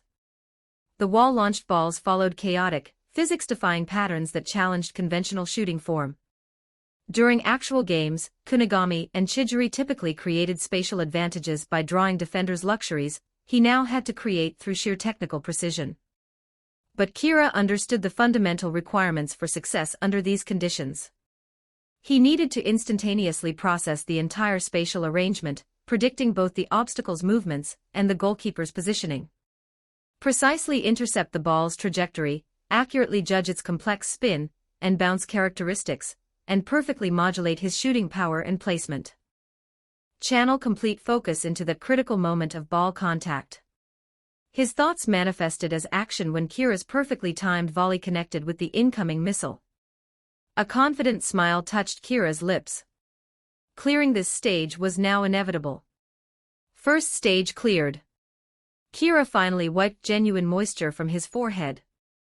The continuous high-intensity shooting over 100 attempts with increasing difficulty had demanded significant physical and mental energy. Exiting the challenge room, Kira entered the transition corridor. A spark of anticipation ignited within him. Given his performance metrics, could he have been the first to finish? Ito Rin likely finished earlier with his refined technique. Perhaps he'd secured second place. Carrying this hope, Kira entered the second stage chamber. The white-haired prodigy claims third position. It appears my style remains unsurpassed. Kira's gaze fell upon a tall, elegant figure meticulously adjusting his long hair while offering a languid greeting.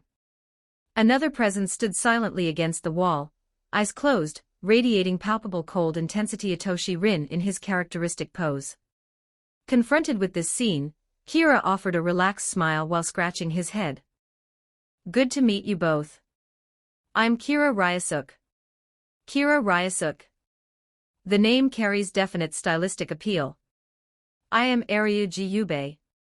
As clearly evidenced, a practitioner of refined aesthetics.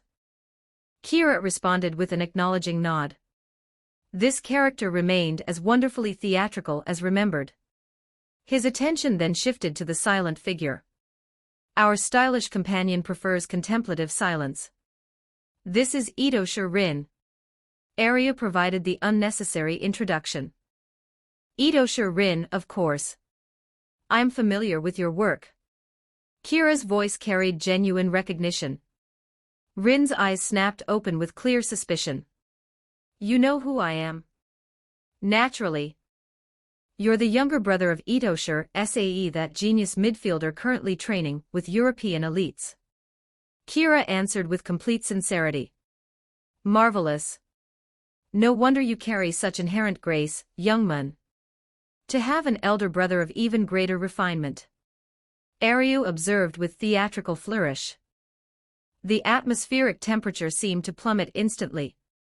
Kira could physically feel the icy aura intensifying around Rin's form. Jiyube, you're playing with fire here.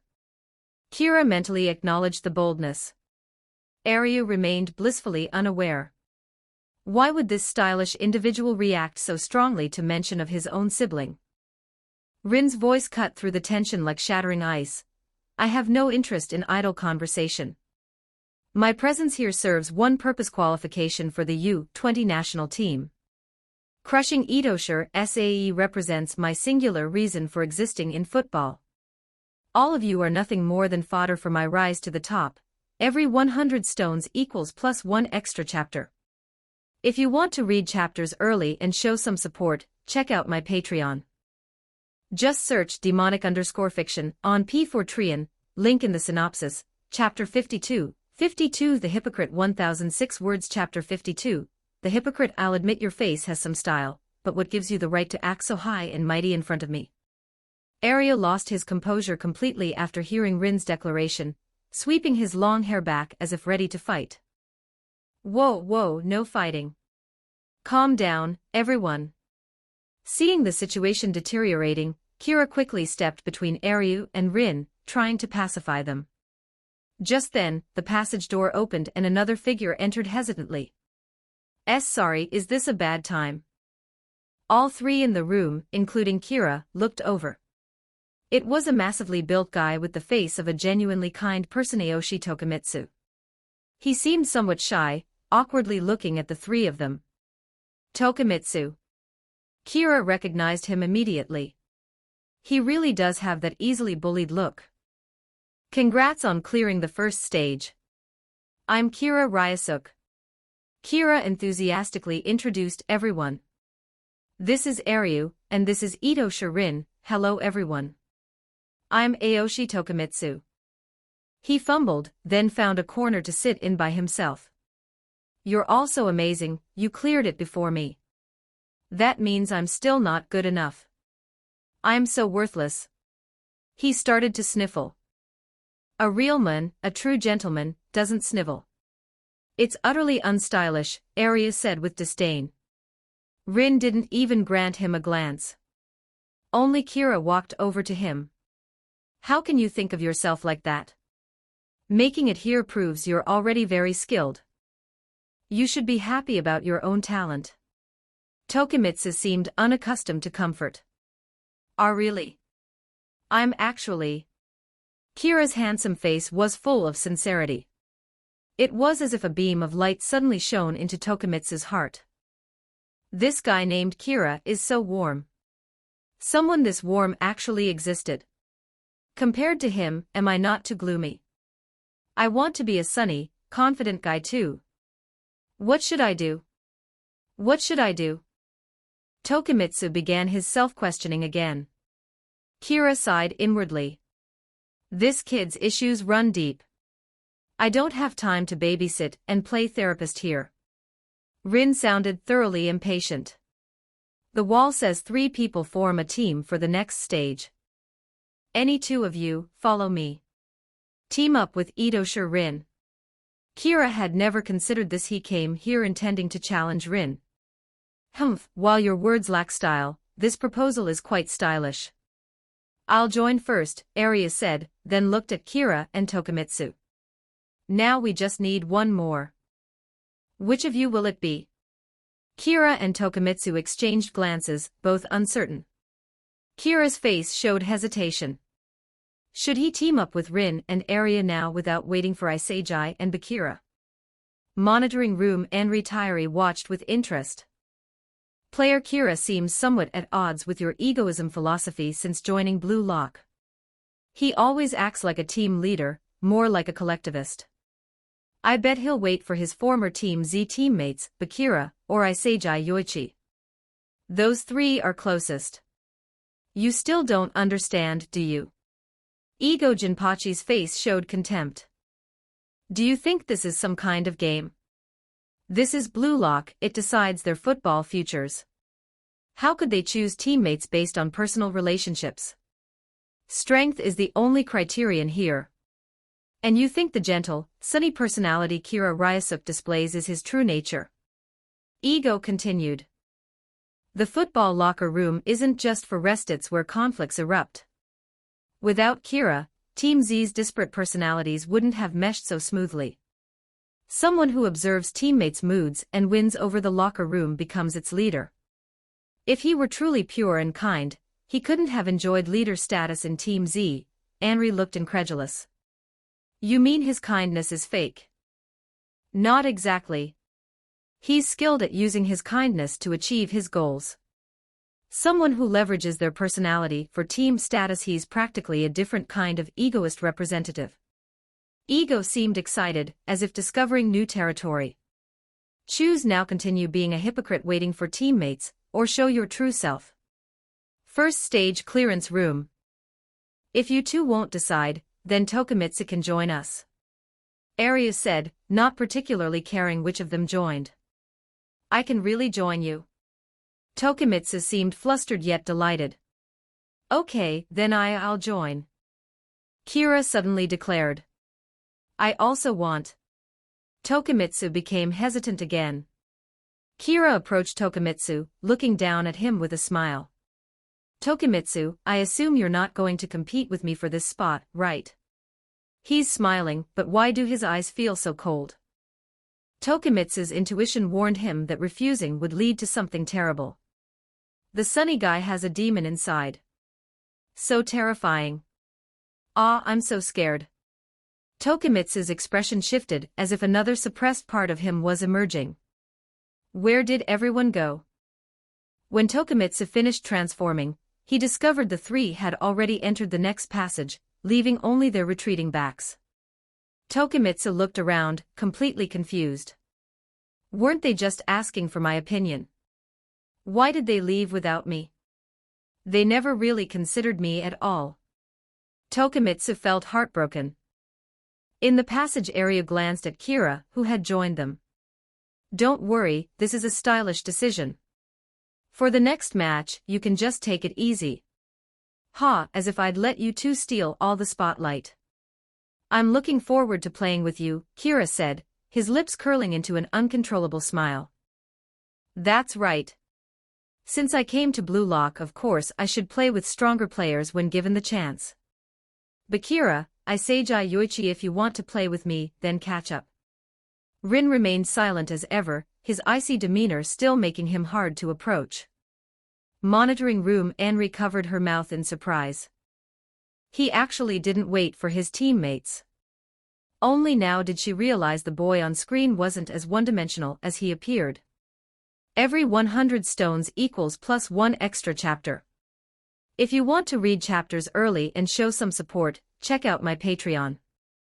Just search demonic_fiction on P4Trian, link in the synopsis, chapter 53, the new trio. 1248 words, chapter 53, the new trio, third stage. Matchmaking area. Congratulations, you three. You are the first team to successfully form. The third stage involves 3v3 mini-matches between teams of 3 players. Each team's goalkeeper will be Blue Lockman, the holographic goalkeeper from the first stage. The first team to score 5 goals wins. Then, the winning team can select one player from the opposing team to join their own, forming a new 4-player team. With each subsequent stage cleared, one more member is added, until a complete 5-player team is formed by the 5th stage. Of course, the remaining players from the losing team will return to the previous stage. When a team is reduced to 2 players and loses a 2v2 match, the last player left unselected, left all alone, will be eliminated. Ego Jinpachi's figure appeared on the screen, explaining the upcoming rules. This is the full picture of the second selection, where you steal opponents from each other. It's called the enemy stealing decisive battle. Furthermore, which team you face is your own choice. A match only begins if both sides agree. Having said that, Ego's figure disappeared from the screen. These rules are quite stylish, Aryu offered his assessment. Kira found a seat and sat down, wondering what changes his joining Rin's team would bring to the storyline. Would Kunigami still get eliminated? Which team would Tokimitsu end up with? But Kunigami comes back later through the revival match. Is it good or bad for him to be eliminated now? Kira shook his head. Better not overthink it. Since I'm here, I'll go with the flow. Since I decided to play with them, let's first get through the second selection smoothly. After all, there's a world-class all-star team waiting for me. Ito Rin, same as before, leaned against the wall, unapproachable. Looks like we'll have to wait a while for others to arrive. So, Aryu, where's your hometown? To kill time, Kira decided to chat with Aryu. Oh, my hometown is very stylish. The two began chatting. Second stage room. Iseiji Yoichi walked out of the passageway. He had completed it, safe and sound, and felt his shooting technique had improved. Kira probably cleared it early, and is waiting for me here. As soon as Iseiji entered the room, he started looking around but couldn't see Kira. What's going on? Where's Kira? Is he slower than me? Impossible. Hi, Iseiji. Just as Iseiji was puzzled, Bakira's voice sounded beside him. Bakira walked over, waving. Bakira, congrats on clearing it.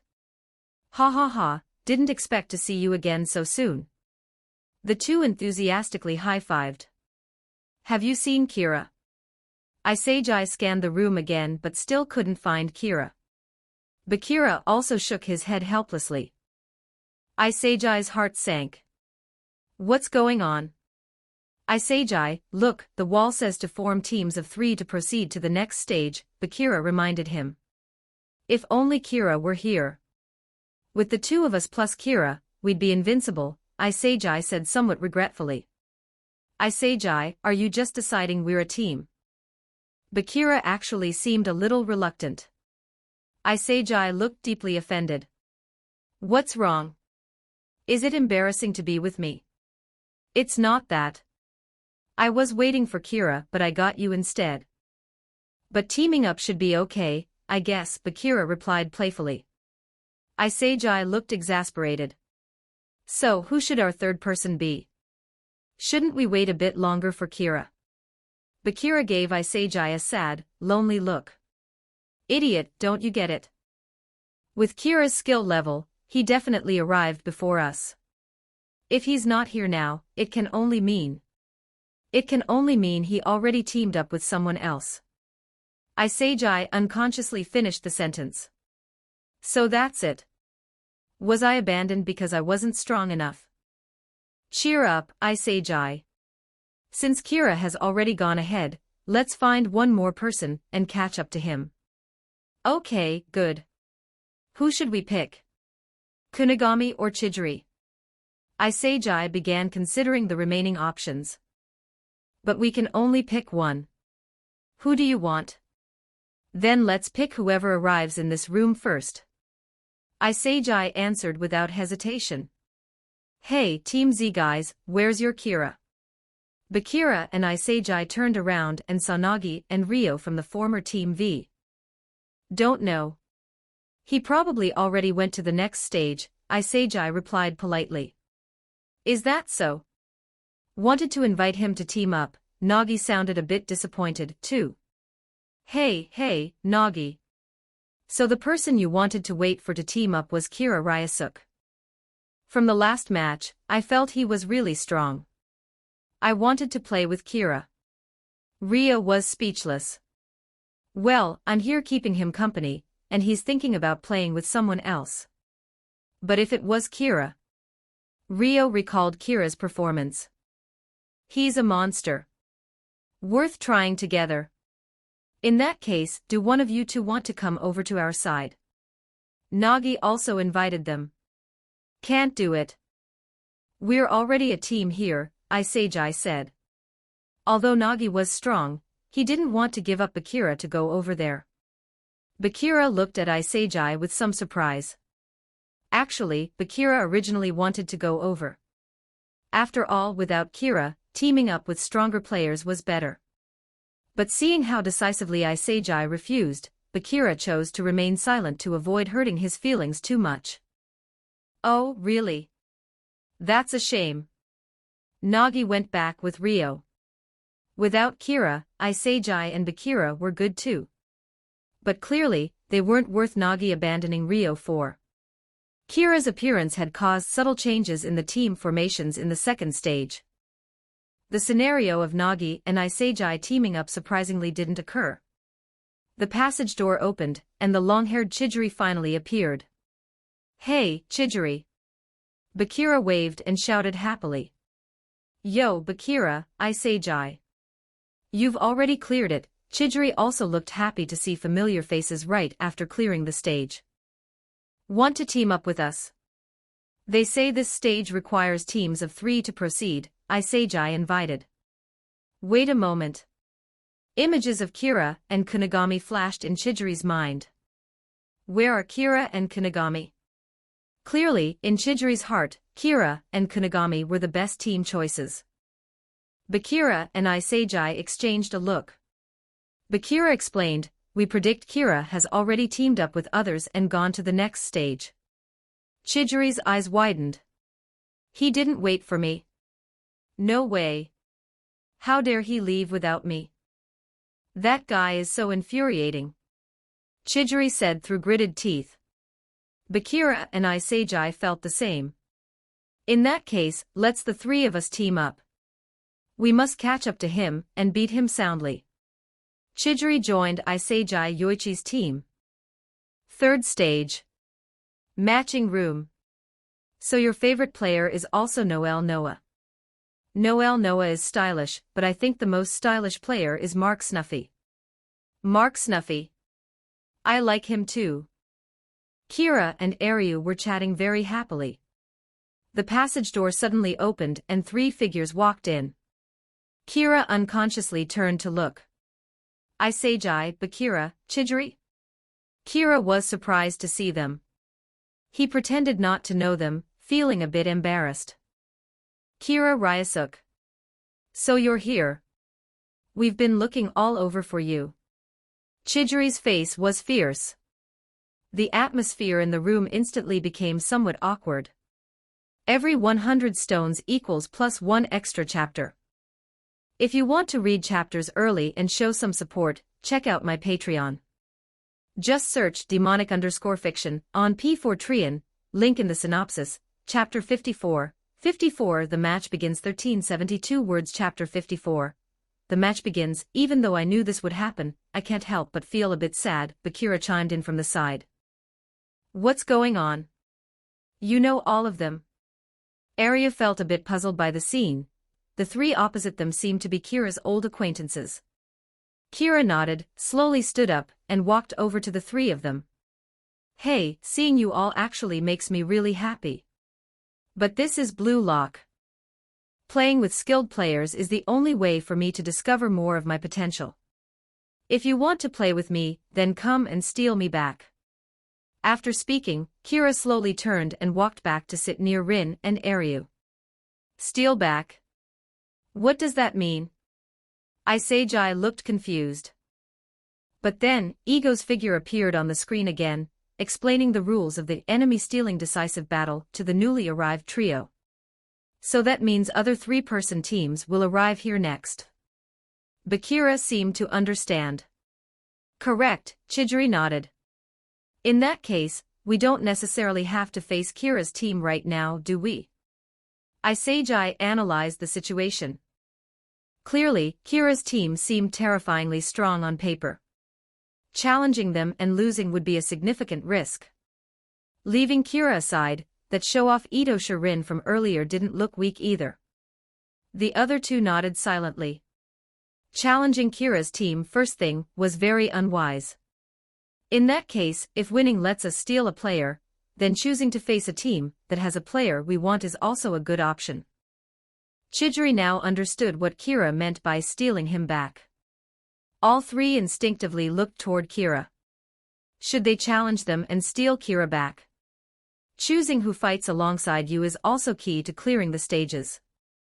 To give everyone a reference point, the new Blue Lock rankings will now be announced. Of course, these rankings aren't fake, they're based on the clearance order of the first stage. Ego Jinpachi continued his explanation on the screen. Beep beep. As Ego spoke, Kira noticed the number on his arm update, 3rd place. Rin, unsurprisingly, was 1st place. Arya was 2nd place. Aisejai's rank updated to 16th. Bakira was 15th, Chidori, who joined them last, was 44th. From a distance, Kira watched Aisejai's trio with interest, keen to know if they would challenge his team. You seem very concerned about them. Do they have some stylish traits? Their ranks are all so low, Aryu asked, noticing Kira's constant glances. They all have great potential. They are opponents worth noting. Oh, really? Aryu was surprised, but he honestly couldn't see this great potential they supposedly had. Very stylish long hair. Aryu suddenly stood up and walked over, grabbing a handful of Chidori's long hair. What kind of conditioner do you use? What are you doing? Just the common one everyone uses in the big bathhouse. Chidori was baffled. Are we that close for you to touch my hair right away? The cuticle is also very stylish, looks glossy. You're a natural-born stylish person. Aryu carefully examined Chidori's hair in his hand. Chidori couldn't take it anymore and swatted Aryu's hand away. Sorry, it was too beautiful to resist. I have no resistance to anything stylish. Meeting a stylish person like you is my honor. Pleased to meet you, I'm Jiyube Aryu. Aryu extended his hand, as if to shake Chidori's. Chidori was a bit stunned but still reached out and responded, Hyoma Chidori. Pleased to meet you. However, your rankings are too low. If we're competing, of course we should face the team formed by the 4th, 5th, and 6th placers. That would be the most stylish. Beating you guys doesn't feel beautiful at all. Except for you, Chidori. Aryu's arrogant remarks made Aisejai and Bakira's expressions darken. What to do? Challenge them. I don't care who the opponent is. I just want to win and move on to the next stage.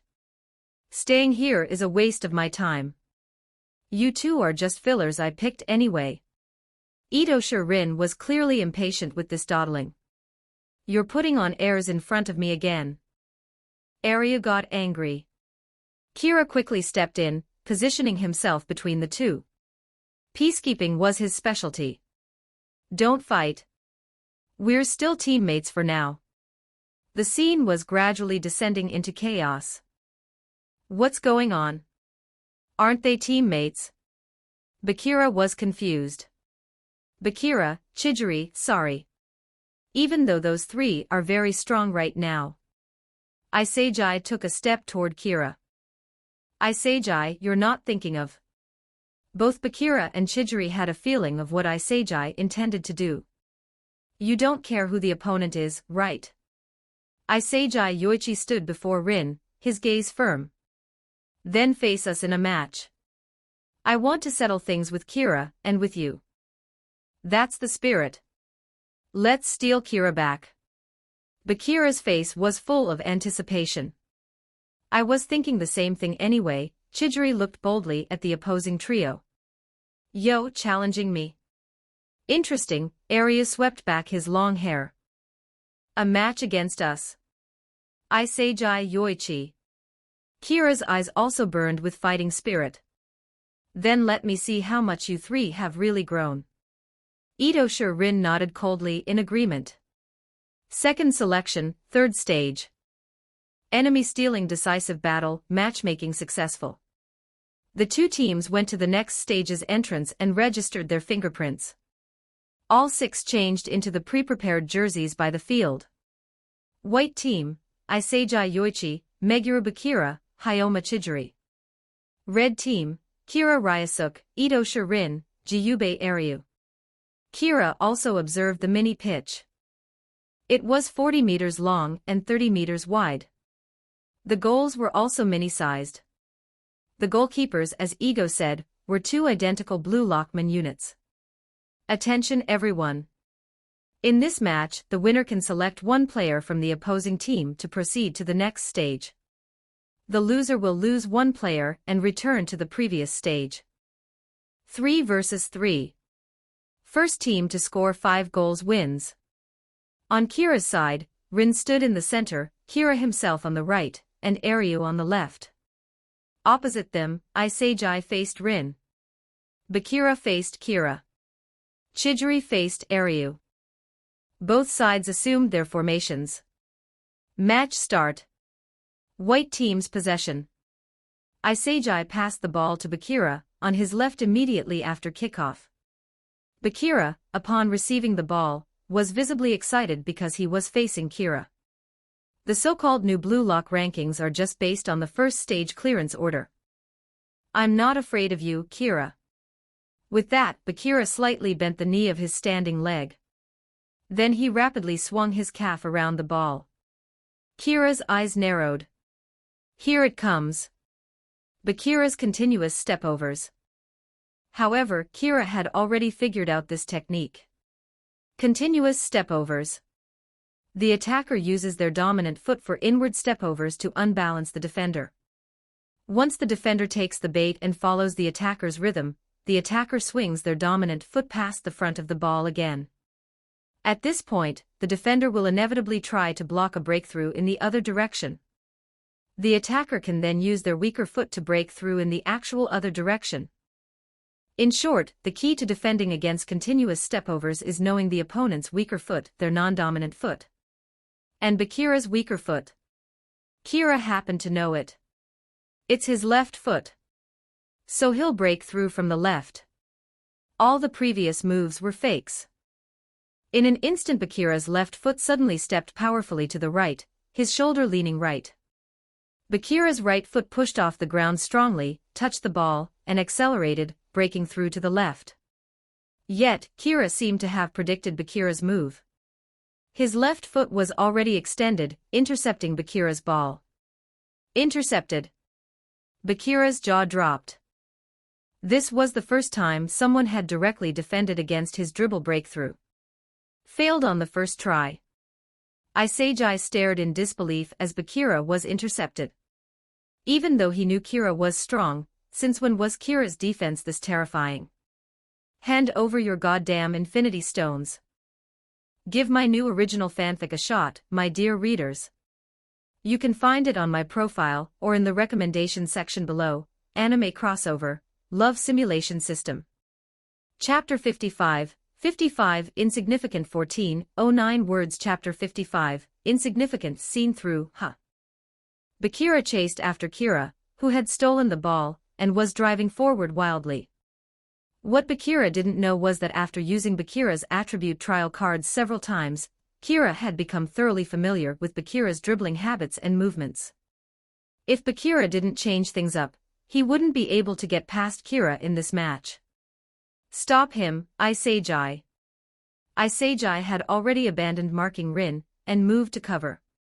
Kira dribbled the ball, constantly observing his surroundings. At this point, if I just passed to Rin, scoring would be easy, right? Kira glanced over and found Itosha Rin standing motionless in the midfield, as if the match before him was mere child's play. Bro, move a little, will you? Kira gave up on Rin as an option. On the other side, Arya had made a supporting run, closely followed by the ever-present Chidori. Arya was marked tightly too. Pass to him. Of course, go it alone. Isagi caught up to Kira. You're not getting past me. Isagi set his stance, determined to stop Kira here. The movement at Kira's feet accelerated. Isagi focused entirely on Kira's lower body. Whether he breaks through from the left or right, the angle of Kira's foot will definitely change, his center of gravity will shift. Seize that moment. Steal the ball. Suddenly, Kira clamped the ball between his feet, and flicked it high into the air. The ball immediately sailed over Isagi's head.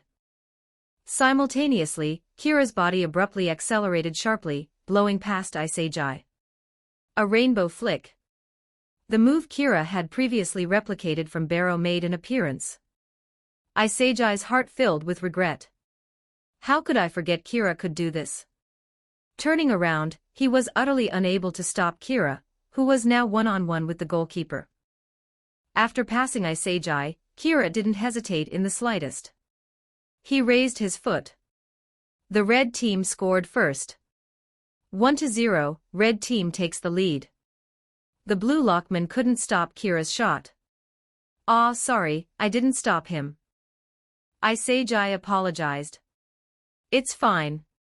He's Kira Ryusuke, after all. How could we stop him so easily?" The fighting spirit in Bakira's eyes only grew stronger. "Yo, a very stylish goal," Arya gave a thumbs up from afar in appreciation. Itosha Rin just glanced over and showed no reaction. So aloof, this guy, Kira inwardly complained, but still happily ran back to his own half and high-fived Arya. What's there to be happy about scoring a goal at that level? And the opponents are players of that caliber. It's simply child's play, Rin offered his evaluation. Kira inwardly. Fine, you're strong, you make sense. Kira chose to shut up and not argue with him. Answer them with a goal. Chidori shouted to Isagi, who nodded. The match continued. They had come this far, they couldn't give up this match just because Kira was on the other side. Go, Bakira. Isagi still passed the ball to Bakira, who had just been thwarted. Upon receiving the ball, Bakira instantly understood Isagi's intention. They had been teammates long enough. Bakira immediately drove forward with the ball, pretending he would try to break through Kira's side again. A wall pass. The perfect chemistry between Isagi and Bakira. After passing to Bakira, Isagi immediately accelerated. Without even looking, Bakira played a through pass. You intended to pass here, right? But Kira wasn't fooled at all. The moment Bakira received the ball, Kira had judged their intention. After Bakira's dribbling failed to get past me, there's only one possibility for Isagi to still pass to this side. They're attempting a wall pass. Therefore, Kira's body had already started moving towards Isagi's intended running path from the beginning. A single, well-timed foot intercepted the pass. The ball was kicked out of bounds. Itoshi Rin glanced at Kira with slight surprise. You seem to understand them quite well. Well, we've played so many matches together, Kira replied eagerly, glad that the aloof guy had initiated a conversation. Rin said, averting his gaze from Kira. Seen through again.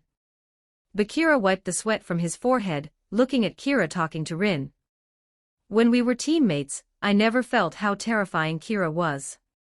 Now this sense of pressure is overwhelming, pressing down on me until I can barely breathe. But Bakira's eyes grew even more excited. As expected. Only by facing Kira is there a chance to evolve. Isagi took the throw in.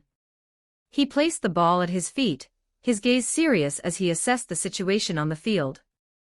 Bakira's side is temporarily not an option for breakthroughs. Kira knows the two of us too well. So the only remaining solution must be the other side. Isagi passed towards Chijiri's direction. The pass was deliberately aimed a certain distance in front of Chijiri, specifically to make Chijiri and his defender race for it. With Chijiri's speed, the probability of him getting the ball was almost 100%. Sure enough. As soon as the ball was passed, Chijiri immediately accelerated, leaving Aryu behind. Beautiful. Chijiri, go. Bakira shouted encouragingly from not far away. Chijiri's eyes were also filled with determination at this moment. Since no one else can break the deadlock, let my speed be the solution. However, the next second, something the white team never expected happened. A foot appeared in midair, reaching in front of Chijiri from behind, intercepting the ball in the air. It was none other than Aryu, hanging suspended in the air. Chijiri's eyes widened. This guy was behind me. How could his foot reach in front of me? These long limbs are just cheating. This airspace is my territory. And I just need to pass the ball before your speed catches up. After intercepting the ball, without even stabilizing his posture, Aryu sent a long pass. The ball flew straight towards Kira in the front field. This terrifying core strength. Stop him. Bakira. Bakira and Kira both accelerated towards the ball's landing point simultaneously. Fortunately, Bakira is slightly ahead. Kira can't reach this ball, Isagi concluded from his observation. Bakira thought the same. But if Kira couldn't reach this ball, he wouldn't be Kira. Under Bakira's astonished gaze, Kira leaped into the air. In midair, he controlled the ball perfectly with the outside of his right foot. What is this? Nagi's trapping ability. Although the presentation wasn't as exaggerated as Nagi's, and he didn't jump as high, it was just enough. Precisely enough to reach the ball. Kira's heart also pounded with a hint of fear. That was close. This was the first time I had attempted to mimic Nagi's trapping in a real match. I just haven't absorbed enough from Nagi yet. Nagi's trapping ability is built on control over every part of his body, even every muscle. I've only used it once, my understanding isn't deep enough, so it still looks a bit ordinary when I perform it. Just barely reaching it is enough. Don't let him shoot. Gritting his teeth, Bakira launched a sliding tackle the moment Kira landed and prepared to shoot. This sliding tackle was risky. If he didn't cleanly get the ball and took Kira down instead, it could easily be a foul. But at this moment, Bakira couldn't care less. He had to make a move, otherwise, they would concede another goal. As if he knew Bakira's tackle was coming, Kira actually cancelled his shooting motion abruptly. He pulled the ball sideways. Bakira slid through empty space. Kira immediately aimed his left foot at the goal. A left-footed shot. Bakira never dreamed that Kira's left foot could also shoot. The ball flew accurately into the net. Another goal. Red team leads 2-0. This was Kira utilizing the insights gained from using Kunigami's trial card, comprehending left-footed shooting. Although the power wasn't yet on par with Kunigami's, it was more than enough to beat the robot keeper. This scene made Isagi question himself. Can we really win? Can we win against Akira like this? Isagi stared blankly at Kira's back after he scored. Kira's figure seemed immensely large in his eyes, while he himself felt as small and insignificant as an ant. Hand over your goddamn infinity stones. Every 100 stones equals +1 extra chapter. If you want to read chapters early and show some support, check out my Patreon. Just search demonic_fiction on P4Trian, link in the synopsis, Chapter 56, 56, The Battlefield. 1384 words. Chapter 56, The Battlefield. What should we do? If we keep playing like this, we'll definitely lose. I need to think of something. Possibilities for defeating Kira flashed through Isagi Yoichi's mind. Suddenly, an idea struck him. That's it. Even though all three opponents have strong individual skills, they are all fighting their own battles. But our side is different. Me, Bakira, and Chidori have been teammates for several matches. If we can't win an individual 1v1s, then what about 3v3? Isagi felt he had found a way to win and beckon Chidori and Bakira over. What are they doing? Holding a strategy meeting. Arya tilted his head, confused by the opponent's behavior. Interesting, Isagi Yoichi. What solution can you come up with? Let me see. Kira watched Isagi with great interest. Isagi's trio gathered and discussed for a moment. Isagi, you mean you want to try playing as a trio? Bakira seemed to understand Isagi's idea. I feel if we don't make changes, we can't win against this top 3 team, Isagi stated his reasoning. Sounds like a good proposal. I think we can try it, Chidori expressed agreement. It's getting dangerous if we continue like this anyway, Bakira also nodded. However, I didn't expect that besides Kira, you're also good at coming up with ideas, Isagi. Bakira seemed surprised by this side of Isagi. After all, previously, Bakira's eyes were always on Kira's performance. How could he have noticed Isagi, who was constantly thinking so hard? We've never lost before. We can't start losing just because Kira's gone. It makes it seem like we can't do without him. Isagi's entire body emitted astonishing fighting spirit. Simultaneously, he thought to himself, I want to prove that even without Kira, I can win. Oh ho, the expressions on those three seem different now, Arya said while playing with his hair, noticing the change in the white team. Is that so? I'm really looking forward to it, Kira also stretched, loosening up his body. Match continued. White team's possession. After the kickoff, the white team made obvious adjustments. Instead of relying on one person dribbling for a breakthrough, the three formed a triangle. They steadily advanced the ball through continuous one-touch passes. What's this? This move? Kira was somewhat surprised. This was the triangle passing they had practiced during training when he, Bakira, and Isagi were together.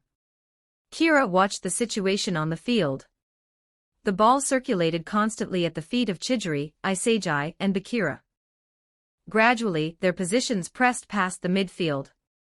Using what I taught you to defeat me. Kira carefully observed the flaws in this formation, ready to find an opportunity to break it. Isagi also constantly turned his head, received the ball, and passed it, all while thinking to himself. Chidori is marked by Aryu. In a 1v1 against Aryu with his superhuman leap and coverage, Chidori's speed is hard to utilize. Bakira is the same, facing Kira, who knows his habits and techniques, dribbling breakthroughs are useless. So if we compete based on individual ability, we'll definitely be at a disadvantage. We can only do this, control the distance within 15 meters, ensuring no one gets isolated. It can work. Maintain it. As long as we bring the ball in front of the goal, there's a chance. Isagi thought. Just as the situation reached a stalemate, after Isagi passed to Chidori, Chidori started accelerating. This was the white team's signal to launch an attack. The long-limbed Aryu immediately followed. Hey, you won't break through my area. Chidori sneered in response, I know that, of course. He then immediately passed to Bakira. Isagi Yoichi instantly accelerated, searching for an opening. In a flash, Isagi ran into an unguarded space. Receiving a pass there would be an ideal shooting position. Such a naive tactic. You think I can't see it? Ito Shirin was no longer standing still. In an instant, he closed down Isagi. Isagi's eyes widened. Seen through? Not by Kira. This guy can see through me. As expected of the number 1 ranked player, Isagi felt a trace of despair. This was the best method he could think of to break the deadlock. After receiving the pass, Bakira originally intended to pass to Isagi immediately, but Isagi's position was covered. And Kira was right in front of him, breaking through would be impossible. In that case, then read my pass properly, Hyoma Chijiri. Bakira didn't pass to Isagi as planned. Instead, he passed to Chijiri on the other side. Ah, that pass. Isagi stared blankly. I can't participate in the triangle attack now. Bakira's pass is useless here. Chijiri is defended by Ryu, it's impossible for him to receive the ball. Kira saw the nuance in this pass, and looked thoughtfully at Bakira. An imaginative pass. Bakira chuckled, sticking out his tongue. At this moment, Chijiri and Ryu constantly jostled for position. It's over. Following this trajectory, the ball will still be intercepted by him, Chijiri thought. But then, he noticed the difference in the ball's spin. This is just run forward, right? Chijiri instantly understood Bakira's intention. Chijiri immediately accelerated, not even looking at the ball's path. What does this mean? Ryu was confused. He couldn't understand the point of Chijiri accelerating now. Giving up. I said this area is mine. Ryu leaped high, stretching his leg out in midair to intercept the ball again. A sudden change occurred. The ball actually accelerated and curved, changing direction. Ryu was shocked in midair. What is this? A curving pass. The ball deviated from its previous trajectory, causing Ryu to intercept nothing but air. The landing point was precisely the direction Chijiri was sprinting towards. Chijiri! Bakira shouted wildly. It seems I guessed right, Bakira. Chijiri accelerated with the ball to the front of the goal, and raised his foot. The white team scores. The score is now 1-2. Hoo-hoo. Chijiri waved his fist. Bakira came over from afar and hung on to him. How was my pass? Bakira was now acting like a teammate looking for praise. It was incredible. A pass that makes you addicted. Chijiri responded with a thumbs up. While talking, the two returned to their previous formation. Isagi also returned to his position. I didn't expect that. That was amazing, Bakira, Chijiri. After watching the scene, Kira also felt somewhat gratified inwardly. This guy Bakira is still constantly improving. I need to step up my game too. How should I put it? Previous passes, like Isagi's, all had a clear purpose. I could see it at a glance. But Bakira's pass just now required deep thought to comprehend. Chijiri shared his feeling. Is this the chemical reaction between Chijiri and Bakira? Using triangle attack coordination to control the passing, and finally, building on my run, relying on Bakira's inspired pass and Chijiri's speed to score. Is this our current style of play as a trio? We can win. Isagi instantly gained confidence. As long as I find more uses for myself in this team, we can defeat the top 3. Ito Shirin suddenly stood at the kickoff point. I understand your level now. Truly green as grass. You still treat playing here as a simple sports competition, right? This is a battlefield. Right now, you are the equivalent of soldiers turning your backs to someone aiming a gun. That's why I say, you are too green.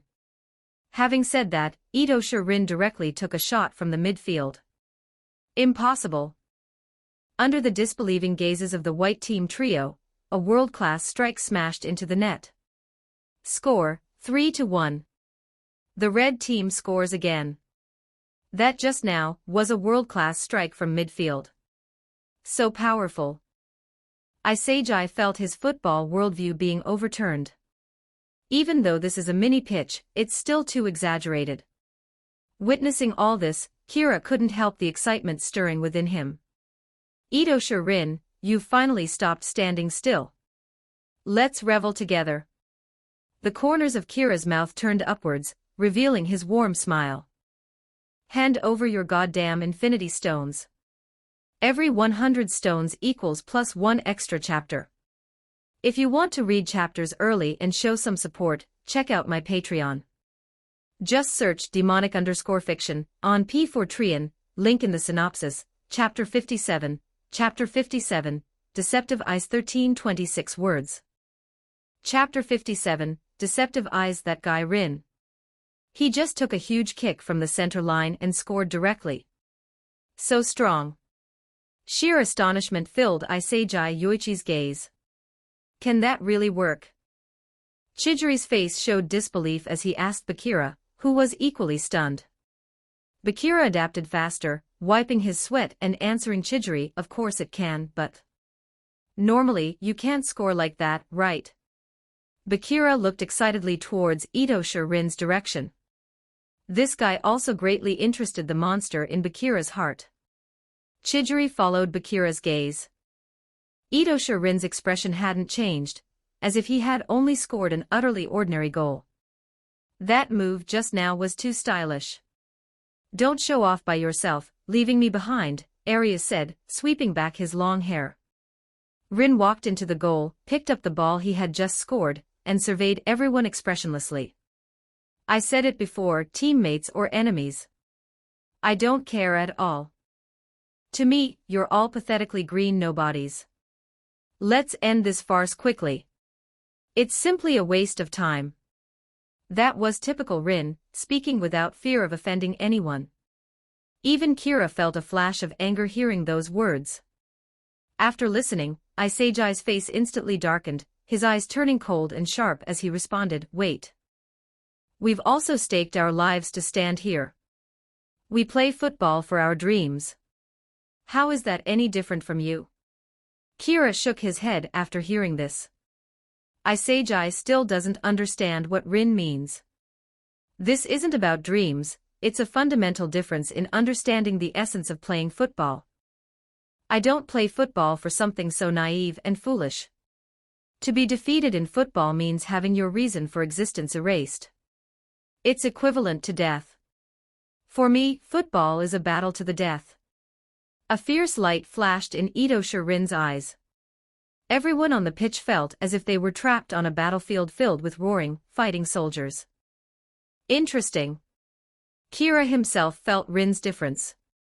This guy treats football as his entire life. Battle to the death.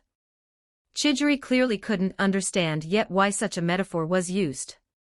In Chidori's eyes, football was a place to unleash his talent.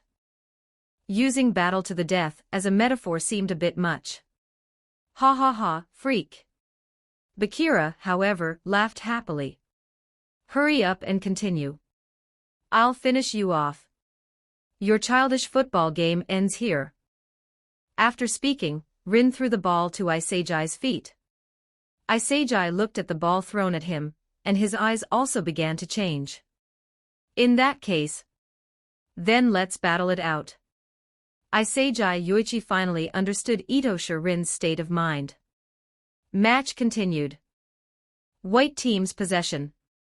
Currently trailing by 2 goals, Isajai wanted to try the same triangle attack method as before, pressing forward to close the distance. But Isajai suddenly found that Bakira, closely marked by Kira, couldn't receive the ball easily. Bakira, if I'm not mistaken, you are the most crucial part of this trio now. Kira pressed tightly against Bakira. Only now did Bakira feel how difficult it is to even receive the ball when someone is marking you closely, unless you find a way to shake them off. Heh, Kira-chan, did you figure it out? Sweat beaded on Bakira's forehead. My agility and dribbling are useless if I can't even get the ball. That's right. By observing their last attack, Kira discovered that the one who initiated the final attack for the white team was Bakira, and it could only be Bakira. Bakira's creative passing, that flash of inspiration, was currently the white team's only hope of winning. As long as Bakira couldn't receive the ball, the white team's triangle attack tactic was basically useless. No good, have to gamble on this side. Isagi played a short pass to Chijiri and immediately started accelerating. Chijiri understood instantly. A short wall pass. Chijiri dropped back to receive Isagi's pass securely and immediately played a through ball forward. Kira shook his head from afar. Still no change. Too green. Are these the only simple moves you know? And ones that are so obvious? Itosha Rin moved. He positioned himself early to block Isagi's path, touching the ball first. This is bad. Isagi's brow furrowed. He anticipated losing this ball. Sure enough, after Rin touched the ball, he easily pulled it towards himself with one foot, and gently kicked it forward with the other. The ball brushed past Isagi. Bakira. Isagi turned his head and shouted, hoping Bakira could intercept Rin's pass. Bakira also heard Isagi's call, and rushed towards the ball. But he suddenly felt his body hit a wall. Since when is Kira this strong too? Confusion showed in Bakira's eyes. After all, in his mind, Kira was always a technical player. His physique should be similar to his own, the agile type. Why does it feel completely impossible to push past him? What Bakira didn't know was that after using Kunigami's and Reichi's trial cards, Kira's muscle strength had improved significantly compared to before. Maybe not a match for Kunigami, but pushing past Bakira was still very easy. This guy is really a monster, Bakira thought helplessly. He could only watch as Kira received the pass. Then Kira leaned into Bakira, causing him to lose his balance in the challenge, almost stumbling. Seizing the opportunity, Kira calmly pushed past Bakira, and was one-on-one with the goalkeeper. Just as Kira thought he could score, Isagi suddenly appeared in front of the goal. With his hands behind his back, he used his head to forcefully head the ball away. I saw it. The possibility of a goal on your side. Isagi's eyes shone with an unusual light. At that moment, the instant Chijiri passed, Isagi felt he smelled the scent of a goal. And the source of that scent was Kira, next to Bakira. Therefore, Isagi immediately turned and ran towards his own goal, blocking the shot. Great defense. Bakira shouted happily. Kira looked at Isagi and said, it seems your eyes are starting to work again. Although I don't know how it works, I have a feeling I can keep battling you with this. Isagi was full of confidence at this moment. Then let me see your ability. Don't disappoint me. Kira was inwardly ecstatic. So you've finally had your awakening, kid. Now I can absorb you and have some fun. Awaken faster, start piecing it together, the field of God, Isagi. Red team corner kick. Itosha Rin to take the corner. Isagi's eyes constantly observed the positions of Kira and Aryu. Normally, aiming this corner towards Aryu's position would be best because his leap and long limbs would give him a huge advantage in contesting high balls. But the one taking the corner is Rin. Kira's goal-scoring instinct is also sharp. If these two created some chemical reaction, it would be unpredictable. So Isagi's gaze shifted back and forth between them. In Isagi's perspective, the possibility of a goal existed around both of them. Aryu and Kira also constantly jostled for position, fighting for an advantageous spot in front of the goal. Isagi seemed to suddenly discover something. His perspective immediately shifted towards Rin. And at this moment, in Isagi's perspective, the possibility of Rin scoring was the greatest. Deceived. The moment this thought surfaced in Isagi's mind, Itosha Rin directly took the shot. The target was the goal. A perfect arc. Red team leads 4-1. Itosha Rin scores directly from the corner kick. We were used. Kira also realized what had happened. Itosha Rin's gaze towards Isagi was full of disdain. Having eyes and knowing how to use them are two different things. Because eyes can also deceive you. Understand? Hand over your goddamn infinity stones. Every 100 stones equals +1 extra chapter. If you want to read chapters early and show some support, check out my Patreon. Just search demonic_fiction on P4Trian, link in the synopsis, Chapter 58, Chapter 58. The Colosseum 1263 words Chapter 58. The Colosseum, eyes can deceive you. Isagi Yoichi carefully pondered Itosha Rin's words, realizing why Rin had taken that direct shot from the corner. No one had been marking him, leaving the angle completely open. Kira and Aryu had drawn the entire white team's attention. Oh ho, this guy's performance is even more stylish than mine. Aryu elegantly applauded, showing genuine admiration for Rin. Any previous competitiveness had vanished, replaced by complete respect. Kira mentally replayed the scene. In front of the goal, Chidori was tightly marking Aryu, while Bakira stuck to him just as closely.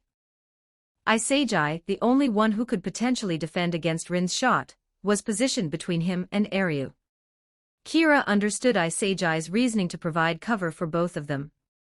But this left Rin's corner kick completely unmarked. What if Isagi had directly marked Rin instead? Kira ran a mental simulation and concluded the red team would likely still score. Whether it was Aryu or himself, neither could be fully contained by a single defender alone. No solution. The current white team simply lacked the capability to handle that scenario. Itosha Rin is really strong. Having sorted through his thoughts, Kira's gaze toward Rin grew more solemn. The gap between them was real. One more goal from them, and we lose. Chidori murmured, sweat beading on his forehead. Aside from the goal he and Bakira had scored together, they'd had no other real chances. You're right, Chidori. But if we score 4 goals in a row, we win, don't we? Bakira's excitement hadn't faded, his fighting spirit burned as brightly as ever. Counterattack. Isagi roared, readying himself for the restart. White team's possession. Though all 3 white players were brimming with determination, the skill gap left them struggling for options. Isagi still tried to advance using triangle passes, but Bakira was still relentlessly marked by Kira. What to do? Hey, how long are you going to keep passing like that? Rin's voice cut through, cold and close. Playing like that, can you even call yourself a striker? Isagi broke out in a cold sweat, instinctively shielding the ball as Rin closed in silently from behind. Rin's defending more seriously now. Don't underestimate me. You're marking me so tightly, your back is full of gaps. Isagi's eyes pinpointed the weakness, his mind issuing a silent challenge. Bakira, near Kira, noticed the subtle shift and began dropping back, disengaging from his tussle with Kira. Seeing Bakira retreat, Kira didn't pursue. Bakira. Isagi moved his feet, sending a diagonal back pass to the retreating Bakira. The moment he received the ball, Bakira didn't hesitate. He fired a pass aimed directly at the space behind Rin. Simultaneously, Isagi accelerated, bursting forward. I'll use this pass to pierce through the red team's defense. I have to create the premonition of a goal myself. This was the conclusion Isagi had drawn about his own football. He couldn't just observe with his eyes, he had to actively create the scenarios where his vision could be used. This was the lesson he'd learned from Rin's corner kick goal. You seem to have found a decent opening. Rin's voice was laced with mockery. He caught up again. Isagi found Rin turning and keeping pace right beside him, their bodies now pressed close together. Let me teach you how to use your eyes properly. Waste of space. Rin suddenly accelerated, instantly gaining a step on Isagi. How did this happen? Didn't I just get past him from behind? Why is he here? This shouldn't be possible. Isagai's mind raced with confusion until a terrifying thought struck him. Unless my spatial awareness has been completely seen through. But even if he saw through it, how does he know my movements?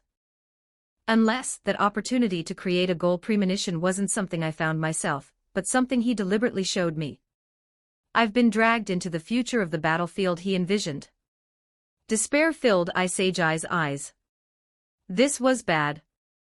With his current understanding, he couldn't even begin to measure the gap between himself and Ito Shirin. Are we going to lose? You two seem to be having fun. Just as Isagai teetered on the brink of despair, a figure intervened. It was Kira. He had reached the ball before Ito Shirin. You're interfering with my battlefield. Rin's eyes were icy, his planned future disrupted by Kira's intrusion. Since we're guaranteed to win anyway, how about a contest? Let's see who scores this final goal first. Kira's expression was brimming with excitement. He too had seen the future of this play, even further than Isagai. He recognized the trap Rin had deliberately set for Isagai to fall into. Teammates or not, Kira couldn't resist stepping in to seize the ball first. Simultaneously, he thought, use Ito Shirin trial card. Ito Shirin trial card activated successfully. Vision plus 30, continuous decay, dribbling plus 20, continuous decay, shooting plus 20, continuous decay. Speed plus 20, continuous decay, duration, 10 minutes, I don't mind playing along. Just don't waste my time like they did, Rin coldly accepted Kira's challenge. Hey, seriously, you two. Look at the situation. We're still in a match. But this is just too stylish. Arya's eyes also shone with excitement, he'd never seen anything like this. You two go ahead and have your contest. I'll protect our goal. The battle between number 3 and number 1. A duel this stylish was something Arya felt compelled to facilitate. What does this mean? These two are ignoring us. They're starting a 1v1 right now. Isagai couldn't believe it. Chidori and Bakira watched with equally astonished expressions. Monitoring room. Hey, Ego-san. Ito Shirin and Kira are facing off. Aren't they on the same team? Anri was baffled. The match was all but won, so why were two teammates suddenly becoming so competitive now? Interesting. Ego Jinpachi watched the screen, a grin slowly forming on his face. Fascinating. Kira and Rin are just too interesting. Anri, have you heard a certain saying? There's a saying that goes, two alphas can't share the same field. That's exactly what's happening in the red team right now. Both Ito Shirin and Kira are exceptional. Rin instinctively believes he is the team's core. Meanwhile, Kira, who has always aimed to be the team leader, the locker room alpha, would never accept Rin's self-proclaimed king status. That's why he issued this challenge. Then why isn't Arya participating in this contest? Anri still didn't quite get it. That relates to his characteristics. In Arya's eyes, only what's stylish matters.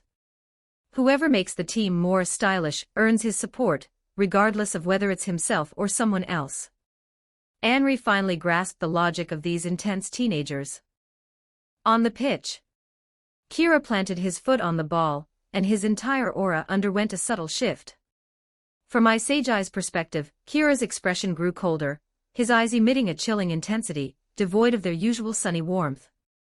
If you still think I'm just playing around, be careful not to trip and fall, Kira said coldly. Less talk.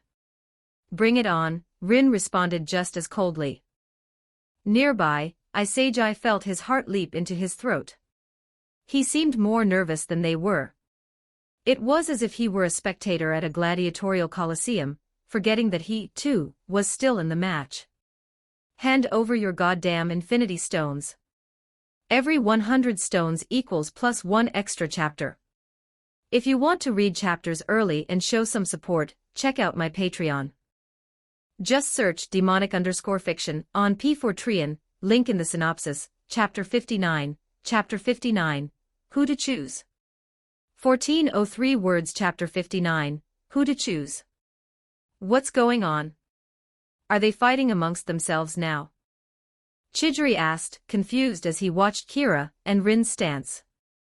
They're looking down on us way too much. We're still in a match, Bakira pouted. Kira calmly observed the current positions of the players on the field. Arya was defending behind him. Itosha, Rin, plus Isagi, Bakira, and Chidori. All four are obstacles hindering my attack. But I'm confident right now. Because he could see many paths to the goal. This was the benefit of Rin's field vision ability, the power to foresee more possibilities. Both Kira and Itosha Rin stood their ground, observing each other with a tacit understanding, as if whoever moved first would expose a weakness. Such composure. Kira moved first. After all, he was currently on the offense. Keeping the ball at his feet without action wouldn't lead to a goal. Kira's footwork had a special rhythm to it, unhurried, leisurely as he began his attempt to break past Rin, staying close. Rin was startled. Why did this rhythm feel somewhat familiar? Rin felt like he had seen it somewhere before. Just as Rin was pondering, Kira's rhythm abruptly accelerated, like a piano piece reaching its climax. The sudden change in tempo caught Rin off guard. Kira dribbled past him as effortlessly as a breeze. Incredible rhythm control, that touch. Is Kira evolving too? Isagi's mind replayed Kira's series of movements. They were all simple touches, lateral pulls. Yet they possessed a unique sense of beauty. It was so similar to Rin's style. Monitoring room. Many famous football stars worldwide are jokingly called metronomes by fans because of their superb rhythm control, their ability to shift between fast and slow. When to speed up and when to slow down is one of the hallmarks of their play. Such players will suddenly slow down while dribbling, and then abruptly change pace, directly disrupting the opponent's rhythm. The skill of combining fast and slow is essential for them to succeed at the highest level.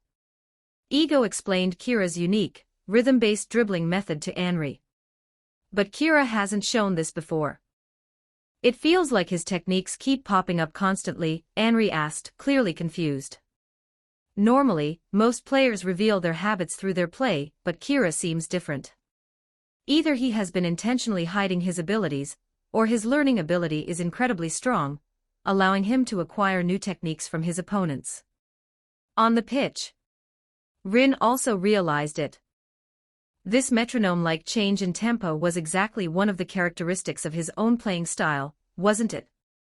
Could this guy's sense of rhythm rival mine? Rin shed his dismissive attitude, turned around, and closely followed Kira. Didn't shake him off, as expected of Rin. Kira silently praised Rin, but didn't dare slow his steps in the slightest. The slightest pause would let Rin catch up. But if he took the shot now, Bakira and Chidori are still ahead. I can't get a good angle for the shot either. So Kira stopped the ball, used his right foot to hook it, and turned, trying to shake off Rin. Rin's footwork shifted closely in response. Still not shaken off. Bakira watched as the two relentlessly chased each other, bringing the ball towards his position. His eyes grew increasingly fervent. He couldn't just let the two of them play like this, he had to join in. Bakira made up his mind, moved, and went to intercept Kira, joining the fray between the two. Idiot, don't come over. Rin shouted, trying to stop Bakira from approaching. It was too late. Just as Bakira was feeling confused, Kira used Bakira's body as a shield, a solid wall. His legs exploded with powerful acceleration, instantly shaking off Rin. And Bakira became an obstacle hindering Rin's initial movement. Thank you, Bakira. I'll pick you if I win. After shaking off Rin, Kira faced the goal and prepared to shoot. Just as Kira thought he was about to win this challenge, he sensed movement behind him. A foot appeared near his own. A sliding tackle. It was Rin. Turns out, Rin had noticed Bakira's movement earlier and knew Kira would definitely use Bakira's body to shake him off. So he was prepared to be evaded. A striker's guard is at its weakest when shooting. Itosha Rin sees this opening, making a sliding tackle from behind the moment Kira shot. But the direction of his tackle was also towards the goal. Rin intended to tackle the ball into the opponent's goal. Kira instantly guessed Rin's intention. Deciding to throw caution to the wind, he put his full power into the shot with his right foot. Both players' feet almost simultaneously touched the ball. Because they kicked it from different angles, the ball was subjected to two different forces, causing it to fly into the white team's goal in a strange, twisting arc. Third stage, 3v3, enemy stealing decisive battle, red team wins 5-1. Kira hadn't expected the final goal to end in such a dramatic way. It seemed like he and Rin had ended in a draw. For this last goal, both of them had touched the ball at the last moment. It was hard to determine who won and who lost. Itosha Rin got up from the ground, dusting the grass off his clothes. His gaze towards Kira held a trace of interest, though his tone remained cold. "You're different from those other guys. It seems I can't just treat you as a background character anymore." "Is that so? Means you didn't know enough about me before. If you knew more, you'd find. Perhaps I am your future rival." Kira retorted with a cold laugh.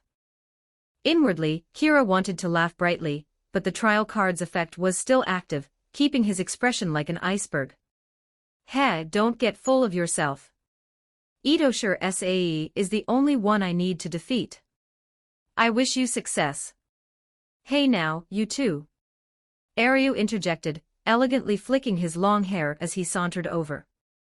That final goal was truly stylish. But now the selection awaits. Whom shall we claim? So who to choose? Kira turned and saw the dejected expressions on the white team's three players. The feeling of waiting to be chosen after a loss probably didn't feel good. Personally, I find the crimson-haired speedster quite appealing. His velocity is simply stylish, and his aesthetic is most refined. He would undoubtedly elevate our team's overall style. Aryu voiced his opinion, then turned to the others. Rin, Kira, what are your thoughts? I have no opinion. It doesn't matter. Any one of them is the same, no difference. Itosha Rin showed no interest in any of the three white team players. Just wait until you see them next time. You'll be interested then, Kira secretly complained. Really, still so aloof. What about you, Kira? Kira's gaze swept over the three. Chidori, seeing Kira look his way, turned his head away. Initially, he held quite a grudge against Kira for abandoning him and teaming up with others first. He wanted to take Kira back to prove he wasn't weaker than the others. But the reality was, Kira's choice was right. He couldn't keep up with Kira anymore. Bakira, on the other hand, had wide eyes. Seeing Kira look at him, he gave a carefree smile. As if nothing mattered. Isagi looked preoccupied, clearly still analyzing the just-finished match. Come on over, Bakira. Come back and play with me again. Kira had already made his decision. Bakira was the most suitable for their team right now. All three red team players had strong individual abilities. But they lacked someone to connect them. And Bakira's creative passing would link the three individuals into a cohesive whole. Kira made the same judgment as the red team in the manga. I had really wanted that red-haired gem. But your performance was most stylish, so I shall defer to your choice. Acceptable, Aryu expressed some regret at not getting Chidori. Bakira's feelings were complicated. He didn't want to continue playing with Kira in this manner. Hand over your goddamn infinity stones. Every 100 stones equals plus 1 extra chapter. If you want to read chapters early and show some support, check out my Patreon. Just search demonic_fiction on P4Trian, link in the synopsis, Chapter 60, Chapter 60. New member joins the team 1663 words Chapter 60. New member joins the team, come on Bakira. Get over here and help me score. Arya called out to Bakira. Stop daydreaming, mushroom head. Don't waste everyone's time. Rin's tone was as cold as ever. Having said that, Itosha Rin turned and walked away. Arya flicked his hair and followed Rin's steps towards the next stage. Kira remained standing, watching Bakira. Bakira hesitated, his feelings conflicted. I was the one who wanted to steal you back, Kira, Bakira said. Bakira. Kira couldn't help but speak up. I'll come. It's the rules, after all. Goodbye, Isejai, Chidori. Try to catch up. I'm following my inner monster's decision. It's telling me I'll get stronger over there. With that, Bakira stepped forward. Kira patted Bakira's shoulder in welcome. Side by side, the two walked towards the gate to the next stage, disappearing from Isejai and Chidori's sight. In the matching room for the third stage on the other side. Who should we pick as opponents, Kunigami? Raichi kept looking around the room, searching for rivals. Wait a bit longer. There's no hurry, Kunigami's gaze swept the room, but didn't find the person he was looking for. Kira, Isejai, Bakira, and Chidori. I don't see any of them, Igaguri chimed in. They must have already teamed up and moved on, Raichi growled. With their skills, there's no way they failed, Kunigami nodded. After clearing the first stage, Kunigami couldn't find the people he wanted to team up with. In the end he, Raichi, and Igaguri were forced to form a team. Kunigami had his own plan. He wanted to compete against his familiar teammates. He wanted to steal them. But now, none of them were here. What to do? Kunigami was worried. Meanwhile, second stage, 2v2, enemy stealing decisive battle, matching room. Isejai and Chidori sat in the room in silence. Suddenly, the door opened. A familiar figure walked in. It was Shiburu. Following behind him was Narahaya. Well, well. Look at you two stragglers. What, your leader Kira abandoned you? Buru mocked them as soon as he saw them. Oh, if it isn't the king. You lose and end up back here. I remember your team didn't win a single match, Chidori fired back without hesitation. Hearing this, a vein bulged on Buru's forehead. What did you say? I said, aren't you supposed to be so great? You lost, too. I scored 4 goals. My teammates were dead weight. Buru roared. Then how about playing us? We can take you. Who's taking who, trash? The two instantly squared off, the tension skyrocketing. You're just a one-trick pony with speed. Want me to crush that leg for you? You're the king who's already been dethroned. I'll make you kneel. Ah hey, Chidori, stop arguing with him for now, Isejai immediately tried to de-escalate. Chidori wasn't normally this confrontational, but the loss to Kira had clearly left him raw. You two. It says here we can't start the next match for 24 hours, Narahaya reminded them from behind. Hearing Narahaya's words, both sides in the room calmed down. Buru tossed out a final line, I won't avoid you. I'll be waiting whenever you're ready. He turned and stalked off, leaving them with his back. One day later. Fourth stage cafeteria. Hey, you guys. How about a match with us? Arya was frantically searching the cafeteria for their next opponents. Aren't you the top 3 team? Who would play you? No thanks, no thanks. Let's go, let's go. Playing them is just asking to get destroyed. Everyone Arya approached refused. Sigh, how many teams is that now? They all run away scared. I didn't even want to play you guys anyway. Beating you wouldn't be stylish, Arya grumbled. Kira, you don't seem worried at all. Bakira asked between bites of food. There's no point in playing against cowards. They'll all be eliminated soon enough, anyway, Kira said leisurely while eating. Then who do you think will play us? We'll wait for Isejai and the others to reach the 4th stage. We'll play them. Kira, you really have faith in Isagi. But what if they don't make it? Bakira, you've played with Isagi too. Do you think they can't make it here? Now that you mention it, Isagi and Chidori are pretty strong. They should come. Bakira nodded. After the meal, Bakira and Kira went to the training room. Rin was already practicing.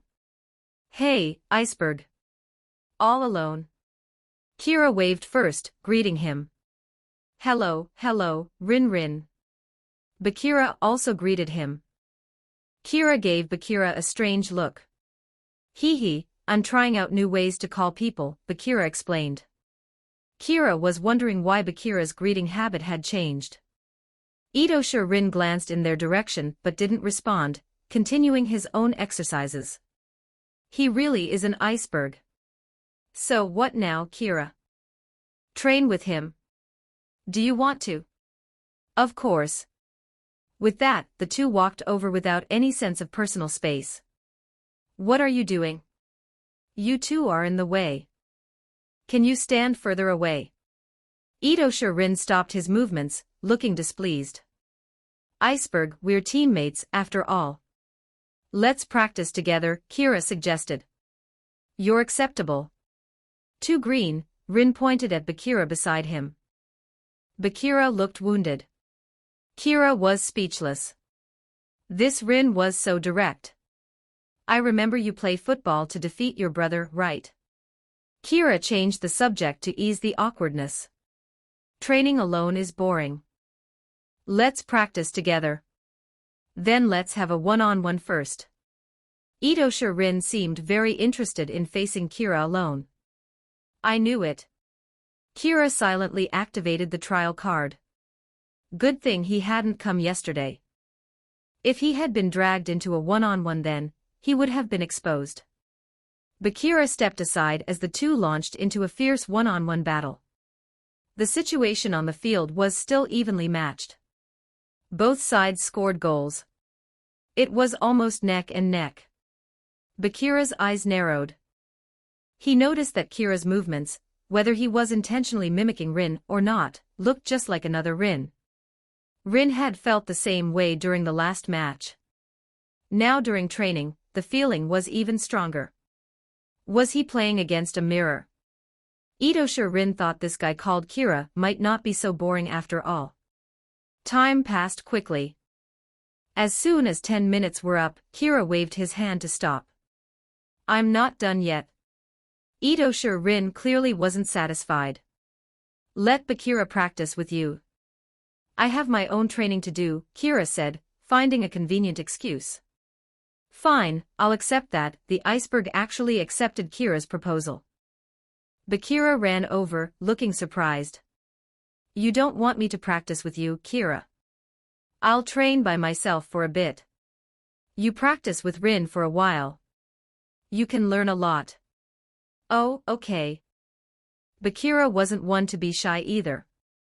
He put his foot on the football and faced Rin.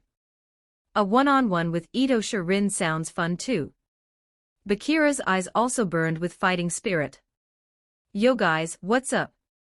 Most of you are probably wondering, normally this dude wants power stones and throws a Patreon ad in our faces. Why the hell is he starting like this today? You're not wondering? Well, you should be.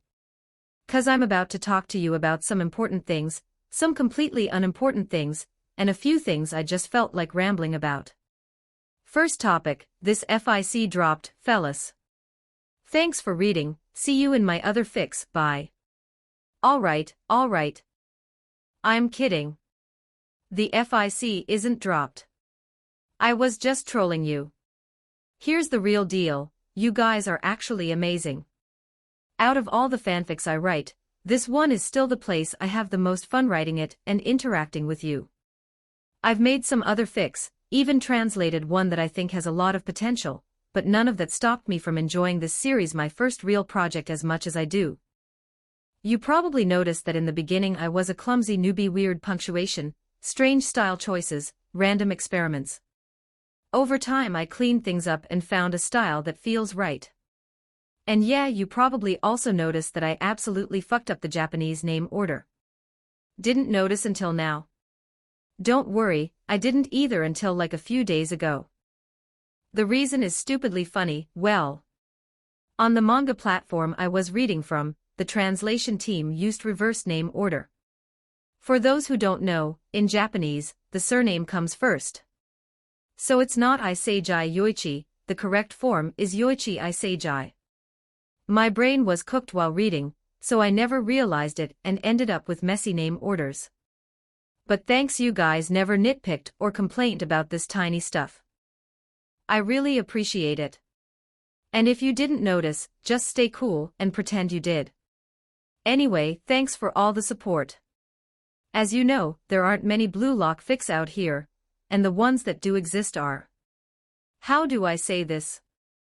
Weird as hell. One of them is the most read and most commented FIC on this site. I checked it out for reference and suddenly out of nowhere China invaded Japan, annexed it, and the blue lock players started representing China internationally.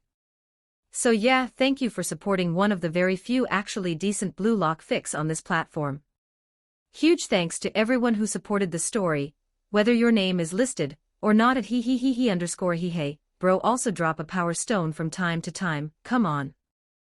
At Scamavia, Aiden_Smith, at Leo_Rivero, at Sei Casa_, at Ayush_Storms, at Leon_07, at Harold_of_the_gate, at Bastian DS, at the Matafaking Kaka, at Sebastian17, at Gentlesnut, at Mammoth59, at Haruto10288383, at TidalFan, at BlueReel and many more. Hand over your goddamn infinity stones. Every 100 stones equals +1 extra chapter. If you want to read chapters early and show some support, check out my Patreon.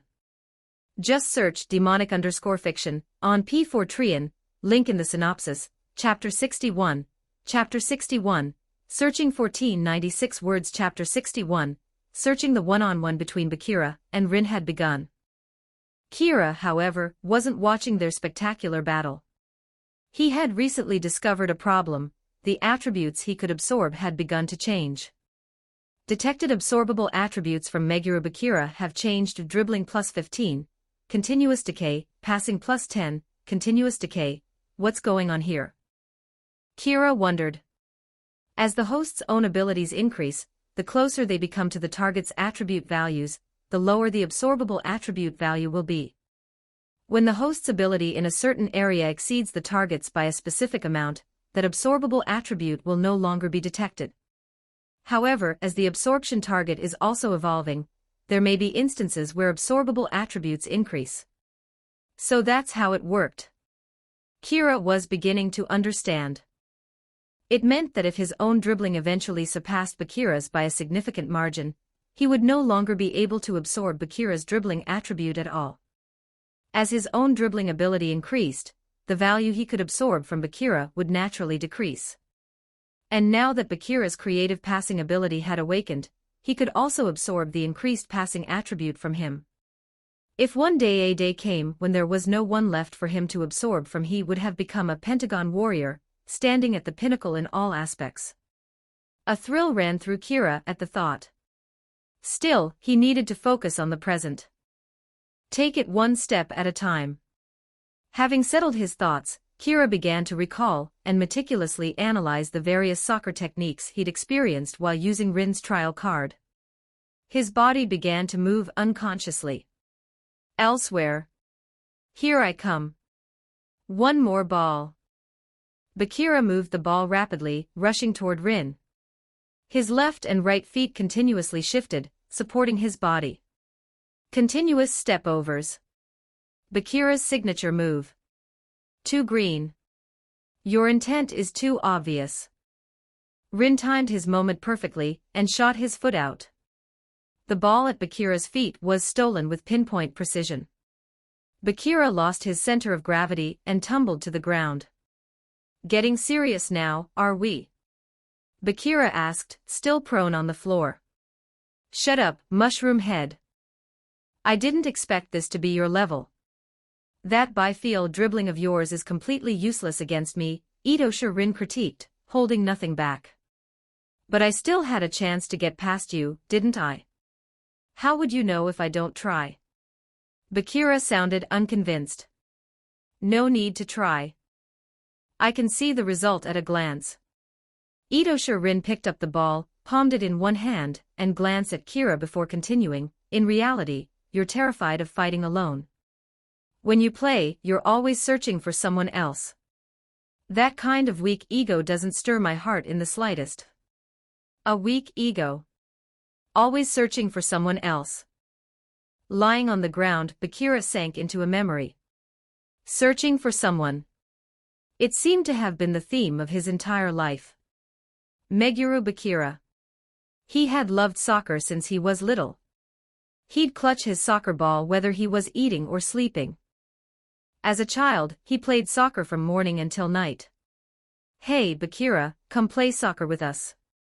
In the beginning, the other kids around him would invite him to play. Gradually, Bakira was too strong. Every time they played, he was the brightest star on the field. Bakira's too good. This is boring. Let's just go home and play video games. The other kids started to avoid playing soccer with him. One more time. Just one more time, guys. Bakira's pleas went unheard. Not only that, but the other children started to think there was something wrong with him. That playing soccer all the time had made him start hallucinating. Nobody wanted to play with someone so creepy. There's nothing wrong with you at all. They don't understand you, Bakira. It's just that the things you feel, they're not capable of feeling them. Back home, his mother held him and comforted him softly. Then what should I do, Mom? I just want to play soccer with them. It's so much more fun than video games. Young Bakira was at a complete loss, unsure how to handle it. Ha ha ha, my Bakira is really something special. His mom stroked his head, saying proudly, to have your own unshakable conviction, that's a very rare thing. You just have to believe in him, and live life the way you want to. When people grow up, they start to want to believe, but they find they just can't anymore. So when you start pretending not to hear it, little by little, you'll genuinely become numb, and won't be able to hear your own voice anymore. What you must believe in is something both illusory and vital. It's the voice of the monster that exists inside your heart. Mommy has always believed in that voice. His mom pulled back the canvas in front of her. Little Bakira was holding his soccer ball. He looked at the easel and saw the massive, dark silhouette of a monster. The entire room was filled with his mother's paintings and her art supplies. Bakira's mother, Bakira Yu, was a famous painter in Japan. An adult who had always followed her own unique path. Is that the monster in Mom's heart? Then what about the one in mine? Bakira was no longer confused. He began to enjoy the happiness that only he could feel. And so, Meguro Bakira gradually began to play soccer alone, with the monster from his imagination. As Bakira grew older, his teammates on his teams also became stronger and stronger.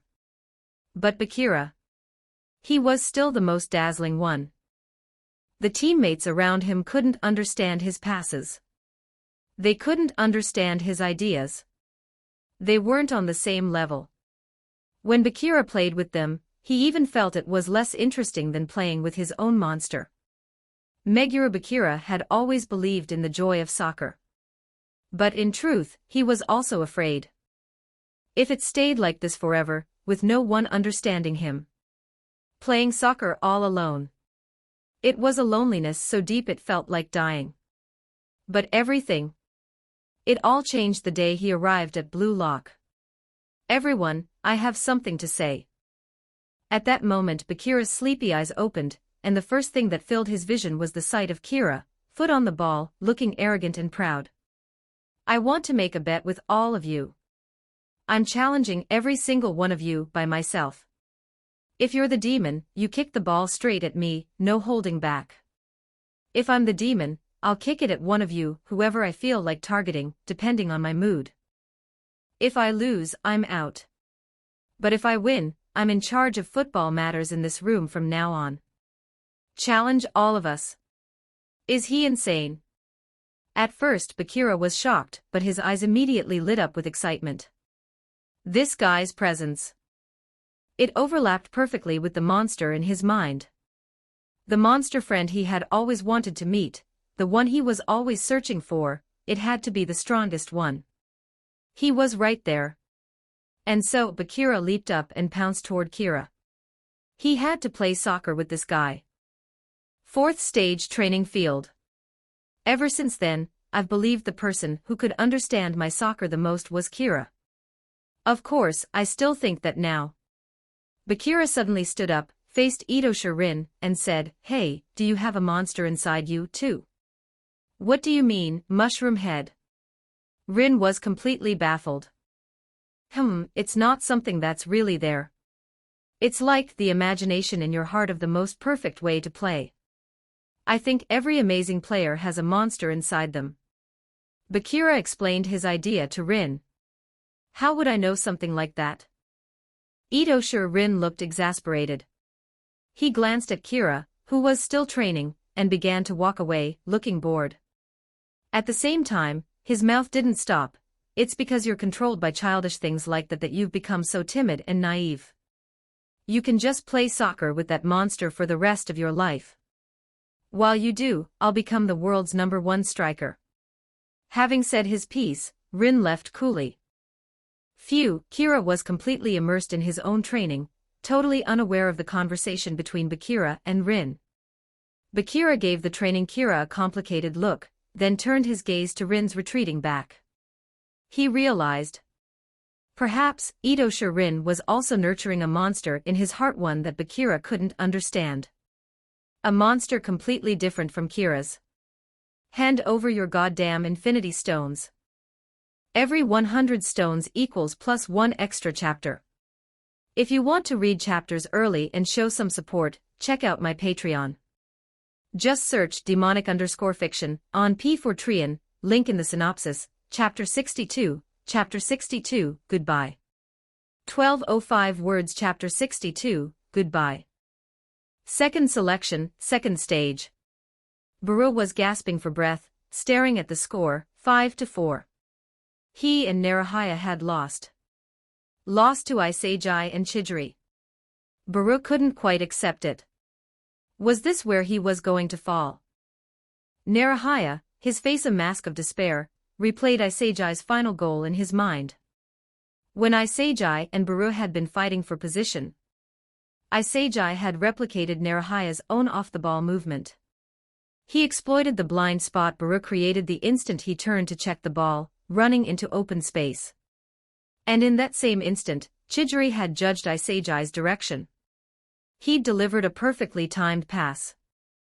Isejai received the pass and blasted a shot, ending the match. Why wasn't it me? Narahaya knelt, pounding his fists against the ground.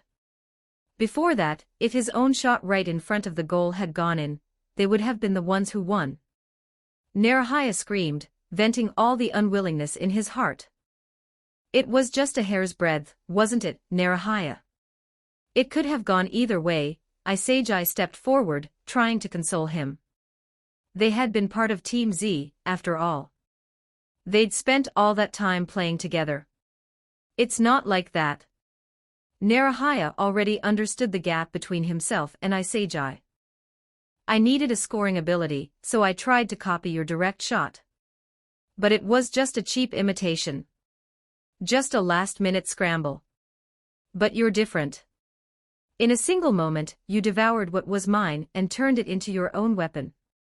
That must be because you aren't afraid to change. You and Kira, you're both people who are destined to go further. Narahaya's tears flowed uncontrollably. If he had only learned to change sooner, today's outcome might have been different. So, Isejai, who are you picking? Chidori wiped the sweat from his face, asking the inevitable question. I know, Chidori. We have to keep moving forward. Come on, Shibaru. You shouldn't be ending things here. Isejai announced his answer. Shibaru was chosen for Team Isejai. Narahaya, Isagi turned, wanting to explain. Don't say it, Isagi. Narahaya stood up, his spirit completely broken. Narahaya, I'll carry your part with me and keep fighting. Isagi suddenly yelled. Narahaya's form froze. He sneered, are you pitying me? I don't need anyone's pity. Besides, Isagi. My part right now, in this very instant. It's already over. Hearing Narahaya's words, Isagi winced slightly. He was right. For Narahaya, it was all over. Isagi and Chidori nodded, then turned toward the next gate. Buru glanced back at Narahaya, his mouth opened as if to say something. In the end, he said nothing and followed after Isagi and the others. The group walked on toward their new future, leaving only Narahaya, standing alone, completely stunned. Looks like my dream ends here. Some dreams really are impossible to achieve, huh? You geniuses. You better keep winning, for me. With that, Narahaya tilted his head back, staring at the ceiling as tears streamed from his eyes. Blue Lock second selection, Asahi Narahaya, eliminated. Several days later. Fourth stage training room. For the past few days, Kira had come to practice with Rin for 10 minutes every day. Kira had also noticed that Bakira was acting strange lately. He seemed to have something heavy on his mind. What's wrong, Bakira? I've noticed you seem to be spacing out a lot. Kira couldn't help but ask about his situation. It's nothing. Maybe just bored from not having a match in so long. Bakira immediately put on a smile and explained. To Kira's eyes, that smile looked anything but natural. Kira didn't press the issue. Bakira must have run into something he needed to figure out for himself. If he wanted to talk, he would. Kira decided to give him space, and let Bakira find his own answer. After training, the two of them went to the cafeteria together. Wow, more and more people are making it to the fourth stage. Bakira was scanning the crowd. But there's still not a single team willing to play us. Ariel looked disappointed. At this rate, when are we ever going to advance? Kira scanned the room. Strange, not a single familiar face had arrived. What's everyone doing? It's been days. Haven't Isagi's or Nagi's teams made it through yet? The cafeteria doors opened. A group of people appeared. Kira, it's Isagi and his team. Kira's gaze shifted. Sure enough, it was them. Detected attribute that can be absorbed. Vision +10, continuous decay, shooting +10, continuous decay, passing +10, continuous decay, duration, 10 minutes, retention time, 24 hours, detected absorbable attribute. Strength +15, continuous decay, shooting +15, continuous decay, dribbling +10, continuous decay, duration, 10 minutes, retention time, 24 hours, detected absorbable attribute. Speed +20, continuous decay, passing +10, continuous decay, shooting +5, continuous decay, duration, 10 minutes, retention time, 24 hours, detected absorbable attribute. Dribbling +10, continuous decay, passing +10, continuous decay, trapping +15, continuous decay, duration, 10 minutes, retention time, 24 hours, for consecutive attribute notifications popped up. Kira looked at these values, inwardly astonished. Did they just fight their way back from hell? Isagi, Chidori, Buru, and Nagi. Kira, I'm back. Isagi's entire aura had changed. He had faintly become the center of their form and team. Ready for a match the moment you see me. Not gonna eat first. Kira gestured to the empty seats in the cafeteria. Starving. We just finished stealing this guy. Chidori pointed at Nagi. Interesting. Nagi, you lost again, even with Rio? Kira asked curiously. It seems I can't get any stronger if I just stay with Rio. Nagi, too, had shed his previous laziness and spoke with seriousness. I originally wanted to catch up to you and beat you, but I ended up losing to Iseiji's team. But this works out perfectly. I can finally challenge you again. I won't lose this time. I look forward to our match, Kira replied with equal gravity. Yo, you know these two new faces as well? Aryu asked Kira curiously, as he had only seen Iseiji and Chidori before. Yeah, we were in the same building. Kira pointed to Baru and Nagi. Aryu nodded. You really are well connected. It seems there are many stylish things about you I still don't know. You'll find out, eventually. Chow time, chow time. Let's eat first and talk later. Bakira was starving. And so, everyone began to eat in the cafeteria. After the meal, Iseiji once again formally issued a challenge to Kira. Kira, let's play. Our team against yours. I'd be happy to. Kira agreed with a smile. A fighting spirit ignited in everyone's eyes. This was the moment they had been waiting for. Hand over your goddamn infinity stones. Every 100 stones equals plus 1 extra chapter. If you want to read chapters early and show some support, check out my Patreon. Just search demonic_fiction on P4Trian, link in the synopsis. Give my simulation FIC a shot, guys. The romance and the simulation aspects are really well done. I'm pretty sure most of you are gonna love it. Chapter 63, Super Synergy 1490 words. Chapter 63, Super Synergy Nighttime. Team Iseiji's dorm room. So, is it officially confirmed? Our opponents are Kira's team. Chidori asked, lying on his bed. That's right. Nagi nodded. Baru added fiercely, crush them. Iseiji took out a strategy board and began sketching and writing. Chidori watched, a bit dazed. Isn't this the job Kira used to do? Tomorrow the opposition will probably line up in a formation like this. After Iseiji finished drawing, he showed it to the others. On the board, the opponent's Rin was in the center. Bakira was at the back. On the flanks were Aryu and Kira. Just what level is this Rin guy? Kira's not playing center forward for them.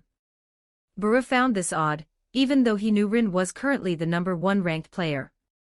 But since he'd never played against Rin, Baru subconsciously still believed Kira was their team's greatest threat. He's not inferior to Kira. He might even be stronger, Chidori replied after a moment's thought. Is that so? Baru instantly felt the pressure. Kira alone was going to be more than enough to deal with tomorrow. Add Rin on top of that. The difficulty was looking a little high. Then again, doesn't that just make it more interesting?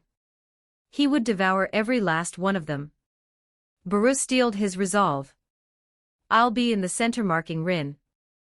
The right flank goes to Chidori, who has the speed advantage. The left side goes to Nagi.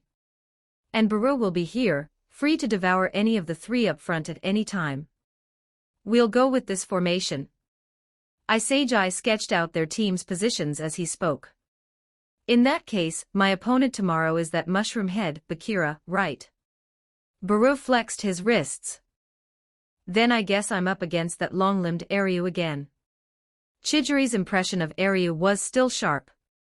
That terrifying spatial control from their last match, he was a monster too. So I get to mark Kira, Nagi said, his eyes filled with excitement. As long as we win this match, we all pass the second selection. Everyone, let's give it everything we've got. Iseiji snapped his pen shut with a click and shouted excitedly. The others responded instantly. The next day. Match day. Team Kira was once again in their red jerseys. Bakira, you ready? Kira asked, finishing with his cleats. All set. Bakira tied his own laces.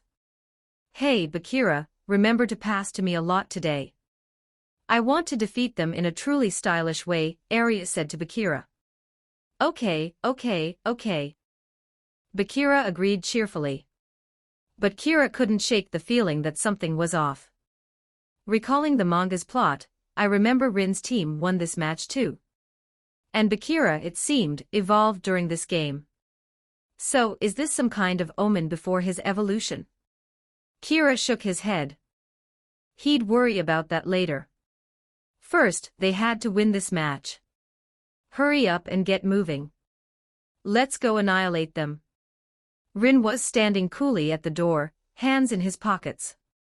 Roger that, iceberg. Kira replied, and the four of them walked into the tunnel together. On the other side, Iseiji's four, dressed in white jerseys, were already there. They're here. Chidori gave the alert as Rin's group of four appeared on the field. Do we really need the polite pleasantries, gentlemen? Kira observed them silently, then sneakily absorbed the trial cards for Baru, Chidori, Nagi, and Rin. No need for that. Let's just start, Kira. Iseiji's eyes were brimming with fighting spirit. I can't wait to devour you, Ryosuke Kira. The match began. The red team had possession. Rin kicked off. He observed the white team's positioning. He realized he couldn't just take a direct shot. In front of the goal, is that tall guy intentionally positioned to guard against my shot? They've actually improved a bit. Rin tapped the ball to Bakira on the flank. Kira immediately moved up in support. He was ready to receive Bakira's pass after he broke through. But what happened next was somewhat outside of Kira's expectations. What's going on?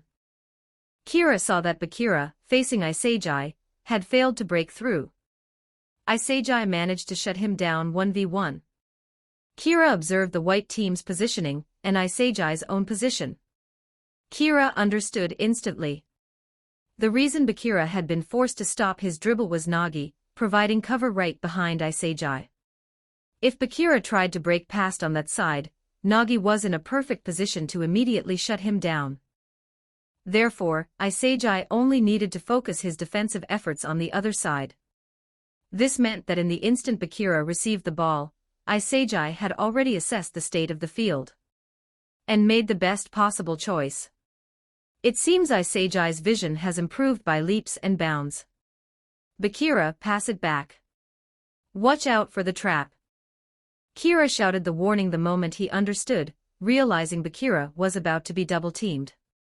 Bakira understood his predicament as well. But he didn't immediately follow Kira's order to pass back.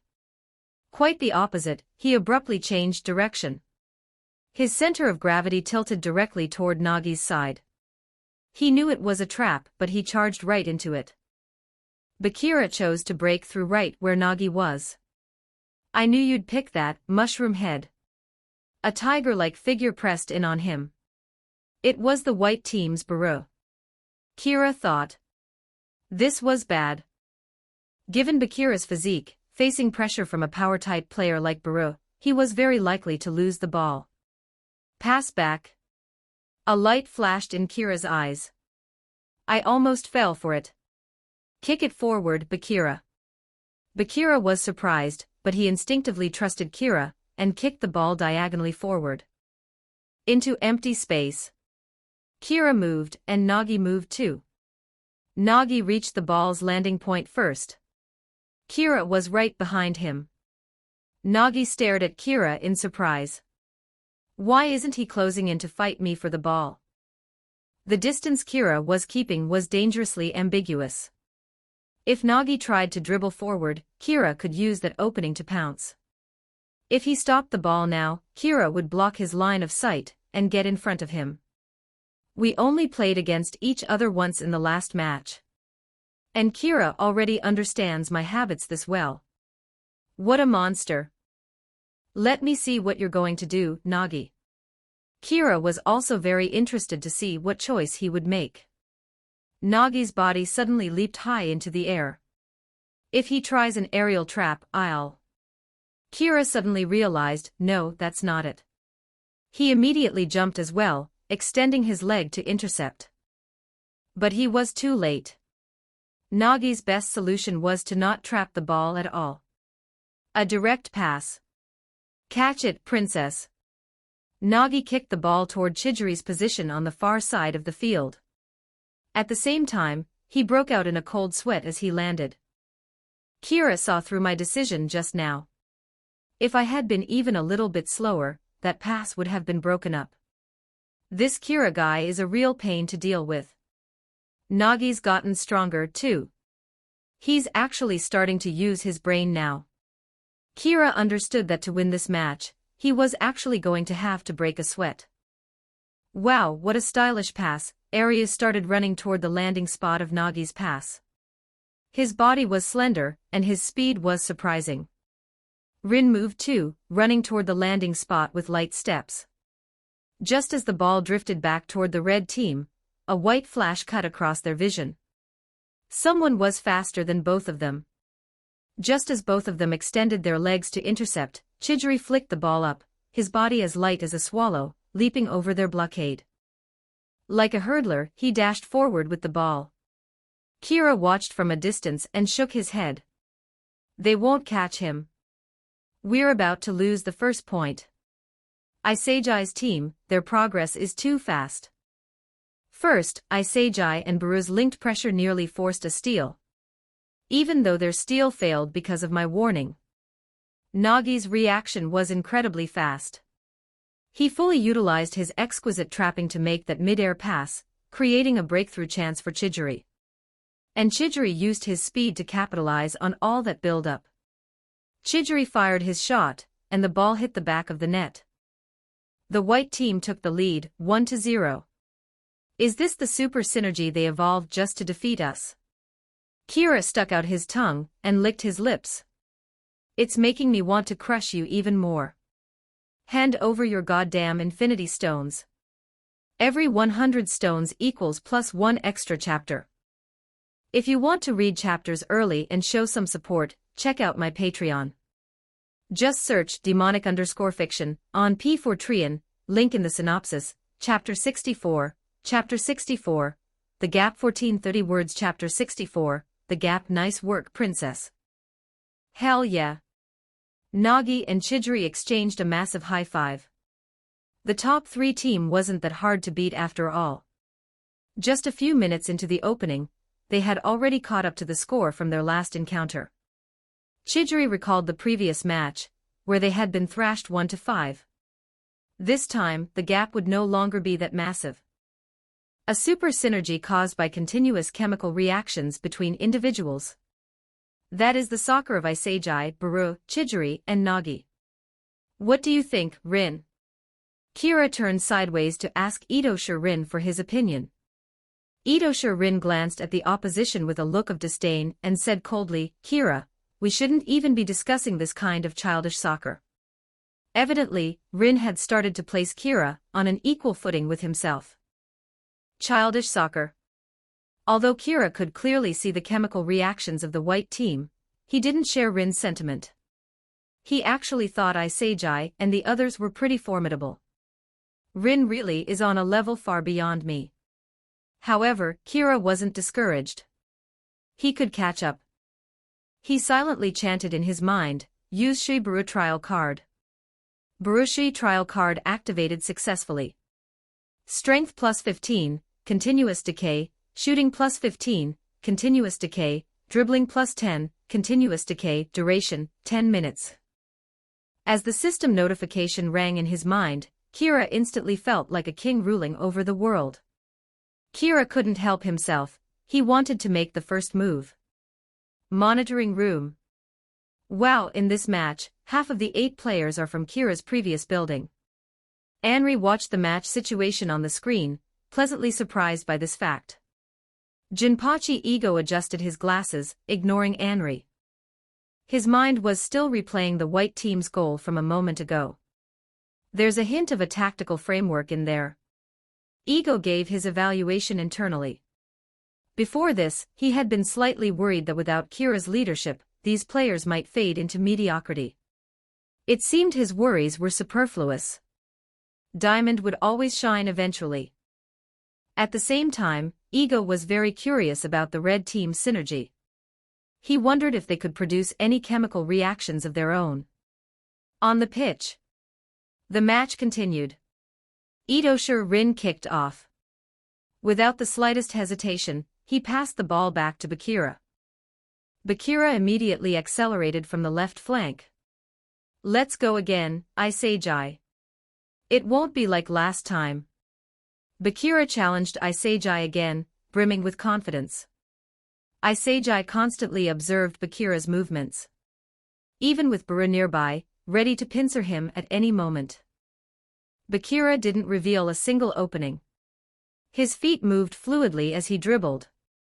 It looks like stealing the ball directly from Bakira won't be easy, Isejai thought helplessly. Isejai noticed movement on the flank. Two players with long, flowing hair were chasing each other. Do I go back to cover? Isejai hesitated internally. No, Chidori is marking him tight, and Nagi is covering the space. They don't need me. In a split second, Isejai determined exactly what he needed to do. Now, Baru. Mushroom head. Baru let out a massive roar, his body physically pressing in on Bakira. Bakira seemed distracted by Baru's shout. He turned his head, and his feet stopped moving. Right now. Isejai's eyes sharply caught Bakira's opening. He lunged forward to steal the ball. Bakira's lips curved upward. He seemed to have anticipated Isejai's move. He flicked the ball with his foot. A no-look pass. Was this guy deliberately baiting me to come forward, just to create a passing lane? Also his pass could fly to the sprinting Airyu. Isejai's scalp tingled. They weren't the only ones who had improved. Airyu, incoming. Kira, whose eyes were constantly scanning the battlefield's dynamics, shouted a reminder. I will steal this in the most stylish way possible. Chidori stuck tight to Airyu, not wanting to let him jump.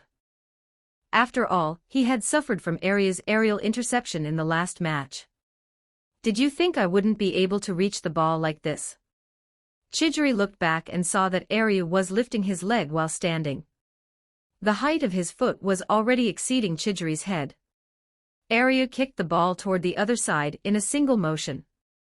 At that height, Chidori couldn't stop it in time. This ball is mine. Baru's muscles tensed as he began to accelerate. Suddenly, a massive force slammed into his side. Who is it? Who on the other team has the strength to contend with me? Baru suddenly remembered. There really was one person. That guy, Kira. Sure enough, the person crashing into his side was Kira. Kira withstood Baru's body with an air of effortless calm. Last time, I ran the whole field and had no energy left. You think I'll lose to you in a contest of strength? Baru was furious. He pressed his entire body weight against Kira. He's not moving.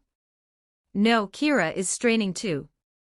Baru judged that Kira's strength was actually on par with his own. Because that press just now was his maximum power. With that physique, how do you have this much strength? Baru asked in confusion. Just bow your head and submit to your king. Kira responded viciously. At the same time, he touched the ball first. He secured possession. Your king. Veins popped out on Baru's forehead. On a soccer field, there can only be one king, and that's me.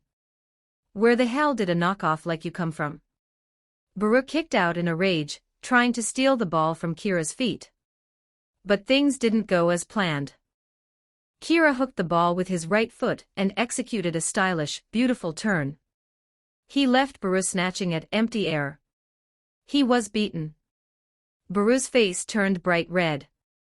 He hadn't won in the strength contest he prided himself on, and now he'd been dribbled past. Baru was furious, but there was nothing he could do. I'm here. Don't panic. Nagi immediately came up from the backfield to cover. As long as I'm here, I won't let him shoot.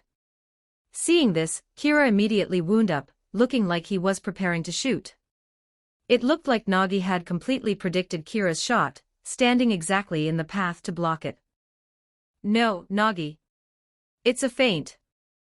Isagi, from behind, spotted the clue. Nagi was confused. Kira suddenly dragged the ball laterally, freezing Nagi, who had been prepared to block, right where he stood. But at the same time, Isagi had chased back to cover the open space. "Pincer him!" Chidori's voice rang out from behind Kira, at the same moment. Chidori, with his super speed, had tracked back incredibly fast. What now? Kira was now caught in a dilemma. On the right flank, a figure appeared. It was Ito Shirin. There was no one around him. He was completely unmarked. Kira smiled slightly, grateful for Rin's timely support, and wound up his leg to pass. Isagi also noticed Rin's run. He hurriedly split his attention, looking back to check the position. He couldn't let Kira pass the ball that easily. Stop him. Chidori also noticed Kira's preparation to pass. He flew in front of Kira, extending his leg to intercept the pass. But suddenly, the foot preparing to pass abruptly stopped its motion and flicked the ball to the left. That was also a feint. Chidori was shaken off. We fell for it too. Isagi didn't hesitate anymore. He charged forward, ready to foul him if necessary just to stop this ball. You left someone open, you know. Kira gave a warm reminder as he delivered a cutback pass. Following up on the play was Bakira. He didn't pass to Rin, but to Bakira, who had been trailing behind him all along. Bakira faced the goal, defended only by the blue Lockman robot. He lashed his foot through the ball. The score was tied. Isagi's mind was in a chaotic whirl. It was too fast. His thinking couldn't keep up with Kira's operations. It's no use. Even if their team has no chemical reactions, relying solely on Kira's individual ability, he can create infinite possibilities and futures. Yoichi Isagi once again realized the gap between himself and Kira. Hand over your goddamn infinity stones. Every 100 stones equals +1 extra chapter. If you want to read chapters early and show some support, check out my Patreon. Just search demonic_fiction on P4Trian, link in the synopsis, Chapter 65, Wild Dance. 1469 words. Chapter 65, Wild Dance. You've got to be kidding me. Kira, that guy. Nagi turned back to look at Kira, with disbelief in his eyes.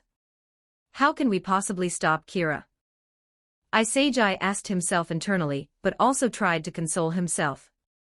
Even though I couldn't stop him this time, I'm starting to understand the meaning behind every single one of his movements. And besides, just now, if it hadn't been for Ito Shirin, I should have been able to steal that ball. In that critical instant, Rin's off-the-ball movement on the flank had distracted Isagi. It prevented him from joining Chidori in time to stop Kira. As long as I devour him, we can win. What way is there to devour Kira? Behind Isagi, the puzzle pieces began to shatter as his brain spun relentlessly. Nice pass, Kira. Bakira cheered, running over to Kira to celebrate. A very stylish sequence of moves. Stylishness rating +1 star. Aryu didn't hold back his praise. Rin walked slowly up to Kira. Predicting the future of the battlefield several moves ahead, leaving the opponent no time to think, forcing them to fall into your plan. Ryosuke Kira, you really are different from them. A hint of interest appeared in Ito Shirin's cold eyes. However, the fact that you used me to score pisses me off a little. Rin's tone shifted, returning to his usual icy demeanor. Just luck. It was thanks to your positioning that I could complete the final link in the plan. Kira wasn't arrogant. This was the result of practicing with Ito Shirin's trial card multiple times. His mind would naturally begin deploying plans the instant he received the ball. For a moment, he looked toward the white team with a somewhat grave expression. Isagi, over there, he can see through my movements and keep up with my thinking. Ito Shirin looked at Isagi. So what if he saw through it? Don't forget, I'm on your side, too. Ito Rin didn't consider Isagi a threat at all. The match continued. Let's go. It's only 1-1. Our offense is effective. Counterattack. Counterattack. The four of them cheered each other on. Isagi immediately kicked the ball, passing it to Chidori on the wing. Chidori acted as the speed pivot for the white team. As long as Chidori had the ball, he could use his speed to challenge the long-limbed Airyu. Pass or break through. That was the choice facing Chidori. Defend the pass or prevent Chidori's breakthrough. Likewise, this became the dilemma for the opposition. Right, Kira. Sure enough, Chidori began to accelerate down the wing with the ball. To help defend against Chidori, Kira had to drop back to respond to whatever choice Chidori made next. But then, that left Nagi unmarked. "Uh-oh, someone's open," Bakira exclaimed. Everyone's perspective shifted to the unmarked Nagi. This is the moment. Use Nagi to draw everyone's attention, and I'll quickly start my run. Right, Kira. Images floated through Isagi's mind of every match he'd played with Kira before, how Kira always appeared in exactly the right pocket of space. Isagi finally understood how those pockets were created. It was by utilizing teammates' positioning, using teammates to attract the defender's attention and then running in the opposite direction. I've devoured you, Kira. Isagi changed direction, making an off-the-ball run into open space. Chidori, you'll definitely notice me, right? Chidori's eyes had also become sensitive. While everyone else was looking at Nagi, Chidori noticed the instant Isagi shifted his body. A flash of inspiration. Isagi, playing with you is getting more and more interesting. He lifted his leg. A truly beautiful long pass. Chidori's passing had been improving constantly since joining Team Isagi. Seeing that long ball, even Kira couldn't help but marvel at Chidori's progress. However, he wasn't anxious. He remembered what Ito Rin had just said. I'm on your side too. For real. Isagi was just preparing to receive the ball when Rin suddenly appeared. He extended his leg at exactly the right moment and intercepted Chidori's pass. What the hell? This guy saw through me too. My off-the-ball movement was noticed by him. Isagi noticed Kira in the distance, grinning and holding up 2 fingers. What does that mean? 2 against 1. That's a little unfair, isn't it? Someone besides Kira can predict my behavior. Isagi stared blankly as Ito Rin dribbled the ball toward Isagi's own goal. No, he shook off the others. Our field of vision should be the same.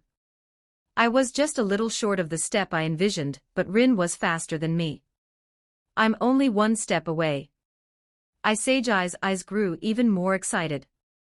He had touched the world of Kira and Rin. Don't think you're getting past. Baru and Nagi reacted, intercepting in front of Rin. Rin didn't force a breakthrough. He distributed the ball to Bakira with a single touch. Bakira was a little surprised.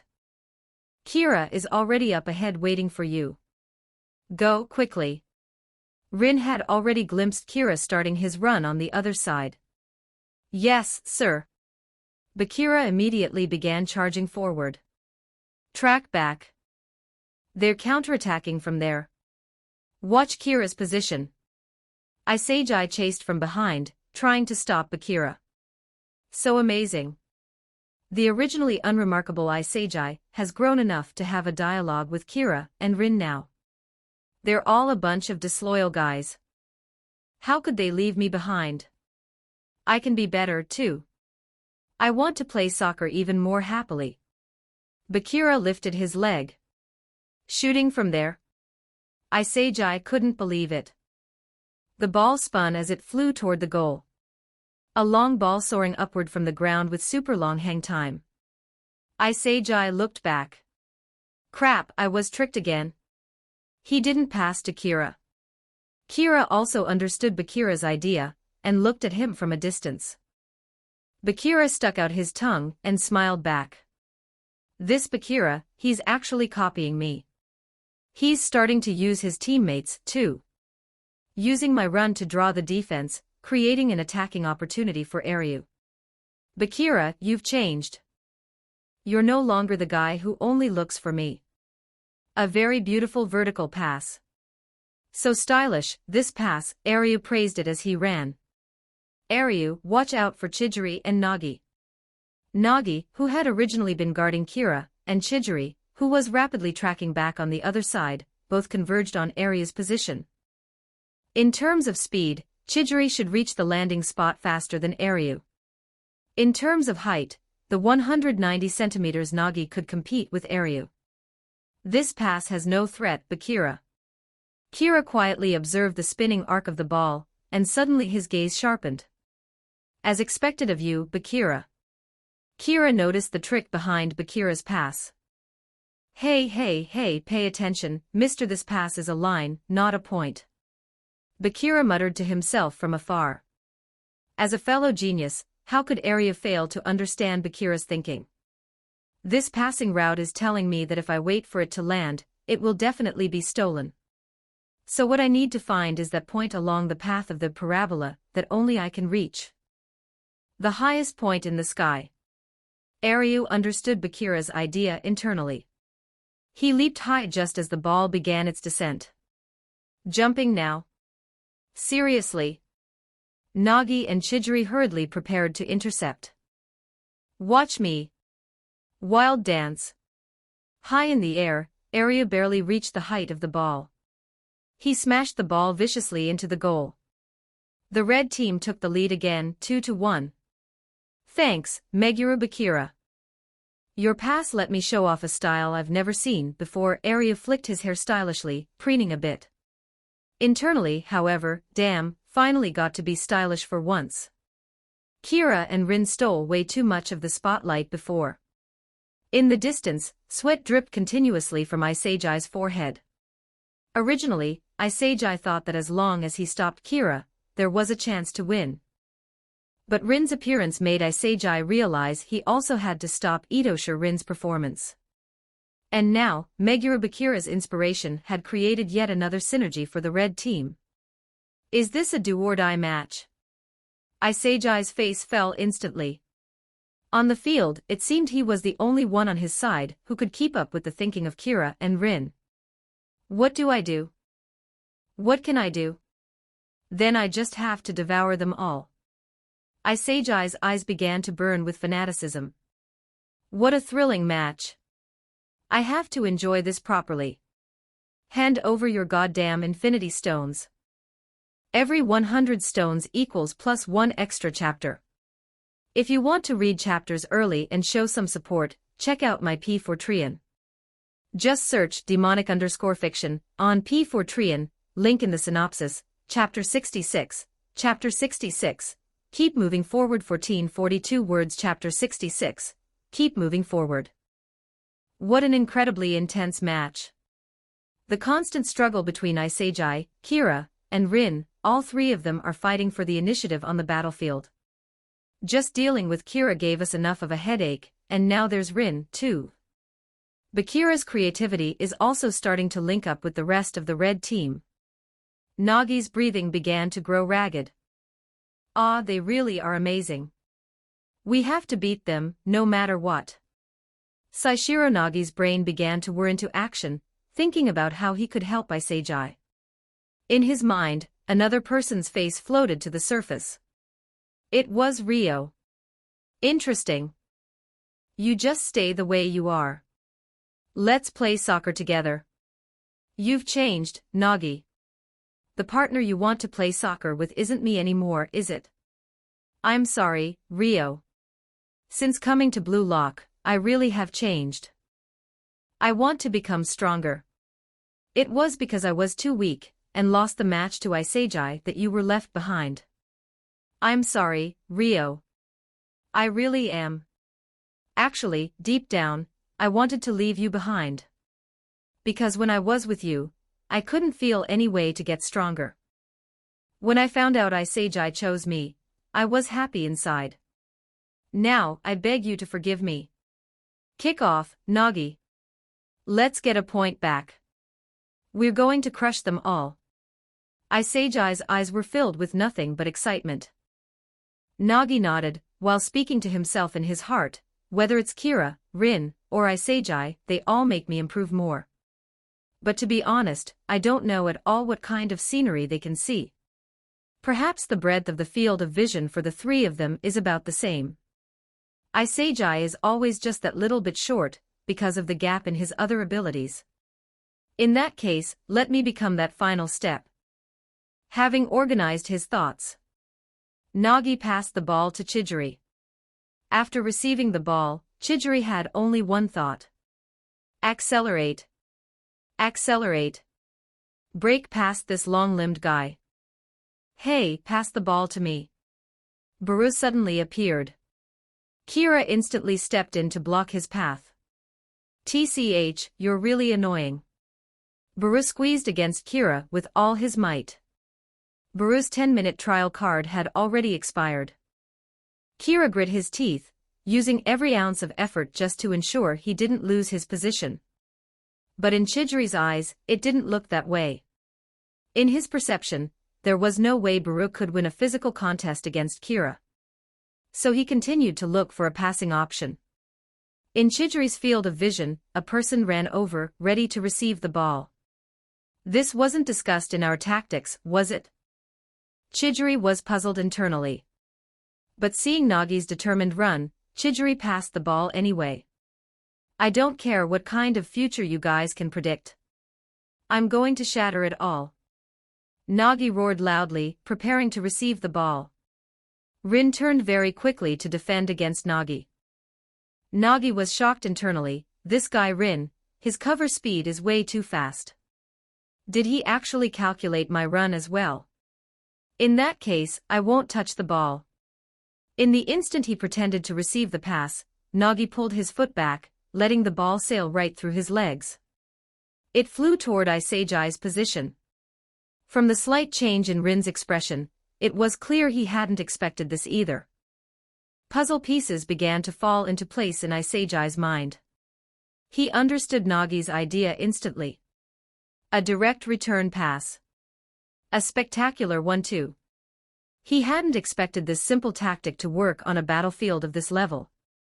The previous short 1-2 passes didn't work because the opponents were guarding against them.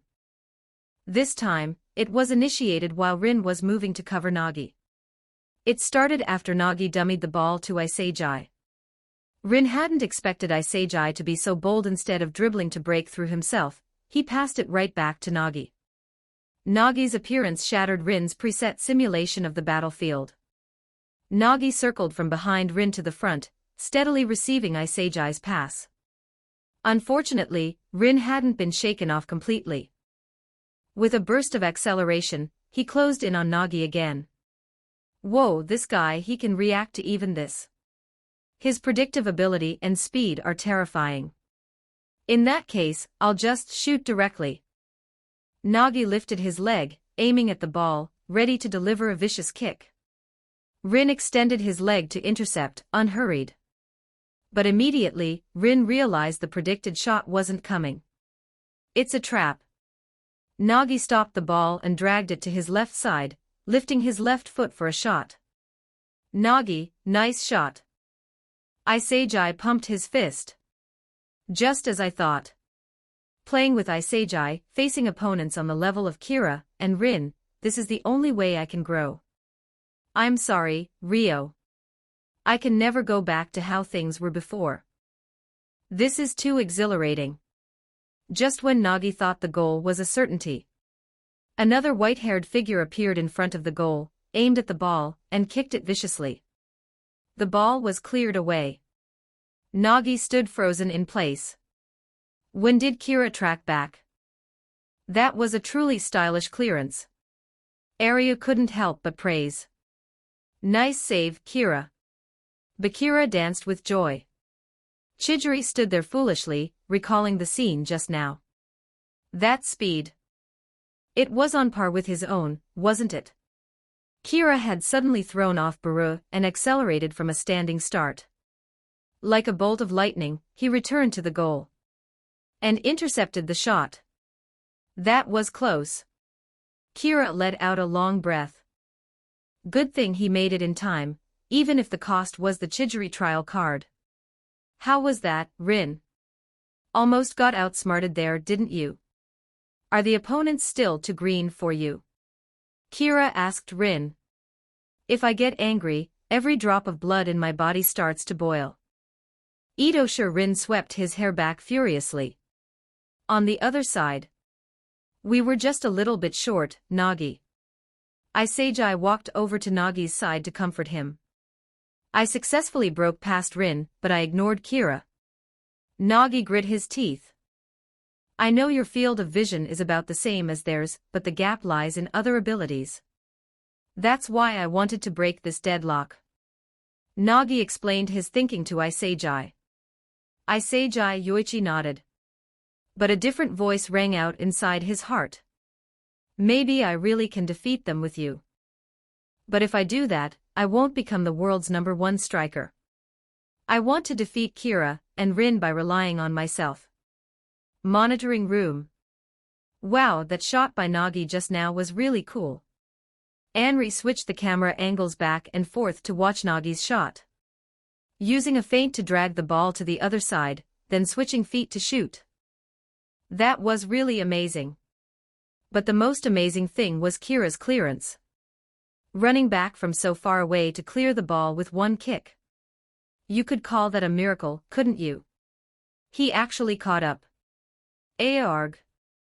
Ego was very dissatisfied with Anri's statement. To actually call that play a miracle, you've really exposed your mediocrity, Anri. What do you mean? Anri puffed out her cheeks in annoyance again. But that save.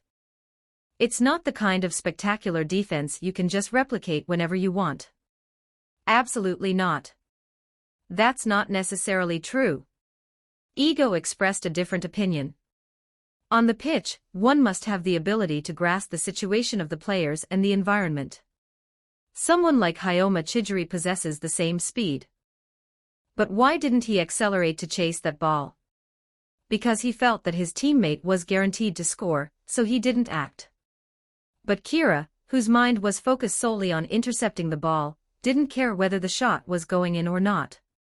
His only thought was to get back to the goal and clear it. It's as simple as that. Anri began to understand what ego meant. Opportunity always falls to those who are prepared. That was probably the meaning behind it. On the pitch, the score remained 1-2. Kira's mind was also constantly replaying the white team's attack just now. Yoichi Seijai, you can't beat us with just this. Show me something interesting. Hand over your goddamn infinity stones. Every 100 stones equals +1 extra chapter.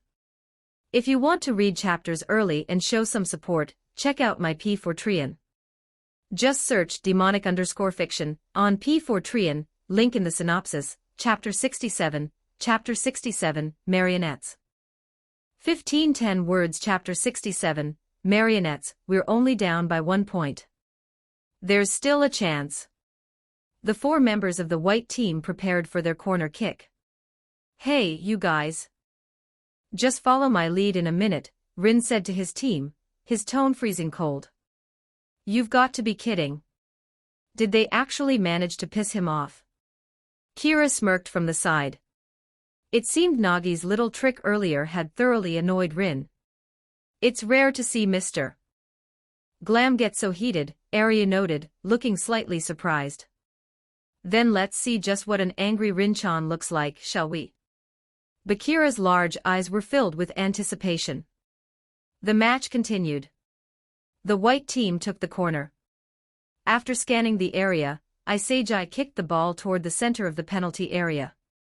Arya wasn't there.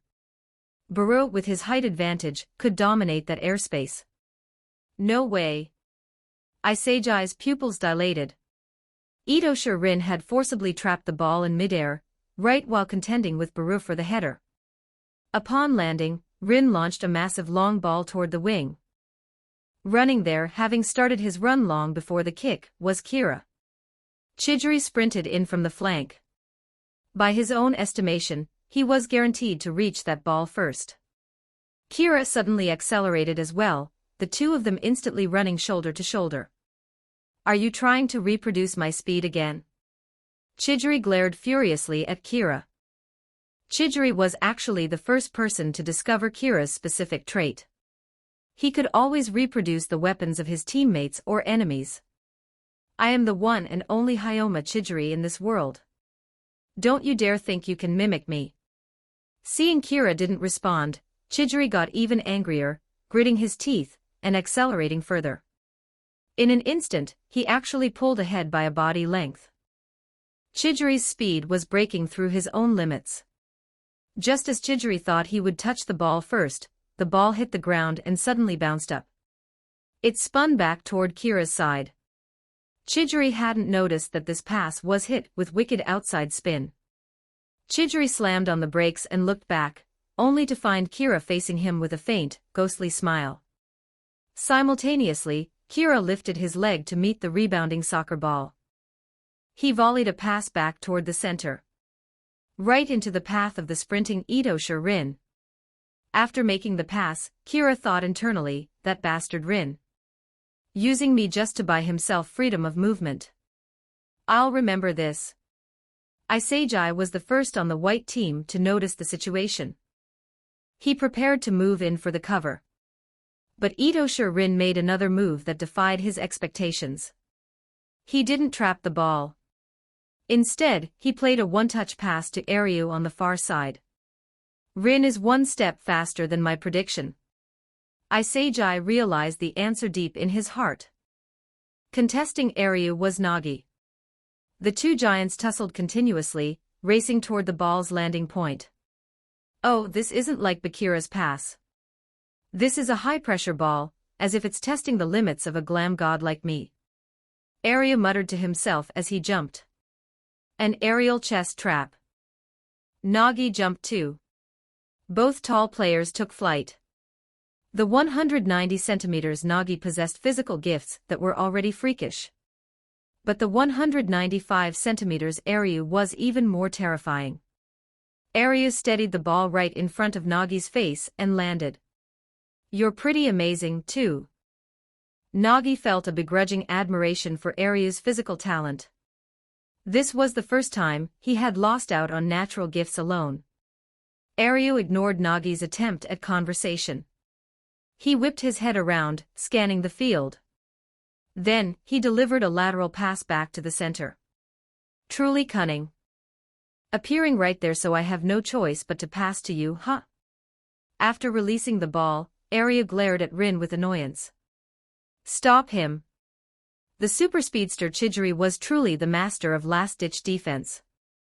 The instant Rin had been left unmarked, Chidori had tracked back, and was already in position to cover. On the other side, Isagi was keeping a strict watch on the trailing Bakira. Watch out for his shooting course. Nagi shouted a warning from the distance. Chidori was well aware of that. In this 2-on-2 at the goal mouth, would he shoot, break through, or pass to Bakira? Ito Rin's options flashed through Chidori's mind in a split second. Suddenly, Ito Rin wound up his leg. Chidori wanted to step up immediately, but he suddenly recalled Kira's shooting motion from earlier. It was incredibly similar. It's a feint. I won't fall for your tricks again. Chidori halted his forward momentum. Seeing that Chidori had seen through his fake shot, Ito Rin stomped his right foot onto the ball. He suddenly dragged the ball back and executed a beautiful turn. Marseille turn. How is that possible? Chidori froze in place, too late to block it. I guessed it. I'm one step ahead of you, Rin.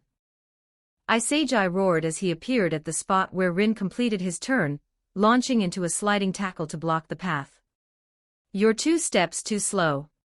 Ito Rin answered coldly, immediately leaping into the air. Where's the ball? Only then did Isagi realize there was nothing at Ito Rin's feet. The ball had vanished into thin air long ago. It had been passed. He predicted my movement. Isagi couldn't believe it. He had failed again. Bakira, trailing the play, saw the pass coming. This ball is for me. Bakira understood instantly. It wasn't prediction. He was controlling everyone. Kira's speed displayed just moments ago, Aria's jumping ability, and even Isagai's prediction, everyone on the field was forced to draw out potential beyond their usual limits. Just so they could dance exactly as he wished. We are all his marionettes. Just as Bakira was marveling at Ito Shirin's power and preparing to receive the ball. I don't accept that.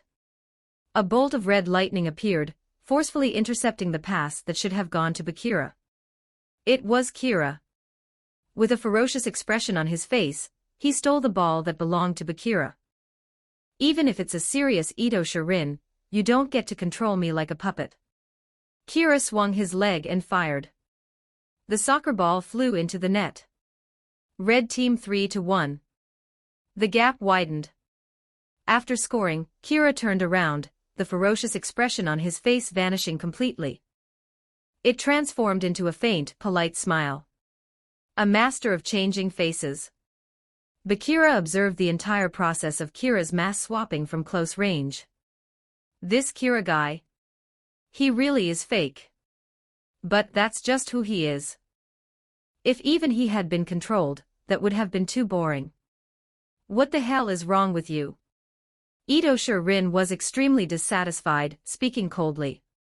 I was clearly in the middle of educating the small fry opponents, and you come and dismantle my play. Whose side are you actually on?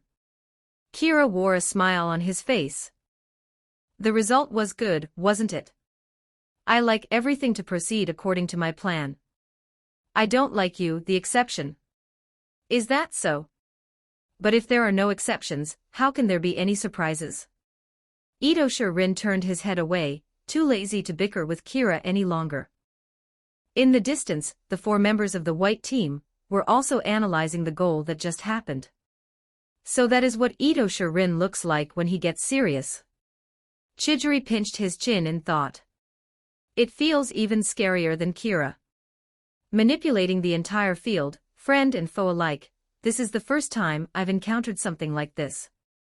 Listening to Chidori, Isagai also began to analyze. Thinking about it now, in our first match, Rin was fundamentally doing the same thing. His essential playstyle is controlling the opponent's thinking at will. Now he's started controlling everyone.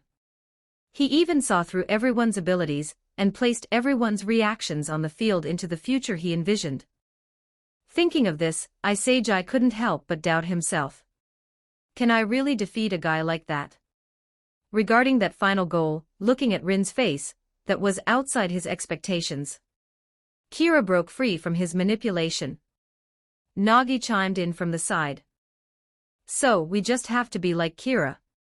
If we do things we wouldn't normally do, we can break free from Rin's control. Chidori found the answer. That's right. Even though it's difficult. But that's the only way to find a sliver of a chance for survival. The 3 members of the white team finished their discussion. Behind the 3 of them, Baru was observing the entire field. His eyes were cold and severe. Like a beast king sharpening his fangs. Hand over your goddamn infinity stones. Every 100 stones equals +1 extra chapter. If you want to read chapters early and show some support, check out my P4Trian. Just search demonic_fiction on P4Trian, link in the synopsis, Chapter 68, Chapter 68, Another Anomaly 1416 words Chapter 68, Another Anomaly. Here's your extra chapter for 100 power stones. Do something we wouldn't normally do. Even though I've made up my mind, how exactly do I execute it? Isagai still didn't have a concrete plan in his heart. He could only take it one step at a time. Then let's start by solving them with speed. Isagai roared and immediately passed the ball to Chidori on the wing. Always the same trick. Terribly boring, and not stylish in the slightest, Arya stuck tightly to Chidori. Chidori's eyes shifted, and an idea floated into his mind. Instead of looking for a straight-line breakthrough like before, Chidori changed his approach. The instant Isaiji's pass arrived, Chidori used his right ankle to knock the ball diagonally forward to his left. Then, his legs exploded with a sudden change of direction and acceleration. He cut inside at maximum speed, charging directly into the heart of the red team's formation. Watching from the side, Kira felt a chill in his knees. It looks cool, sure, but that's gotta be hard on the knees, Chidori. Nice, Chidori. Isaiji praised. Kira also noticed that with Chidori's cut-in, the red team's defensive line was being stretched and pulled apart. To compensate for Aria losing his position, Kira had no choice but to step up and cover Chidori. Kira came out to guard me. Want to settle this one-on-one? Chidori saw Kira approaching to mark him, his brain constantly processing the changing situation. Since Kira came out, that means one of us is unmarked, right? The instant Kira stepped up, Chidori passed the ball to Nagi, who was behind Kira. Rin and Bakura immediately moved to intercept. Isaiji followed closely behind. It was a 2-on-2 wave of attack at the goal mouth. Kira didn't intervene, he had to stick to the speedster Chidori. He was afraid Chidori would suddenly activate his speed and join the chaos. Rin signaled with just a look. Bakura's movements slowed down. Kira saw it clearly. Rin was signaling Bakura to wait for Nagi to make his move before reacting. Rin himself went to steal the ball from Nagi. Great coordination. How will you handle this, Yoichi Isaiji? Kira stood with his hands on his hips, watching the show from the sidelines. Suddenly, the situation on the field changed drastically. Isaiji abruptly cut inside, breaking past Bakura's defense, received Nagi's pass, and started driving inward. That guy Isaiji actually used Bakura's blind spot to fake a breakthrough to the outside, drawing Bakura's defensive center of gravity. Then changed direction to cut inside. And Nagi read Isaiji's idea in an instant, providing a short pass to link up. A perfect crossover play. Kira couldn't help but narrate what had just happened on the screen in his mind. I can see that, Kira. Chidori, who was being marked by Kira, rolled his eyes. Kira scratched the back of his head awkwardly. As the ball moved forward, the two of them tussled and trailed the play. Isaiji's eyes were red with excitement. I got past Rin. No, I didn't. As if he had seen through Isaiji's movements completely, Rin abandoned his defense on Nagi and stuck close to Isaiji. Isaiji wanted to pass back to Nagi, but he realized Bakura had also stuck to Nagi. The trailing Chidori was also being watched by Kira. What do I do? Isaiji fell into confusion, but he knew he at least had to shield the ball first. The next second, when Rin's body slammed into him, Isaiji felt his own frame shake violently. His center of gravity was unstable. He looked like he was about to fall at any moment. Damn, it's no use. I can't win against him physically. Isaiji fell into despair. In front of a serious Itosha Rin, Isaiji felt like he was still just a marionette. Just as the two were locked in a stalemate, a lion's roar resonated through the stadium. Both Isaiji and Rin were astonished as a beast-like figure snatched the ball from beneath Isaiji's feet. Isaiji's eyes were filled with disbelief. Stealing the ball from his own teammate. Itosha Rin's mind flashed to Kira's face. Is this guy another anomaly? This ball is mine. The king had been waiting for this moment, and he finally seized his opportunity. After stealing the ball, Baru immediately began to accelerate. Hey, Your Majesty. Your dominance is leaking out. With those words, Kira also appeared in front of Baru, his face full of excitement. Why are you everywhere? You knock off. Baru's eyes were full of murderous intent. Don't be so agitated. Kira stuck close to him with a grin. Baru wasn't in the mood for jokes. He lifted his right leg, poised to shoot. Kira didn't move an inch. Baru knew his feint had been detected. But his movements didn't stagnate in the slightest. He pulled the ball back with his left foot, executing a chop. When he tricked Kira's center of gravity into tilting slightly to the right. Baru's right foot moved deftly, pushing the ball forward and drilling it straight through Kira's left side. At the same time, Baru himself slipped past Kira. La Croqueta. Kira knew he had been outplayed. And it was a superfast La Croqueta at that. Behind them, Isagi watched this scene, and couldn't help but want to applaud. Everyone had almost forgotten that Baru was also a master of dribbling techniques. When they faced him before, his rainbow flick and nutmeg had left a deep impression on everyone in Team Z. Now he had shown off a La Croqueta. Was this the true ability of the king? Kira activated his speed instantly, turning to chase Baru, preparing to block his shot. Baru fired a drive shot with his right foot. The ball responded by flying into the net. The white team pulled one back 2-3. What kind of playstyle is that? Ito Shirin had a headache. He had encountered another person whose behavior was impossible to predict. And one who loved stealing the ball from his teammates, no less. Baru's villainous battlefield tactics made him an anomaly that the logically rigorous Ito Shirin couldn't control. As the other anomaly that Ito Shirin couldn't control, Kira stared at Baru with excitement. His self-confidence hadn't been affected in the slightest by being shown up just now. What's wrong? Control me if you have the skill, Mr. Number 1 Underlashes. Baru shouted brazenly at Ito Shirin, then turned his head to address Kira. And you fake king. Come and stop me. I'm going to devour even more. Kira replayed Baru's goal in his mind. This guy is dead set on devouring Isagi, so he's implementing a tactic of stealing the ball from Isagi's feet to score throughout the match. For my genius teammate Ito Shirin, this is an unpredictable anomaly. Different from me. I know Ito Shirin's control and break it. Baru simply doesn't care. He just instinctively plays soccer in a way that centers around himself. In that case, as long as I become as self-centered as he is, I should be able to understand his thinking. Kira found the answer in his thoughts.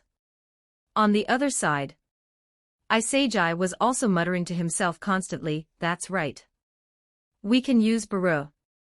After all, he won't be controlled by Rin. Baru's existence will become the anomaly on the battlefield. All the scenes of this match in Isagi's mind turned into scattered puzzle pieces. I'm going to use this anomaly, Baru, to create unpredictable situations. The situation has become a bit confusing, hasn't it? Aryu also sensed the change in the atmosphere on the field. All of this was because of Baru. Interesting. Who will be the one laughing at the end? Bakira's eyes were also filled with fighting spirit.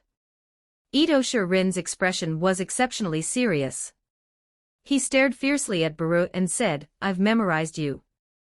There won't be a next time. The match continued. The red team kicked off. Ito Shirin took the ball and headed toward the opposition. Today he finally got serious. Because there were always people, one after another, shattering his plans. Hand over your goddamn infinity stones. Every 100 stones equals plus 1 extra chapter. If you want to read chapters early and show some support, check out my P4trian. Just search demonic_fiction on P4trian, link in the synopsis, Chapter 69. Chapter 69. The Oriole Behind 1486 Words. Chapter 69. The Oriole Behind. The match continued. The red team's Rin possessed the ball. Everyone on the field focused their attention intently on the movement of the soccer ball. Chidori, can you press him tight? On the white team, Isagi leaned in close to Chidori and asked. Chidori pondered briefly upon hearing this, then nodded. I'll use my speed to make him panic. I'm leaving it to you, Chidori. This is the first step of my plan. Based on the situation on the field, Isagi had deduced a way to solve their current predicament. A bolt of white lightning arrived instantly in front of Ito Shirin. Come and get past me if you can, iceberg. Ito Shirin looked up, realizing the opponents had switched defensive assignments. Facing Chidori's pressing, Rin didn't panic. He simply played a lateral pass. The ball arrived at the feet of Bakira on the wing. Hee, the ball is at my feet. Now, I'm going to start dancing. Bakira voiced his inner thoughts excitedly. Just as he was about to use his dribbling to break past his opponent, Isagi, who had come over to cover, stood frozen in place, not moving. Bakira was momentarily confused. What was the intention behind Isagi's operation? Choosing to maintain distance instead of stepping up to defend, did it seem like he was guarding against my breakthrough? Bakira suddenly felt a sense of danger. In an instant, a gust of wind blew past Bakira's side. The white cheetah struck again. Fortunately, Bakira had a premonition. He used his right foot to hook the ball and drag it behind him. He dodged the cheetah's raid. Oh ho, Chidori-chan, you almost snatched it. Bakira's expression was teasing, but inside, his heart was pounding like a stormy sea. If he hadn't anticipated it beforehand, Chidori's steal would have definitely succeeded. Putting Chidori on tight pressing duty was the plan to use a 2v1 pincer. Bakira scanned his surroundings and found that both Kira and Rin were being followed closely by their opponents. Passing back to Aryu would mean reorganizing the attack from scratch. In that case, let me be the one to break this deadlock. Bakira made up his mind. He began to face Chidori, ready to break through. Bakira carried the ball forward, then suddenly changed direction, shifting his center of gravity. He immediately cut inside from the right. Chidori didn't react in the first instant, but his speed allowed him to keep up even if he was half a beat slower than Bakira. The two engaged in a continuous offensive and defensive struggle. So amazing. Even if I shake him off a little with my dribbling, he can catch up immediately. Bakira praised Chidori's speed internally. However, he wouldn't give up just yet. Bakira suddenly stopped the ball with the outside of his foot and flicked it into the air.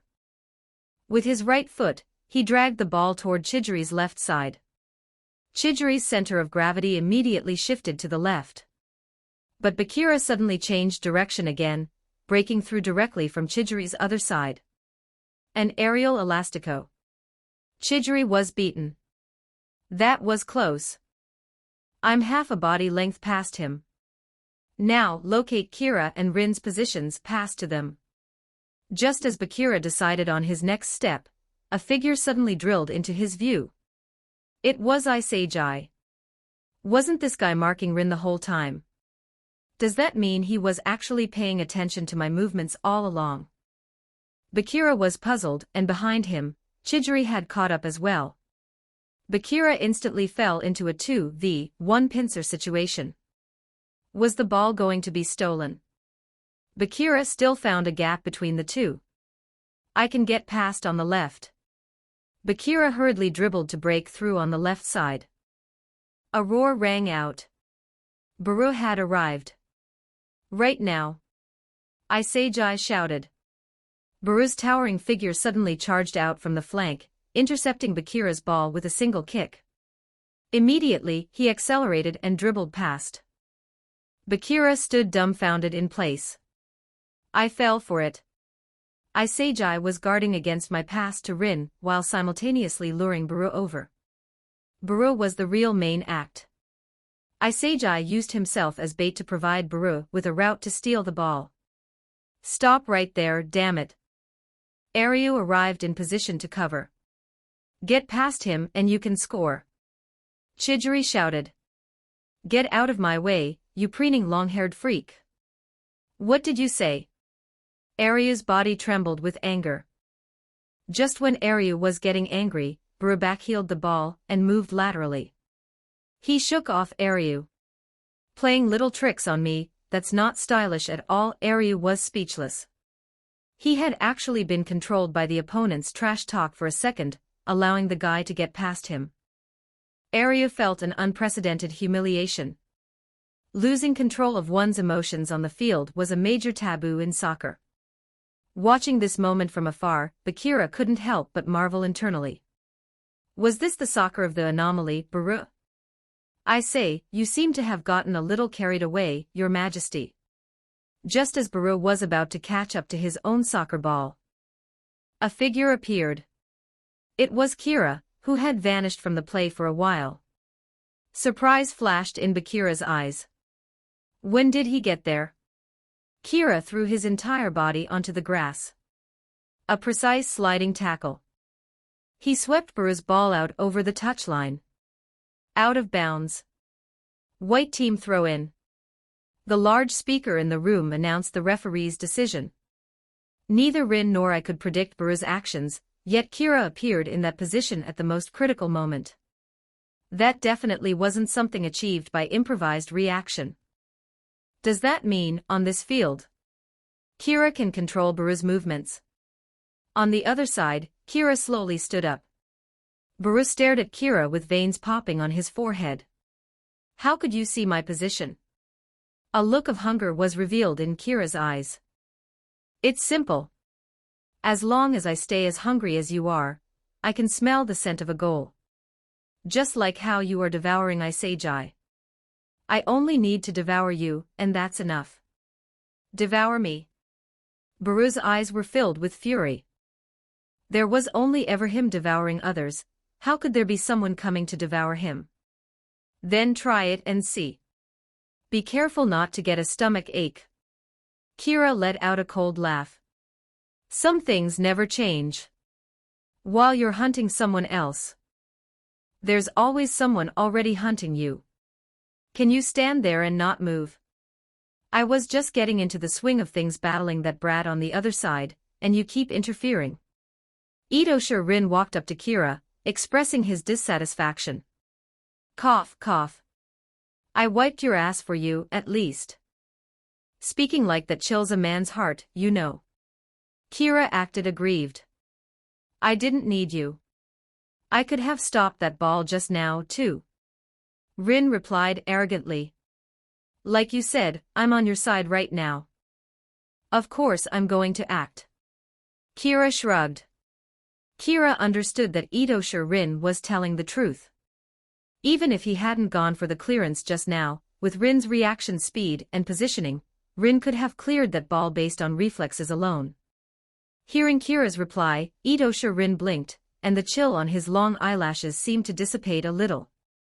Whatever. I think I've figured it out. Neither Rin nor I can predict Baru's actions. Whoever grasps Baru's movements controls this battlefield. But we have to watch out for Kira. Kira is the only player who can predict Baru's movements. Then as long as we deal with Kira, we still have a game to play. A raging fire ignited in Isejai's eyes. Kira was the key that would decide the outcome of this match. So amazing. The contest between Rin and Isejai and Kira's disruption. Bakira stood where he was, savoring everything that had just happened in his mind. They were all predicting each other deeply, sparks flying from their clash. Right now on the battlefield, there were 3 monsters. Who among them was stronger didn't matter anymore. I want to fulfill my wish. To play soccer with monsters. I'm finally about to achieve my dream. Why can't I feel happy? Why is it that even though I'm standing right here, even though I'm finally not playing soccer alone, there is no me in the world of the monsters? Bakira finally knew the reason for his unhappiness. Monsters only competed with monsters. And Meguru Bakira. Right now, he was just too ordinary. Hand over your goddamn infinity stones. Every 100 stones equals +1 extra chapter. If you want to read chapters early and show some support, check out my P4trian. Just search demonic_fiction on P4trian, link in the synopsis, Chapter 70, Stamina Monster 1423 words. Chapter 70, Stamina Monster. The match continued. It was a throw-in for the white team. Isejai took the throw-in, tossing the ball to Nagi, and every player on the field immediately converged around the ball, starting a fresh scramble for possession. Bakira stood there, staring blankly at the shifting tides on the field. Possession changed hands constantly between Isagi and Rin. Watching this scene unfold, Bakira sank deep into his own thoughts. I finally managed to get to a place where I can play soccer with them. Why are you playing soccer in a world I don't understand? You guys are clearly monsters to me, right? But then, what exactly am I to you? Bakira's expression looked completely lost. Bakira, focus. Not far away, Kira's shout dragged Bakira back to the reality of the match. Bakira hurriedly shook his head, forcing his attention back onto the game. Perhaps the one being tested. Bakira realized something. If he couldn't keep up with the rhythm of those three in this match, then he would drift further and further away from them. Itosha Rin was currently engaged in a tight, physical battle with Isagi for possession. Chidori burst out from the flank. It was the tactic the white team had discussed earlier, using Chidori's speed to press high. But the red team was already guarding against it. Kira appeared from the side as well, supporting Rin. Due to Kira's interference, Chidori couldn't stabilize his body. He fell sideways, sliding and knocking the ball out over the touchline. Out of bounds. Red team throw in. Princess, you almost stole that one again, didn't you? Kira wiped the sweat from his forehead as he spoke. At the same time, Kira noticed that Chidori's speed was beginning to slow down. Chidori turned his head away, ignoring him. Isagi hurried over from the side and pulled Chidori up. Nice work, Chidori. I actually planned to pass the ball directly to you there. Isagi felt that he bore the main responsibility for losing the ball just now. Chidori shook his head, disagreeing with Isagi's words. The one who should apologize is me. If I had been just a little bit faster, I wouldn't have been disrupted by Kira. As Chidori stood up, he couldn't help but let out a groan. Are you okay, Chidori? Isagi was a little worried. You okay there? The knees? Kira also circled around. Even though he knew Chidori's knee injury shouldn't be a major issue right now, he couldn't help but voice his concern. I'm fine. I'm just running out of stamina. Chidori shook out his legs and glared viciously at Kira. You better worry about yourself first. Isagi and I are definitely going to beat you this time. Simultaneously, he turned his head and said to Isagi, if we lose, I'm definitely going to kill you. Seeing this expression on Chidori's face, Isagi knew he was fine. He slapped his chest and said, don't worry. Immediately, his tone shifted, becoming dark and intense. Then you better run until you drop dead, too. Clap, clap, clap. Listening to their conversation, Kira applauded with a look of anticipation. I'm waiting to see your performance next. With that, Kira jogged back to the red team's territory. Seems like you get along with them pretty well. Being so concerned about whether they're injured. Rin looked at Kira, his tone somewhat cold. I was gathering intelligence. They don't have much stamina left. Kira hurriedly denied it and rushed to explain. Do you think our team's stamina is that much better than theirs? Rin's words made Kira involuntarily scan the field. He found that the players on both the red and white teams were dripping with sweat. Their jerseys were basically soaked through. It seemed that only he and Rin were in somewhat better condition. However, Kira didn't find this strange. In a match of this level, which was far higher than anything before, everyone was playing at 100% intensity. Severe stamina depletion was normal, and a decline in form was also normal. Under these circumstances, players with severe stamina loss would find their usual positioning, passing, and receiving affected. The person who could grasp these changes first would be the one to control the endgame. Thinking of this, Kira looked at Rin. Rin happened to be looking over as well. It seems we're thinking the same thing. Kira licked his lips. Rin nodded. The match continued. Red team throw in. Itosha Rin passed the ball directly to Kira. After receiving the ball, Kira immediately passed it back to Rin. Rin carried it for 2 steps, then passed it back to Kira again. The two of them passed back and forth like this, unknowingly closing in on the white team's goal. Monitoring room. Wow, that's so strange. I feel like those two aren't doing any special moves, so why are they bringing the ball up the field so easily? Henry looked at the screen, puzzled. The physical confrontations before had been so intense. Why did it look so effortless to bring the ball forward now? Ego rolled his eyes, but he still explained to Henry. It's very simple. Henry still didn't quite understand. In a soccer match, the standard duration is 90 minutes. Counting injury time, it could be 100 minutes.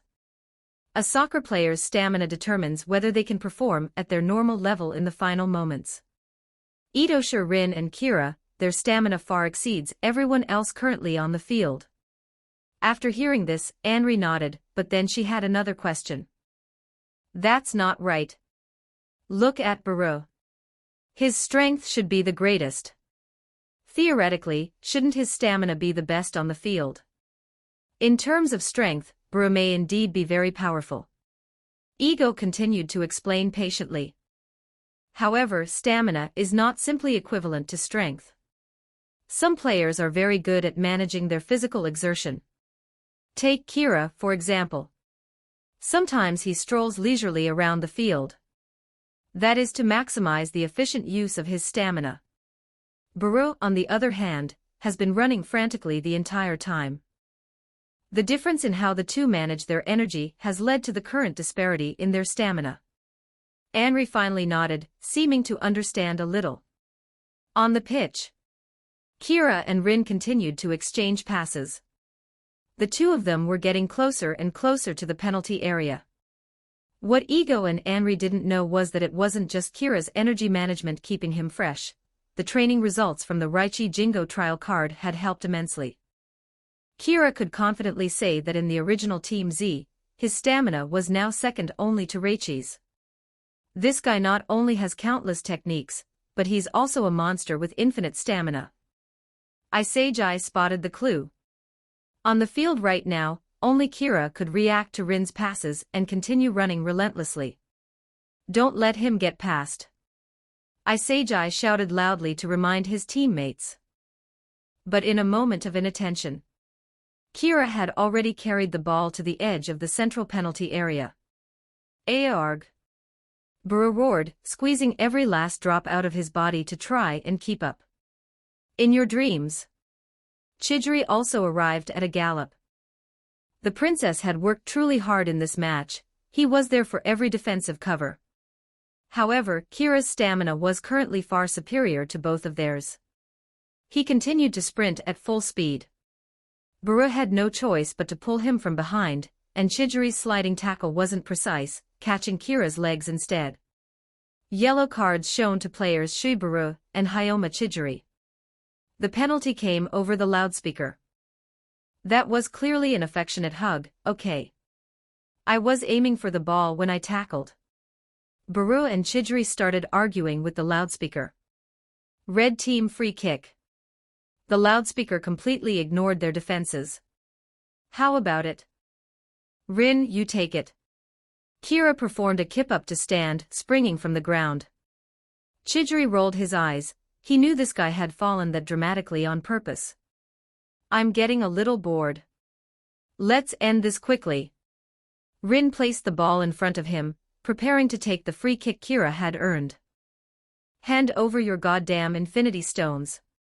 Every 100 stones equals plus 1 extra chapter. If you want to read chapters early and show some support, check out my P4trian. Just search demonic_fiction on P4trian, link in the synopsis. Chapter 71, Chapter 71, still can't win 15 words. Chapter 71, still can't win. This free kick is 25 meters from the goal. That's well within this guy's range. Nagi's eyes revealed the gravity of the situation. Isagi nodded, and after a moment's thought, he called out to Chidori. Chidori, let's get closer together. Are we forming a wall? Chidori understood Isagi's idea. Isagi nodded in confirmation. At the same time, his mind began to analyze the free kick situation and the positioning of both sides.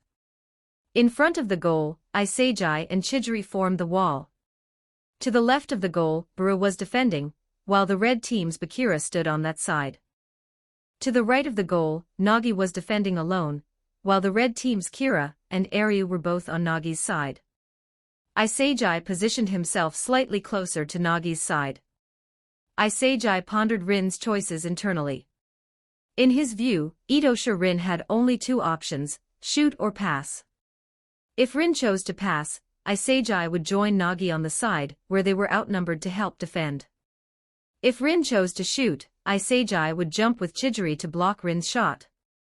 So Isagi chose a position that he believed could respond to both scenarios simultaneously. However, Isagi's choice also had a flaw. If he jumped the instant Rin kicked the ball, he wouldn't be able to immediately recover to assist in defense if it was a pass. In other words, Isagi had to judge Rin's choice in a split second.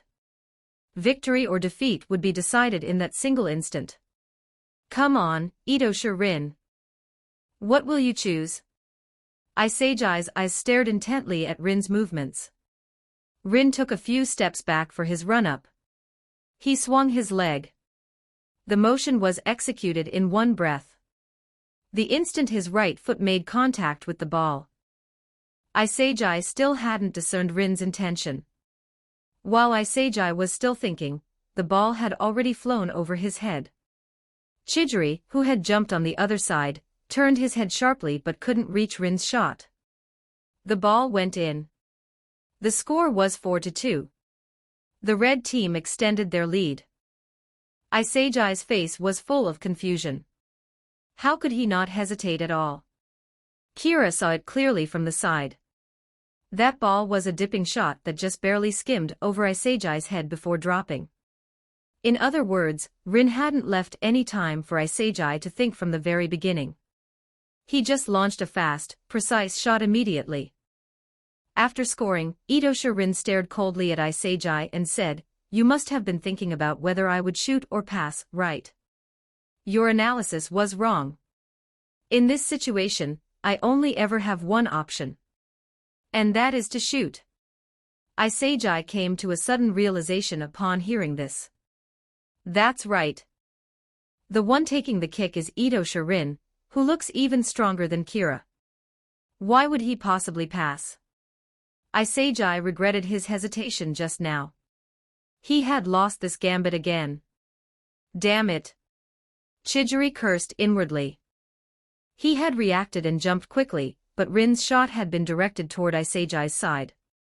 Isagi's reaction had been a little too slow. Isagi, why didn't you jump? What are you doing?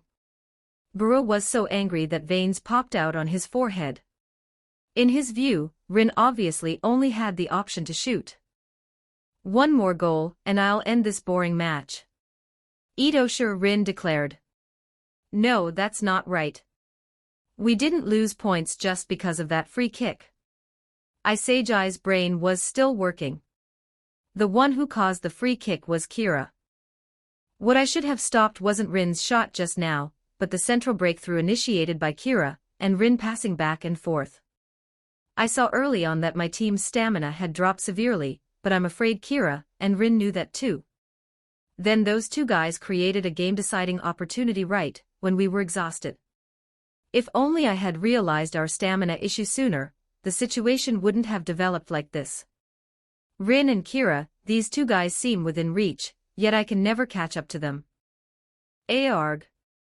Isagi, you bastard. If I were defending, I definitely would have jumped. Buru was still irritated about the goal just now.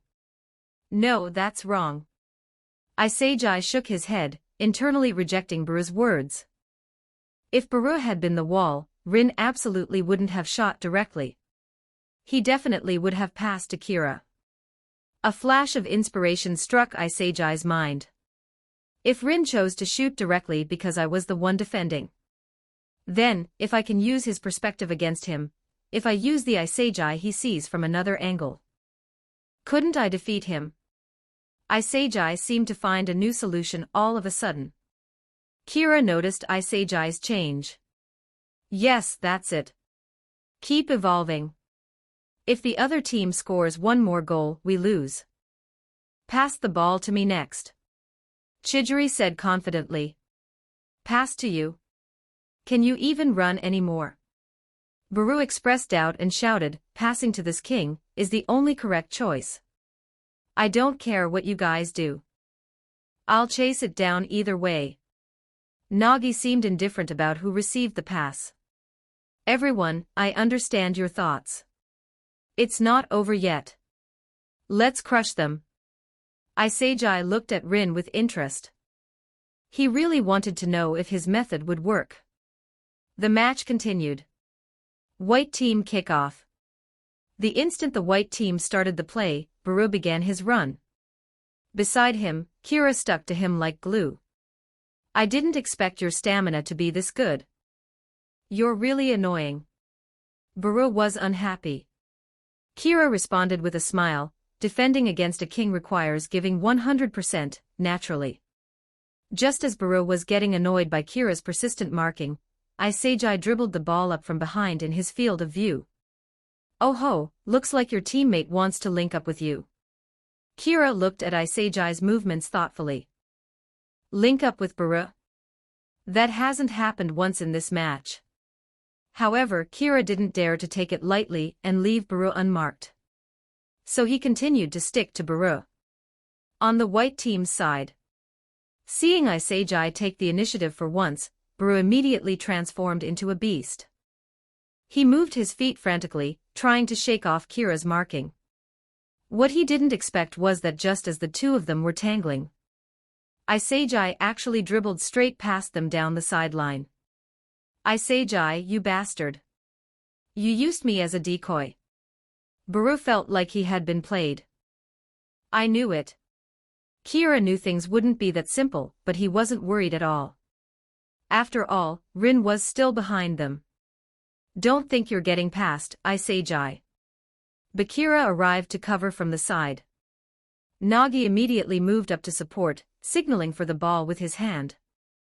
In Nagi's view, this was a great opportunity for a wall pass. Conversely, Isagi didn't think so. In Isagi's view, Rin was already in a position to intercept any pass between Isagi and Nagi. I can't combine with Nagi on this one. A bird's-eye view of all the players on the field appeared in Isagi's mind. From the other side. Breakthrough. From the left flank, Isagi launched a long pass that traversed the entire field. Straight toward the space in front of Chidori on the right. Don't let me down, Chidori. Isagi prayed internally. On the other side, Chidori and Aryu also began to accelerate together toward the ball's landing spot. Princess, you can't run anymore, can you? Aryu teased from the side. Piss off. With a roar of rage, Chidori actually managed to touch the ball first. Everyone on the other side began to follow up frantically, rushing toward the goal. Although Chidori touched the ball first, he hadn't shaken off Aryu. What now? Just as Chidori was contemplating his next move, a figure broke away from the crowd. Isagi was cutting diagonally toward the goal. Chidori didn't hesitate at all and passed the ball back to Isagi. How did he do that? No one followed him. Chidori was puzzled. Kira knew what had happened. Isagi had vanished from Rin's field of view for a moment, running far wide. Then, his sudden diagonal cut inside meant Rin hadn't noticed Isagi's movement at all. Yeah, right. Isagi, you're underestimating Rin. If I noticed it, there's no way Rin wouldn't have noticed. You haven't shaken him off. Kira shook his head. Isagi was still too green. Sure enough. Behind Isagi, Rin appeared like a phantom. I clearly shook him off, but now he's caught up and is running shoulder to shoulder with me. He's in a position to block my shot. It's no use. I can't shoot like this. Isagi fell into a deep despair. As expected, I still can't win against Ito Rin. Hand over your goddamn infinity stones. Every 100 stones equals plus 1 extra chapter. If you want to read chapters early and show some support, check out my P4trian. Just search demonic_fiction on P4trian, link in the synopsis, Chapter 72. Chapter 72. A Pass at the Gates 1527 words. Chapter 72. A Pass at the Gates on the pitch. The instant Isagi received the pass, Rin appeared right behind him. It's over. The shooting course for this ball has already been blocked by Rin. Chidori realized Isagi's predicament immediately after delivering the pass. What do I do? Rin has already extended his leg to block. How can I help him? Chidori realized with despair that even if he accelerated now, he wouldn't make it in time. From the moment Rin predicted this scenario, everything was already too late. Suddenly, Chidori's pupils dilated. Isagi's movements changed. He didn't trap the ball and shoot as everyone imagined. Instead, with his back turned to Rin, he executed a rapid turn, his right heel smashing viciously into the ball. A back heel shot. Isagi had a backup plan. Watching this scene, Chidori's body began to move unconsciously. Genius, did you think everything was following your script? With a roar from Isagi, the ball flew toward the goal, skimming the turf. Rin looked astonished. He hadn't expected that Isagi would be ruthless enough to deceive even his own ego. Isagi's series of movements just now were all based on calculated predictions. He knew that Rin would come to cover him when he made his diagonal run. And he had pre-visualized a scenario where he would burst out and shoot into the goal unmarked. This entire scenario was within Itoshi Rin's predictions. Isagi believed that Rin, with his genius intellect and physical ability, would definitely be able to keep up with Isagi's vision. And then, right at the critical moment, Isagi shattered Rin's prediction, unleashing this backheel shot. Nice, Isagi. This ball is definitely. Chidori's cheer was cut short abruptly. Just as the ball was about to fly into the goal, a white figure appeared. Lying on his side on the turf, he executed a clean, crisp sliding tackle, sweeping the ball that should have scored right out over the goal line. The entire arena fell silent in an instant. As that figure slowly stood up, he revealed the frosty expression of Ryosuke Kira. Everyone was frozen in place by this savior-like defensive play. How is that possible? Isagi couldn't believe it in his heart. He had clearly deceived everyone. He had even deceived Itoshi Rin. Why hadn't Kira been fooled? Isagi suddenly recalled the moment he used Baru as a decoy. He remembered the meaningful look Kira had given him. Could it be that from that moment on, Kira knew all of my subsequent setups? That's impossible, isn't it? Isagi still couldn't believe it. After defending the shot, Kira secretly thought to himself that it was a close call. Good thing he made it in time. The truth was, after Isagi started his diagonal cut inside, Kira had immediately used the Itoshi Rin trial card. In an instant, the scenario Isagi had visualized running off the ball and scoring appeared in Kira's mind.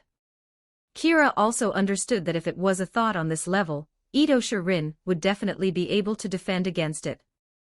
But the opponent was Yoichi Isagi. It was the Isagi who constantly devoured teammates and opponents alike. The Isagi who was constantly evolving.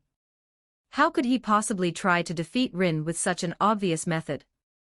After gaining Rin's perspective, Kira also discovered the method to defeat Rin. It was to search for the blind spot within Rin's own predictions. That backheel shot was the only solution to that specific scenario. Kira used Rin's perspective to find Rin's loophole, and at the final moment he filled it. That was all there was to it. Who asked you to meddle? I hate the scent on you right now, are you imitating me? Anger appeared in Itoshi Rin's tone, because he clearly felt the change in Kira's aura. It had become as cold as his own. A calm mind and extreme arrogance. Is this Itoshi Rin? When Kira had practiced with Ito Rin before, the feeling from the trial card hadn't been this obvious. But now on the field, Kira faintly discovered that there were several indistinct threads attached to everyone's heads. In his mind, he understood the characteristics and limits of every player, friend or foe, with crystal clarity. Is this the perspective of the puppet master? No, you're mistaken, Rin. Kira walked slowly up to Rin and said coldly, I'm not imitating you. I'm surpassing you. You bastard. Try it if you have the guts. The chill in Ito Rin's eyes intensified. Hey, hey, hey. That defense just now was so stylish, how can we be arguing? Arya rarely stepped in between two people, but he came over to smooth things over. Surpassing or not surpassing, can we talk about it after we win this match? Score the next goal and we win. Don't act like children who haven't grown up. Arya was getting a little angry, too. These two were really strange. One minute they seemed thick as thieves, and the next it felt like they were about to throw down. Are relationships between people his age always this dynamic and volatile? For Arya, who pursued style, figuring this out was a bit difficult. I say Jai, that was so close. I saw the whole process just now. Chidri ran to Isajai's side and began to comfort him. You've already surpassed yourself. It's just that Kira, Where exactly did it go wrong? Isajai kept asking himself in his mind. I know where the problem is, Chidri. How could I dare to forget Kira? All of my calculations just now were targeted at Ito Rin alone. I factored in his predictions of me, but I forgot that on this field, Rin isn't the only opponent on that level. Ryosuke Kira. He needs to be calculated into my mind as well. As the puzzle pieces around Isajai scattered and snapped together again, the path to the future began to take shape inside his mind. So you're saying, as long as you calculate Kira into the equation, you can win, right? Buro also appeared in front of Isajai. After all, the only one on our side who can compete with Rin and Kira in terms of vision is you, Isajai. It's all up to you now. Nagi also came to Isajai's side. Next, we just have to crush them. Isajai's eyes held an unprecedented determination.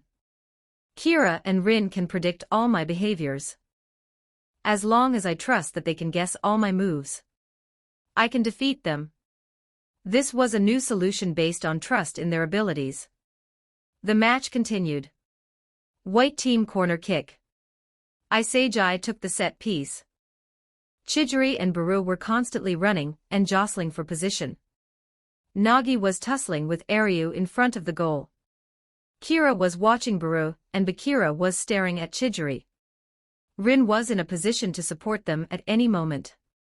They must all be guarding against my pass. Isajai saw through the red team's thoughts in an instant. Then, in that case, Rin, what will you do? Kira, what will you do? Isajai began his run-up and kicked the ball directly. Rin knew it. Isajai took the bait. Deliberately revealing a defensive formation guarding against a pass, Rin leaped high, preparing to easily head the ball away. Suddenly, the trajectory of the ball shifted. A curving shot. Rin frowned slightly. But this direction, it's a pass. The ball, which should have flown toward the goal, took a turn. Its arc changed, and it actually fell toward the top of Nagi's head. Great pass. Even I was almost fooled. Nagi leaped high. Just as he was about to head the ball into the goal, Aryu jumped as well. He jumped later than Nagi. He had been deceived by Isajai's shooting posture just now, but he actually managed to touch the ball first. Aryu headed the ball out. Right here. Isajai appeared. The ball was bound to be headed out. Isajai had been observing the landing point early on. I just have to shoot from here. But following close behind was the figure of Kira. Hey, hey, hey, Isajai. You're facing both me and Rin now. Oh, is that so? Isagi suddenly flicked the ball laterally. Chidori, following up closely, fired a shot. He kicked the ball into the net. The white team pulled one back.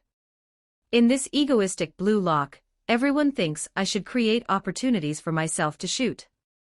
Including me. Then if all my movements are to create shooting opportunities for others, I've broken through your predictions, right? Kira, Rin. A different kind of light shone in Isagi's eyes. Do you still count as a striker? Rin responded coldly. As long as the ball flies into the net, I am a striker. Isagi didn't doubt his decision in the slightest. Hand over your goddamn infinity stones. Every 100 stones equals plus 1 extra chapter. If you want to read chapters early and show some support, check out my P4trian. Just search demonic_fiction on P4trian, link in the synopsis. Chapter 73, Chapter 73, Solo Dance 1437 words Chapter 73, Solo Dance not bad at all. Baru smirked, arms folded. Chidori's face was flushed with excitement, though he knew deep down that the biggest credit for this goal belonged to Isagi. Chidori walked up to Isagi and gave him a massive hug. Great pass.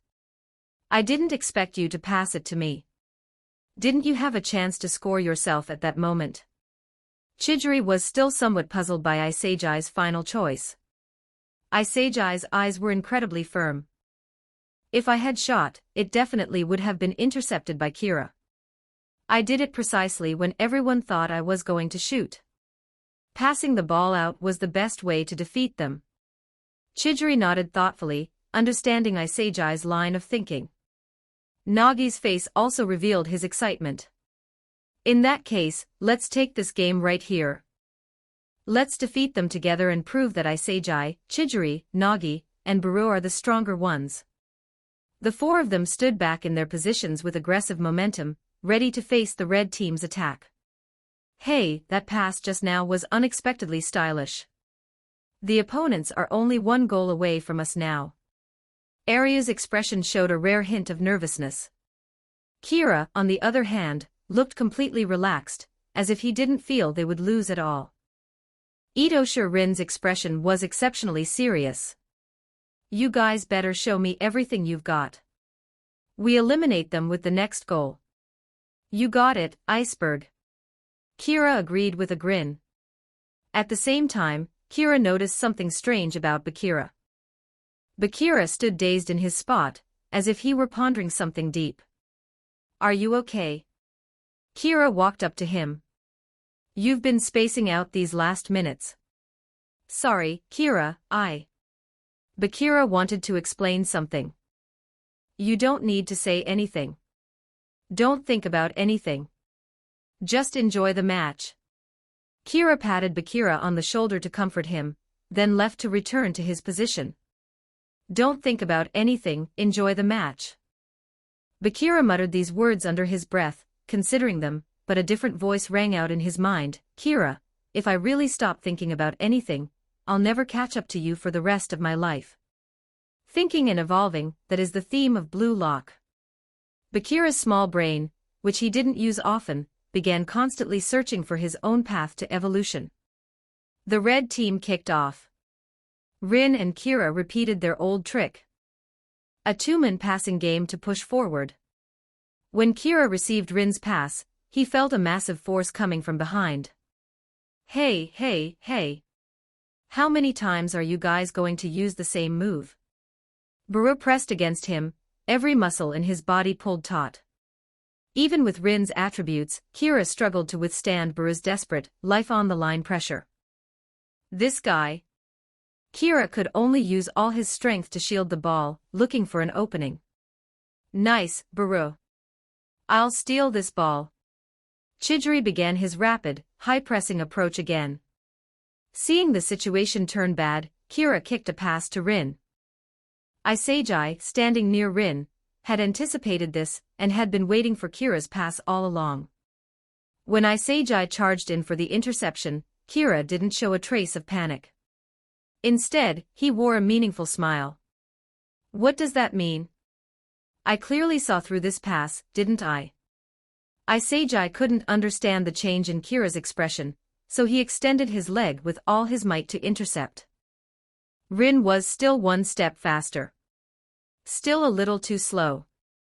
Isagi understood that this wasn't a gap in his vision, but purely that his other abilities were too inferior compared to Rin. That was why Kira dared to pass to Rin so recklessly.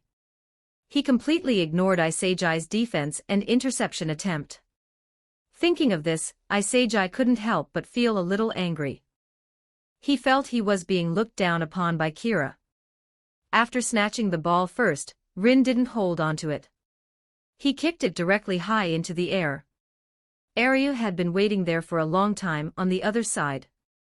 Nagi was there, too. The aerial duel between the two men played out once again. Nagi's choice this time was very clever. He didn't try to contest Aryu's height with brute force like before. He waited for Aryu to trap the ball with his chest in the air, and the instant the ball bounced up, he extended his right leg high, positioning his entire body in midair. He was stealing the trap. A very clever choice but useless. With those words, Aryu actually jumped a second time the instant he landed, snatching the ball back. Is this guy a stick insect? Nagi was shocked internally. The length of those limbs felt like a foul.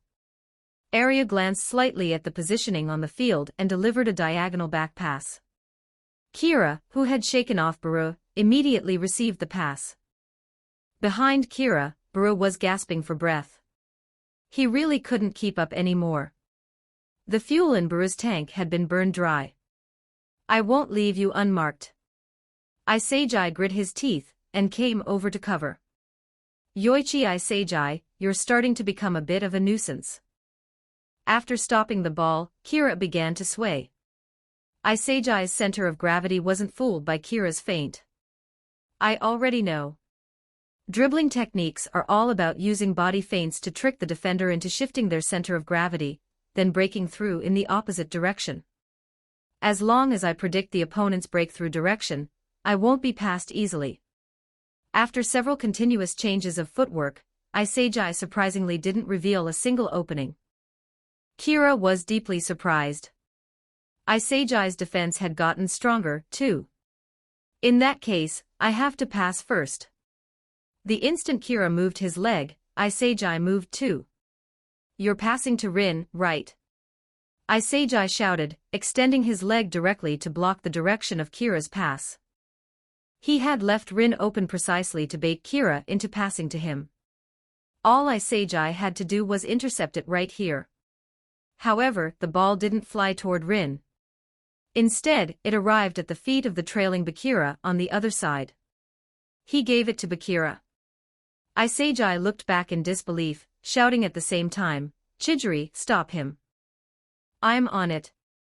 Chidori moved like a panther, chasing down Bakira who held the ball. So you've come, Chidori. Bakira seemed a little different from before in this moment. Chidori didn't pay it any mind. He extended his leg directly for a sliding tackle. Bakira fluidly flicked the ball to the other side, dodging Chidori's tackle with ease. Kira noticed the change in Bakira. He's not hesitating anymore. The instant he got the ball, he didn't immediately look for my position or Rin's position. That's it, Bakira. Stop listening to the voice of the monster in your heart. I have to win. I have to win this. As Bakira dribbled forward, he repeated the mantra in his heart.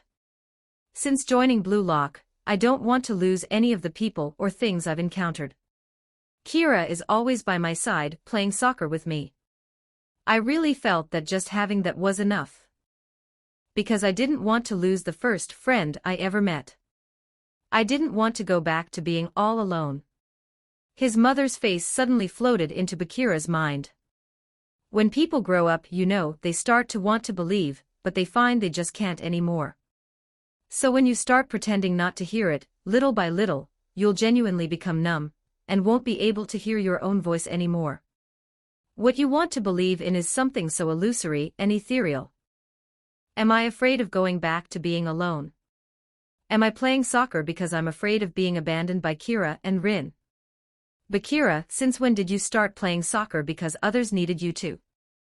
What you should truly believe in isn't that stuff. Those are just the voices of the monster in your heart. Win this match and steal Isagi over to our side. That is the voice of my heart right now. The boy began to stride forward. The sprite on the field began to dance, following the guidance of his own heart. In this moment, he had no dance partner. Keep sending your power stones. Here's the extra chapter. Every 100 stones equals plus 1 extra chapter. If you want to read chapters early and show some support, check out my P4Trian. Just search demonic_fiction on P4Trian, link in the synopsis, Chapter 74, Chapter 74, The True Original Intention 1506 words Chapter 74, The True Original Intention. On the pitch, Bakira surged forward, a solitary force of nature driving the ball madly. Players from both the red and white teams stuck to him like glue. But in Bakira's field of vision, the monster kept flickering into existence at various spots on the field. Bakira focused his gaze. Those spots were exactly where Kira and Rin were running right now. The silhouettes of the monster and his teammates were overlapping. Don't come out. All of you, go back. Sweat beaded on Bakira's forehead. If you guys keep doing this, I won't be able to stop myself from looking for you. Bakira closed his eyes. The scenes of the monster accompanying him to play soccer since childhood felt as vivid as if they were happening right before him. Thank you, monster. It's because of you that I could meet friends in Blue Lock. Thank you for always staying by my side. But I don't need you anymore. Please just disappear. Bakira opened his eyes again. There were no monsters on the field anymore. Blocking his path was the core of the white team, Yoichi Isagi.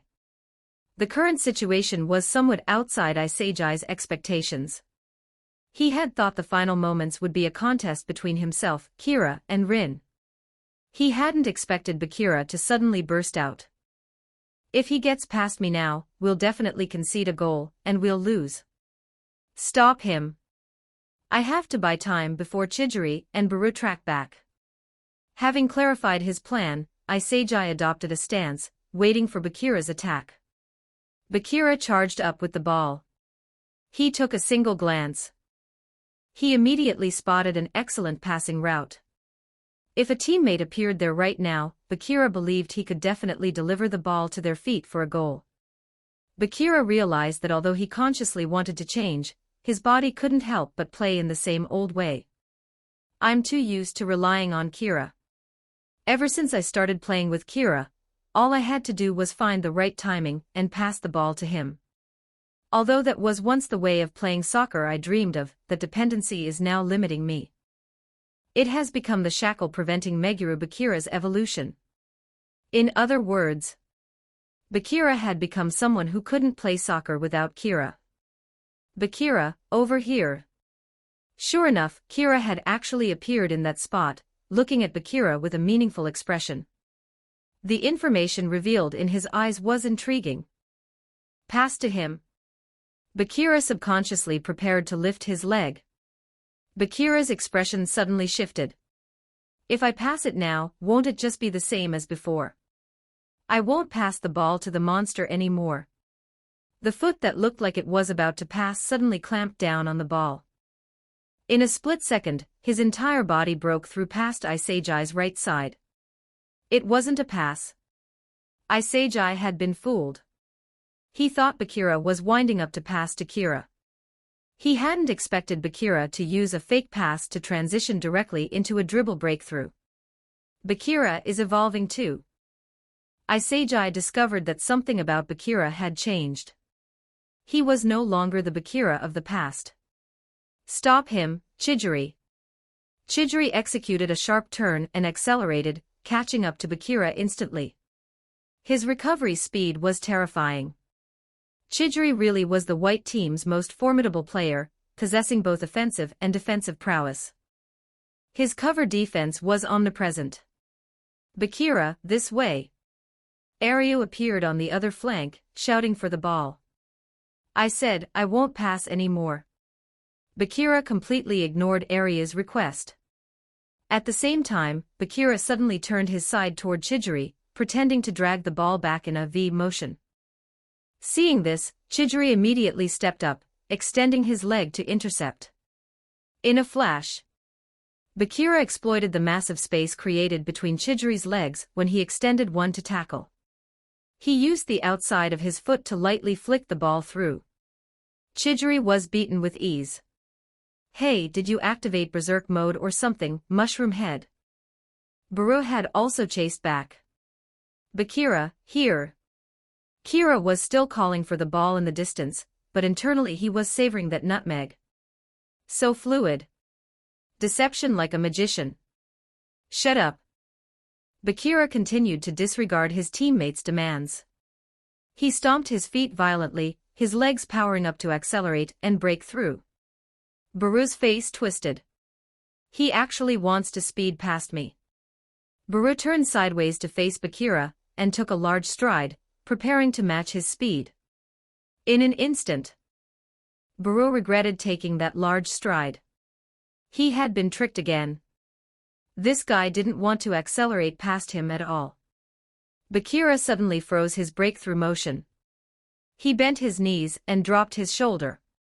Simultaneously, he used the outside of his left foot to flick the ball through Baru's legs, then accelerated to leave Baru in the dust. You damn mushroom head. Baru felt insulted. Consecutive nutmegs. If Baru wanted to turn and chase, he would have to rotate his body 180 degrees. He wouldn't make it in time. He could only watch helplessly as Bakira took the ball away. I'm not going berserk, this is an awakening. The curse is broken. Bakira shouted as he continued forward.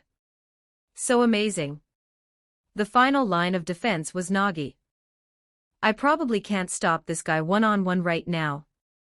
Sweat broke out on Nagi's forehead. That mushroom head wants to go solo. Everyone, rush him and surround him. Baru shouted. Baru was all too familiar with this style of play. It was just refusing to pass. Just blindly doing it himself. Baru do this all the time. I know this drill. While Bakira hadn't yet broken past Nagi, Chidori and Baru swarmed in. But Seijai noticed that Kira and Rin had started moving.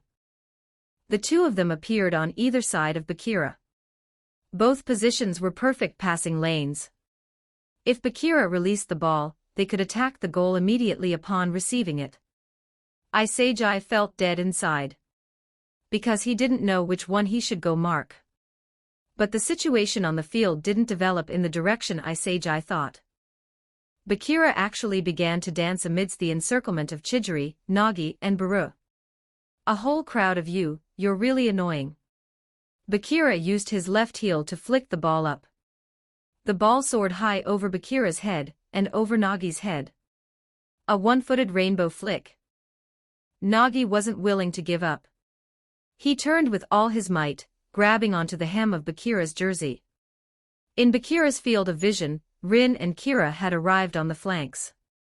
Bakira didn't choose to pass to either of them. Because in this moment he remembered. Becoming one with the soccer ball, that was the reason Bakira played soccer. For Bakira, that was the happiest thing in the world. Even if he returned to being all alone, he would devote his entire heart and soul to playing. Bakira finally understood. The monster inside him wasn't something to be replaced by finding others. Instead, he had to become that monster himself. Dancing alone was Bakira's destiny. The monster who was always with me. Bakira accelerated and broke free. Nagi's pulling had no effect. The three players of the red team had arrived at the white team's goal. 3 demons knocking at the gate. But the only one holding the ball was Bakira. Bringing back the me who played soccer all alone, that is my true original intention for playing soccer. Bakira aimed at the goal and lashed out with a vicious volley. The ball traced a rainbow through the air. It flew perfectly into the net. The red team scored. The red team wins the match. Beep beep beep. Match over. Red team victory. He actually chose not to pass. Isagi sat blankly on the ground. He couldn't quite believe that this was something Bakira would do. In Isagi's eyes, the opponents had always been just Kira and Rin. To think Bakira could reach this level too. Isagi began to suspect that his previous judgment of Bakira had been an underestimation. But really, Isagi couldn't be blamed. After all, Bakira had always revolved around Kira. Isagi didn't actually understand many of Bakira's true characteristics. Nice work, Bakira. Kira walked up to Bakira's side. You won't blame me for not passing at the final moment. Kira shook his head. Trusting no one. That is the soccer that belongs to you. Besides, I always believed you could do it yourself. Bakira's brain buzzed instantly. This guy Kira, he understands my football even in this new state. Hand over your goddamn infinity stones. Every 100 stones equals plus 1 extra chapter. If you want to read chapters early and show some support, check out my P4trian. Just search demonic_fiction on P4trian, link in the synopsis, Chapter 75, Chapter 75, Promotion 1337 words Chapter 75, Promotion. Nice work, Bakira. That final heel shot was incredibly stylish, Aria's praise arrived right on cue. Surprise flashed through Rin's eyes as he began to scrutinize the bob-haired boy in front of him. That sequence of dribbling skills just now, it was like art. On the other side, however, the four players wore expressions of bewilderment. Buro replayed Bakira's attack in his mind with disbelief. Nagi gasped for air continuously. He thought this would be his revenge match against Kira, but he had lost again. Chidori bent over, staring at the turf as sweat dripped down. My stamina is still too poor. Chidori couldn't help but feel regret. If he had stepped out of his previous shadow sooner and started preparing seriously, he wouldn't have run out of gas today. But the one hit hardest was Isagi. He knelt on the grass, muttering to himself. I didn't predict that final ball at all. Bakira. I didn't expect the final key to lie with him. Kira's expression just now showed that all of this was within his expectations. Throughout the match, did he have a clearer grasp of things than even Rin? Isagi faced Kira again, and once again, he was defeated. Who are we picking? Rin, you should have an answer in your heart, right? Kira stared at Rin with a smile that wasn't quite a smile. Rin brushed aside the bangs in front of his face. I'll say it. Rin walked up to Isagi and looked down at him from above. It looks like you really wanted to beat us, huh? I won't let you be buried here.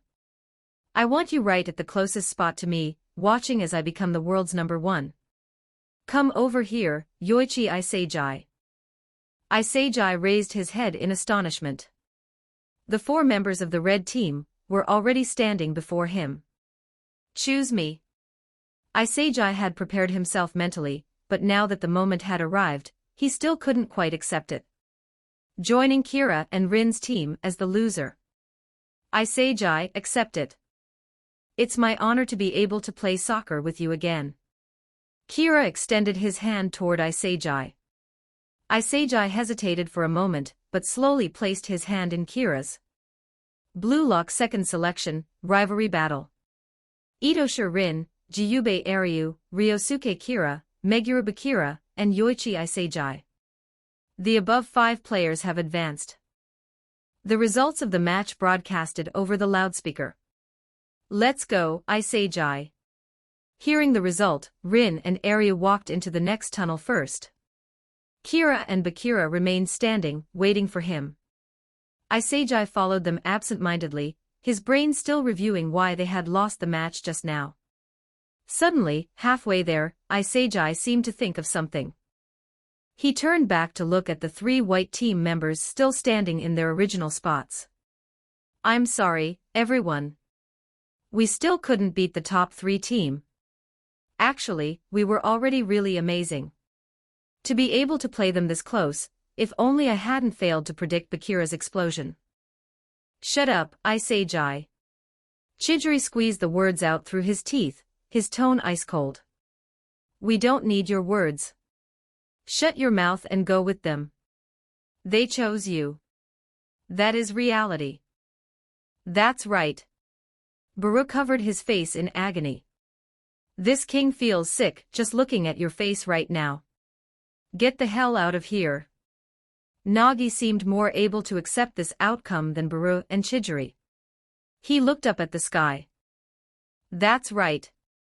You were the protagonist of our team. The rest of us were just supporting characters dragged along by you to challenge Kira and Rin. Even without you, we can catch up. Hearing his three teammates, Isejai stood frozen, at a loss for what to do. All right, Isejai. Without them, you indeed wouldn't have made it this far. Kira spoke up to comfort Isejai, but then his tone shifted. But after fighting side by side with them for so long, don't you understand? They will definitely come. Kira looked at the three of them, his eyes firm. Isejai, and I will be waiting for you up ahead. After Kira spoke, Isejai no longer hesitated. Following Kira and Bakira's steps, he walked toward the tunnel. The three left behind finally couldn't hold back their emotions. Damn it. Damn it. I absolutely cannot let it end like this. We'll get revenge. Chidori, Nagi, and Baru retreated to the third stage. Inside the tunnel, Arya greeted the newcomer, Isejai. To be honest, I wanted to pick the stylish speedster, Hyoma Chidori. But your performance today was also very stylish. Welcome, Yoichi Isejai. Is that so? Isejai appeared a bit reserved.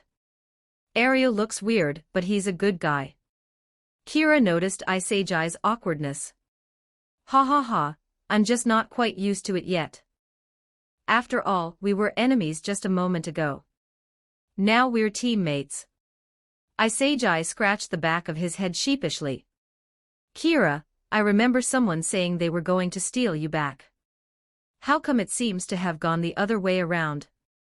Bakira teased Isejai from the side. Ha ha, I was too useless. Stop making fun of him, Bakira. You seem to have realized some great philosophy yourself today. Want to tell me about it? Kira started teasing Bakira in return. Bakira stopped walking and actually looked serious. Actually, speaking of that, I have to thank Isejai. Isejai was confused. If it wasn't for the battle between you, Kira, and Rin making me realize that I couldn't rely on others to play soccer anymore, I might have found it difficult to continue my soccer career alone in the future. It was you who made me realize that only I can save myself. Anyway, please take care of me from now on, Isejai. Bakira flashed a friendly smile. Isejai finally understood the reason for Bakira's explosion. He hadn't expected it was because his own improvement had stimulated him. Thinking about it like that left Isejai both amused and annoyed. It seemed he needed to become stronger, too. Rin, Kira. Can you tell me exactly where I lost in the final moments of the match? Isejai still didn't seem to have figured out the issue. Kira really wanted to tell him, "Fool, it's not your problem, it's because I have a cheat system." However, Itosha Rin obviously had his own insights.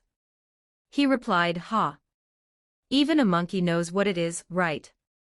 It's information." Information. Isejai didn't quite follow. He thought he understood the red team players quite well. You only know their basic characteristics, but do you understand where their limits and potential lie? Although an explosion at the limit is often related to luck. Bakira just happened to break through himself in this match, at the very last moment. Isejai was even more confused now. Related to luck? How can Bakira's explosion be explained by such an unstable factor as luck? If that's the case, it doesn't convince me. Kira shook his head and said, "Isejai, luck isn't simply something as simple as a coincidence. It's a hidden rule on the field, and it only happens to those who are prepared. Although Bakira's explosion was luck, it was because both Bakira's body and heart were ready for change. Do you understand? Disbelief was still written on Isagai's face. In his eyes, if not for Bakira's sudden explosion, they wouldn't necessarily have lost. Ito Rin rolled his eyes in exasperation. If you can't even understand this, you have no right to survive in the competitive world. Kira nodded, deeply agreeing. Many goals on the soccer field could be explained by luck.